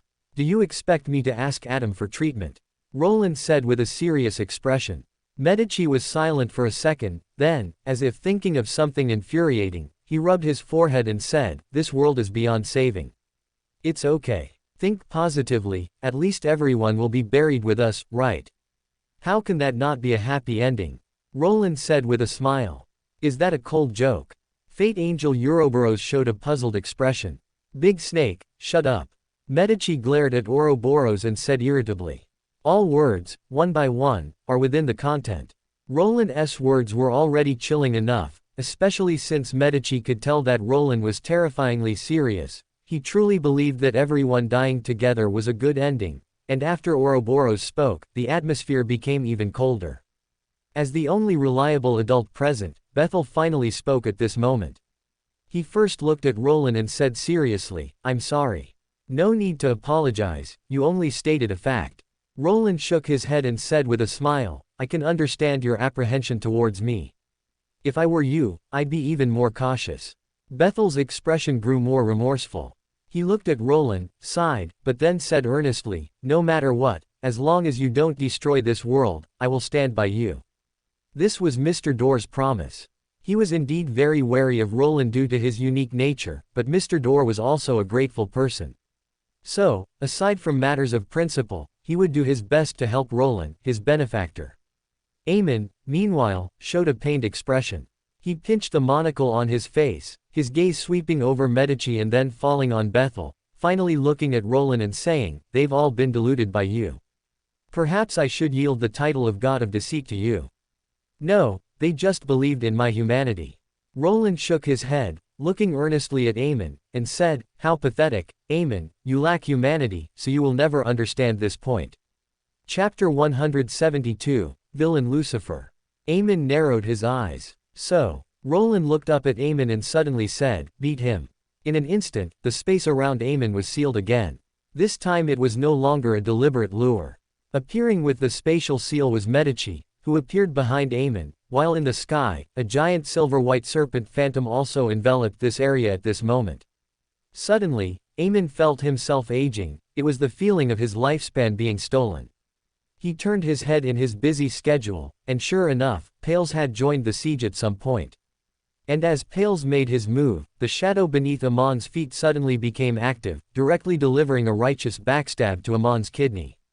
Clearly, this was the work of a certain third father who had long been itching to beat his child. Facing such a siege, even Amon couldn't hold on. In just a few seconds, he became quite disheveled. His hair was ignited by flames, his clothes were tattered, one hand seemed broken and hung limply by his side, and a shadow-made knife was stuck in his kidney. Not only that, but Amon suffered malicious attacks from fate every second, experiencing a feeling akin to the Grim Reaper's arrival. "You really think highly of me. Perhaps I should feel honored." Even while being beaten, Amon's mouth remained unyielding. "Oh, no, no. If I really thought highly of you, I would have let the sun god beat you himself." Roland's leisurely voice came from the sidelines. He had acquired a camera at some point and was, click-clack, recording various moments of Amon being beaten. Amon became even angrier when he heard this. Being beaten, he naturally preferred to be beaten by the ancient sun god himself, rather than being ganged up on like this. "Don't make such a bitter face. It won't look good in the photos. Come on, Amon, smile." Just as Amon was spitting blood from being physically beaten, Roland, from the side, occasionally twisted the knife. He said with a smile, "How about we make a deal?" If you can let me take a satisfactory photo, I'll let you meet your father. Amon, this is something only I can do. Amon, who was being beaten, stiffened. Flames seemed to burn in his eyes, but facing Roland's camera, he still forced out a stiff smile. Click. The camera faithfully recorded this scene. Roland nodded in satisfaction, looking at Amon and smiling, good child. So obedient. I just love how you want to kill me, but can only compromise with me. How malicious. The people beating Amon at the scene reached a rare consensus at this moment, even feeling a hint of sympathy for Amon. Offending a certain person, Amon truly seemed to have offended a ghost. However, despite thinking so, everyone hit him even harder. After all, the world has truly suffered from Amon for a long time. If I told you the old guy isn't a villain, would you believe me? In the alternate space, Jack Jones, as the host, looked at the quiet crowd in the space and suddenly spoke. Mr. Lucifer's essence is by no means evil. If one day he truly intends to destroy this world, there must be an unavoidable reason for it. Ask first frowned, then shook his head and said. Renette Tinacle and the others remained silent, as they were not familiar with Lucifer. Quote. I believe Mr. Lucifer. He would never destroy the world. Klein said this, his expression subtle yet conflicted. As someone very sensitive to emotions, Klein could discern that some of Mr. Lucifer's words might indeed be serious, but considering Mr. Lucifer's experiences, Klein was not surprised. However, Klein did not think Mr. Lucifer would be the kind of evil person who single-mindedly wanted to destroy the world. This was not only because of his fellow countryman Filter, but also his true thought, Mr. Lucifer might indeed not care about this world, but unless there was no other way, he probably wouldn't drag this world to its death. After all, although Mr. Lucifer's personality was somewhat unpleasant, he had never done anything truly evil. On the contrary, he had always been helping others. What if the old guy one day truly intends to do that? Jack Jones clearly saw what Klein was thinking and leaned over to ask. Klein paused when he heard this. He pursed his lips, then firmly said, I will try my best to persuade Mr. Lucifer not to do that. Unless there was no other way, Klein did not want to be at odds with Lucifer. No mistake, one shot, one hair, one internal, one content, at a glance. What if you can't persuade him? Jack Jones seemed determined to get an answer, pressing on. Can't you think of something good? Klein looked helplessly at Jack Jones, then pursed his lips, probably hesitating. After a while, he still said firmly. If I truly can't persuade him, I will stop Mr. Lucifer. In any case, destroying the world is too much.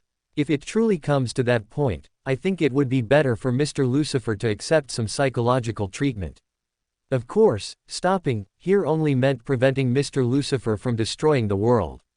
Klein had never even thought about killing Mr. Lucifer.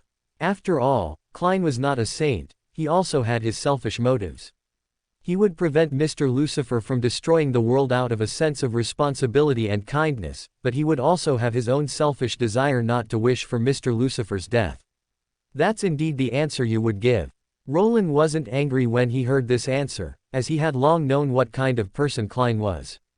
Roland just smiled and said, Don't worry, unless there's no other way, the old guy won't truly take this world with him to die.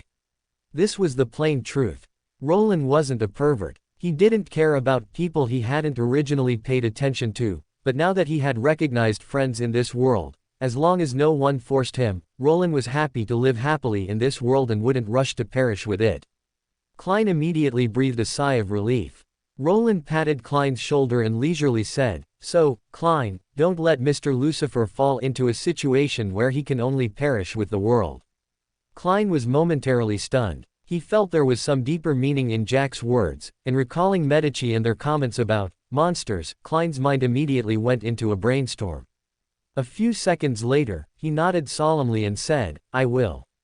He didn't know what else had happened to Mr. Lucifer besides what was recorded in the diary, but as long as there was a glimmer of possibility, Klein would try his best to pull the other party back, just as Mr. Lucifer had chosen to pull him out of that desperate fate. Roland naturally heard the seriousness in Klein's words, which made him curl his lips and then mischievously ask, What if one day, I decide to destroy the world? Chapter 173 Luo Lin deceives Amon online. Klein immediately looked at Roland with a, "What are you talking about?" expression. He helplessly raised his hand and pointed at himself, saying, "I'm a sequence 7. Then, Klein pointed at Roland again and said, "You're a sequence 8. The implication was, what was the point of two low-sequence individuals discussing world-destroying topics? Just a hypothetical, a pure hypothetical. If I'm ever forced to take the world down with me, what would you do?" Roland asked with a grin. "Does that even need to be said?" "Of course, I'd kill the person forcing you. Then no one would be forcing you to destroy the world," Klein replied without thinking. "That makes so much sense." Roland nodded, reached out, and patted Klein's shoulder, saying, "Keep it up. The heavy responsibility of being an enemy to the world is now yours." Huh. Klein looked at Roland, a myriad of question marks filling his mind. "Just kidding, don't worry about it," Roland said with a smile, then gestured for Klein to look at the projection, saying, "Look, they're done fighting."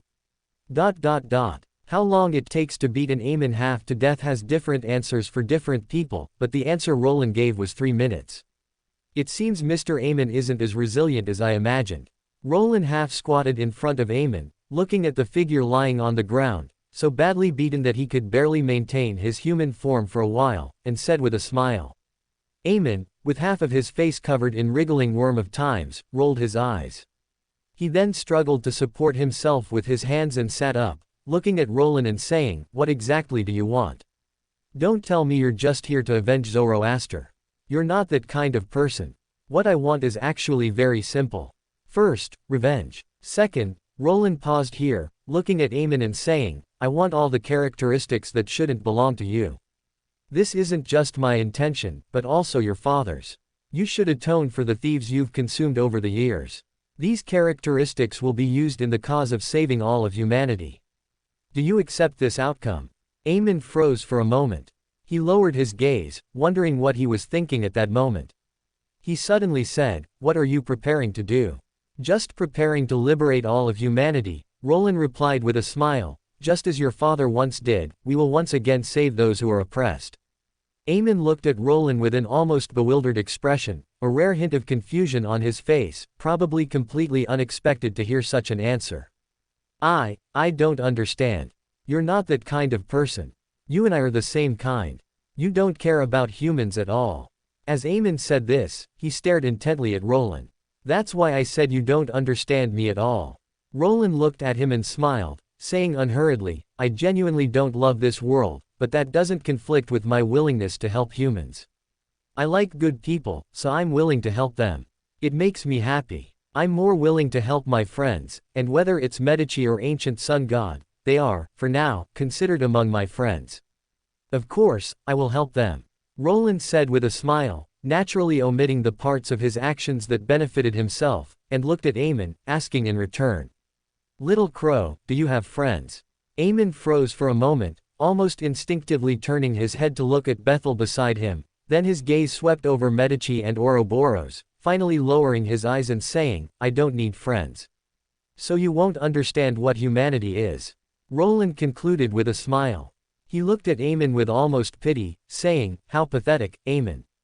You worship your father so much, but as long as you don't possess true humanity, you'll never truly understand him." Amon's gaze sharpened. He suddenly thought of something and said mockingly, "Is humanity such a good thing? If Father hadn't been trying to save this world, he wouldn't have fallen. Humanity is indeed not necessarily a good thing, it can bring both joy and pain." Roland did not deny Amon's words, but simply said unhurriedly, "Yet I still struggled with all my might to obtain it, because with humanity, I am me. Otherwise, what's the difference between me and a fragment of power?" Roland looked at Amon, his gaze still filled with pity. He even sighed and said, "Amon, do you really think that the actions of someone who rejects humanity are entirely of their own free will? Perhaps Amon never existed. What is before me now is merely an activated uniqueness." Roland said this, an expression of sudden realization appearing on his face, saying, "Ah, that makes sense then. Your personality, which is like Celestial Worthy 2.0, it turns out Amon, your essence is a Celestial Worthy nesting doll." In just a few words, Roland had actually denied Amon's very self-existence. How could Amon tolerate this? As an king of angels who had toyed with many, Amon naturally possessed a high degree of self-awareness. Hearing Roland's words, he sneered and said, "Excuse me, I have always suppressed the will of the Lord of Mysteries very well." Coincidentally, Bethel thought the same, and then he was controlled by the celestial worthy to build couple rooms for Tudor and them. Roland raised an eyebrow and said with a smile. Bethel, who had been dragged into it, twitched his mouth but did not speak. After all, he still cared about his reputation. Not a single mistake, not a single word or detail out of place. Amon, however, clearly understood what Roland was referring to and was stunned for a moment. "So, is your personal will truly your own?" "That's hard to say." Roland even patted Amon's shoulder earnestly here, saying, "For sun god Sake, let me remind you, without humanity, you are just a small snack that celestial worthy can devour at any time." Amon's eyes flickered, unsure if he believed it or not. Roland didn't care about this either. After all, his words were purely meant to mislead Amon. He just smiled and said, "That's all I have to say. Now, let's get down to business. Do you want me to send someone to help you strip the characteristics, or will you strip them yourself?" "I'll do it myself," Amon said without any hesitation. He was ruthless to himself and stripped the characteristics without any reluctance. He stripped them cleanly and decisively, and Roland distributed the spoils just as cleanly and decisively. One Sequence 2 characteristic was given to Pales, one Roland kept for himself, and of the remaining characteristics below Sequence 2, Roland only kept a very small portion, giving the rest to Medici on the spot. "It's a bit less than I imagined. You didn't hide any, did you?" After distributing the characteristics, Roland looked at Amon and joked. "I haven't recalled all my avatars. Many are still active outside," Amon said, raising a hand to pinch the monocle on his face, and said with a smile, "What, do you expect me to summon them back and just give them to you for free?" Chapter 174 Amon joins the club. "Don't be so fierce. You saw the spoils distribution just now. I didn't take the lion's share. It all went to support your dear father's cause. I'm not interested in the remaining characteristics you have, after all, they're useless to me. I just purely want to beat you up," Roland said with a smile. "It just depends on whether you're willing to lend your father a hand. Are you morally blackmailing me?" Amon clearly saw through him. "That's right." Roland nodded generously, without a hint of embarrassment. Amon choked for a moment, clearly having never met someone as shameless as Roland. "Haha, just kidding. Amon, you should protect your remaining characteristics. After all, as the initial boss, how can you not have some oppressive presence?" Roland chuckled, his words full of hidden meaning. He indeed had no intention of doing anything to Amon's remaining characteristics, as no matter whether Bethel or Klein ascended later, there would always be a big boss left for them to use as a whetstone. Roland then scanned everyone present, smiling as he said, "All right, the Amon beating operation has successfully concluded. Next is game time. Does anyone want to participate?" As he asked this, Roland also cut off the live broadcast from the exotic space. "What game?" Amon had already tidied himself up and looked presentable again. Upon hearing Roland's words, he suddenly asked. "Of course, it's a mini-game from the Leziran Club." Roland smiled as he looked at him and said, "What, are you also planning to join the club?" Amon raised his hand and pinched the monocle on his face, his gaze sweeping over the others, then he suddenly said, "Why not? As expected of you, able to bend and stretch." Roland looked at Amon with a slight surprise, then generously pulled out a Leziran Club badge and handed it to Amon, saying, "Then welcome to the club, Amon." He didn't mind Amon joining the club at all. The more people, the more fun there was to watch. Anyway, he could summon the sun god at any time, so Roland wasn't afraid of Amon causing any trouble. However, he still glanced at Bethel beside him and said generously, "The sun god isn't here. Next, Bethel, keep an eye on Amon and don't let him cause trouble." These straightforward words made the scene quiet for a second, then Bethel nodded and said, "Okay." Amon didn't care about Roland's blatant precaution. He was just stunned by Roland's decisive action of handing over the badge. Then he looked at Roland suspiciously, probably wondering if there was some conspiracy involved. But Amon didn't hesitate for long. A few seconds later, he raised his hand to take the badge Roland handed over, held it in his hand and examined it for a few seconds, then looked up at Bethel, smiling as he said, "Very familiar technique." These badges indeed came from my hand. Bethel nodded generously in response to Amon's gaze. Amon said nothing more, pinning the badge to his collar, then smiled and said, "Then we're colleagues again from now on." Ah, this reminds me of when Solomon hadn't fallen yet. During the First and Second Solomon Empires, everyone present, except for Roland, had indeed been colleagues at some point, just in different permutations and combinations. Medici, upon hearing this, pouted, his usual sarcastic self. "What, are you also going to work for Lucifer?" "If Mr. Amon is willing, I don't mind." Roland smiled. Who would refuse free labor? Amon clearly understood the implication of Medici's words and looked at Medici with a slight surprise, saying, "I thought you would always follow the true creator." Amon was genuinely a little surprised. Although he didn't recognize the true creator's identity as the sun god, he knew how loyal Medici was to his father. The other party even chose to continue following him precisely because he believed the true creator was his father. Under such circumstances, Medici would actually choose to switch allegiance. "You'll have to ask your good brother about that." Medici curled a mocking smile, emphasizing the word, brother, as he looked at Amon and said, "What, little crow, you've been messing around with your brother for so many years, surely you haven't failed to discover his true identity, have you?" Amon was truly a bit confused at this moment. His relationship with Adam wasn't good but not bad either. Although they interacted less after the fifth epoch, they had been in a cooperative state throughout the fourth epoch, otherwise, they wouldn't have helped tutor hunt Medici together. But if you ask Amon how much he understood Adam, it's hard to say. After all, as a spectator, heaven knows what Adam was scheming all day.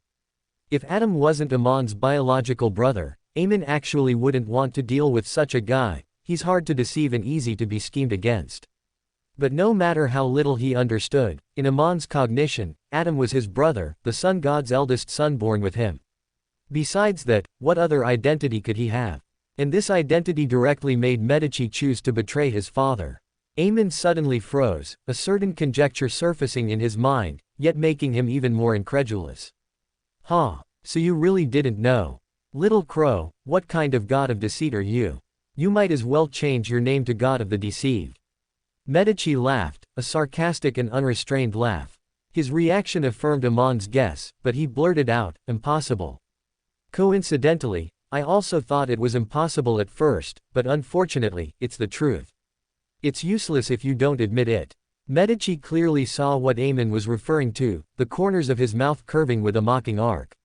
Amon's brows furrowed, but a few seconds later, he relaxed his brows and looked at Medici with a smile, saying, "That's why I said there is only one Father.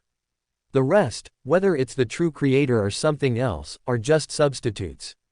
Medici, it seems you finally understand this truth now. No mistake, one song, one hair, one inside, one content, one by one. Amon understood. It didn't matter whether Adam was in existence like the true creator, he had never truly believed the true creator was his biological father anyway, so by the same logic, Adam was the same. But doesn't this mean that Adam never existed, that he didn't have a brother? Amon was rarely lost in thought, feeling a little unpleasant inside.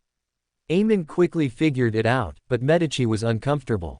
Adam's betrayal was always a thorn stuck in his throat, and it would be uncomfortable every day until it was dealt with.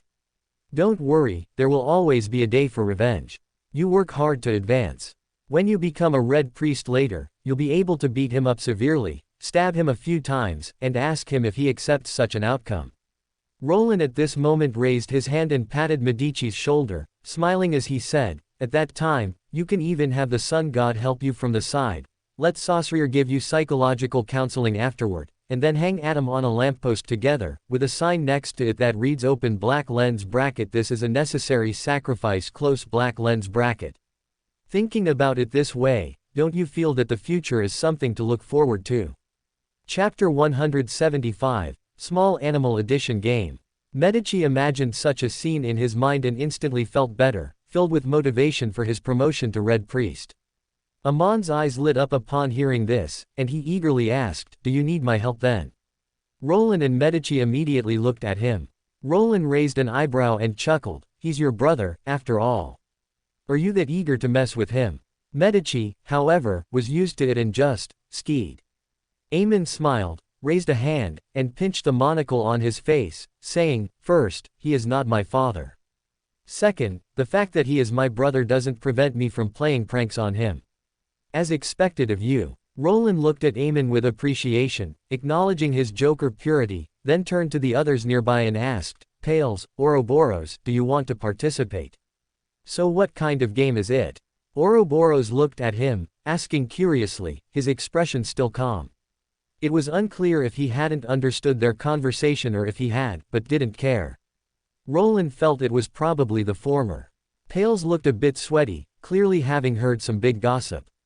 Facing Roland's question, he chuckled, "I'm an old man, so I won't participate in the young people's games, but I'd be happy to join the Leziran Club."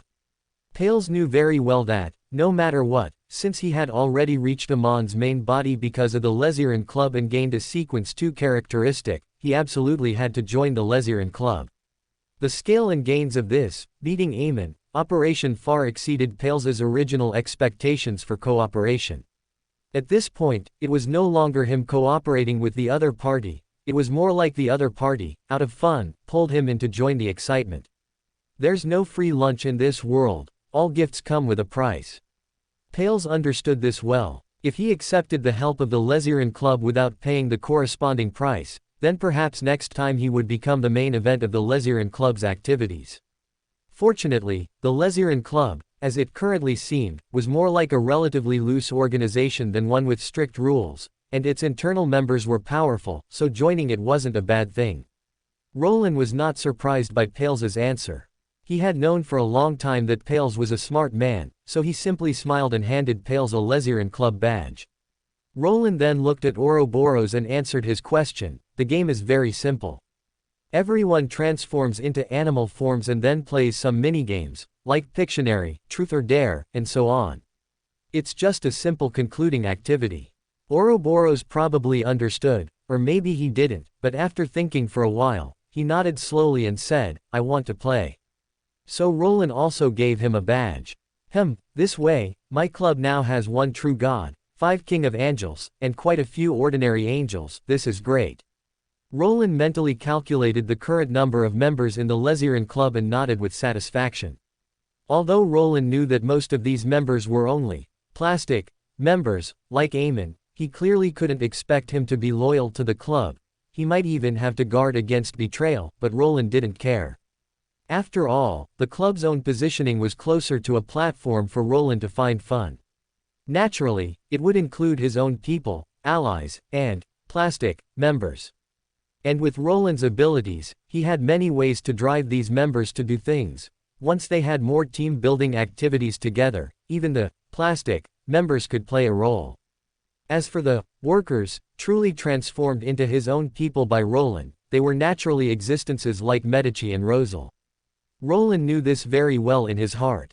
And those from the Creator's faction, such as True Creator, Ouroboros, and others, belonged to the Allies. Allies just from the Creator's faction aren't enough. Perhaps I need to get in touch with others, Roland thought for a few seconds, feeling that this matter was not urgent, so he smiled and brought everyone who participated in the beating Amon operation, as well as Amon himself, back to the alternate space. Someone's arrival clearly surprised the people in the alternate space, but seeing the badge Amon was wearing, they roughly guessed what was going on. Renette Tinacle and the others were fine, as they weren't familiar with Amon, but Klein frowned and whispered, pulling Jack Jones, "What exactly is Mr. Lucifer thinking?" He wasn't afraid of offending Amon. After all, in Klein's perception, he had long been on the opposite side of Amon. Probably wants to watch the fun. Jack Jones spread his hands and said, "You know, the old guy, ever since he transformed from a salted fish into a joker. Now, his main principle is that fun is the most important thing in the world." Klein choked for a moment, then had to admit that Jack's words might be true. Given Mr. Lucifer's personality, it was indeed likely that he let Amon join the club purely for the fun of it. This realization made Klein a bit helpless and a bit worried, concerned that Amon might cause trouble. However, thinking of the scene where everyone ganged up on Amon just now, Klein felt a strange sense of relief. Regardless of whether Mr. Lucifer was at a disadvantage against Amon in the past, the situation had clearly reversed now, and from past experiences, Lucifer was still very reliable. Since he let Amon join the club, he must have the assurance that the other party wouldn't cause trouble. Thinking of this, Klein felt at ease. Amon, on the other hand, looked perfectly calm. He raised a hand, pinched the monocle on his face, and then smiled as he looked at the others. True Creator's fanatical believer, ancient evil, death consul, E.H. Amon's gaze paused when it landed on Klein, sensing some familiar yet subtle aura from him. This made him raise an eyebrow, then his gaze first shifted to Pales next to him, and then landed on Bethel, saying with a smile, "I thought he supported you all." "No, I'm an old man and can't bear that heavy burden. All I want in this life is to be an ordinary retired angel." Pales shook his head repeatedly. If he had some thoughts about the position of Lord of the Mysteries originally, they were completely gone after this, beating Amon, operation. The Chaos Dominator clearly didn't support him. That guy fought Amon as if he were fighting his own son. If he didn't know what was good for him, he would probably truly end up as a characteristic. Pales knew very well that he wasn't Amon, who had a good father to back him up even after death. Pales's biggest hope now was to become an king of angels in the future, or if not, just an ordinary retired angel, honestly following the Chaos Dominator. At least for now, he shouldn't have to worry about being hunted by Amon anymore, and he wouldn't have to live in fear. The worst outcome would probably just be losing his Sequence 1 characteristic. For more thrilling fanfiction stories like this, check out my channel Fanfic Audiobook. Dive into epic adventures, mysterious realms, and legendary journeys brought to life through immersive storytelling. Don't forget to like, share, and subscribe for more amazing audiobooks.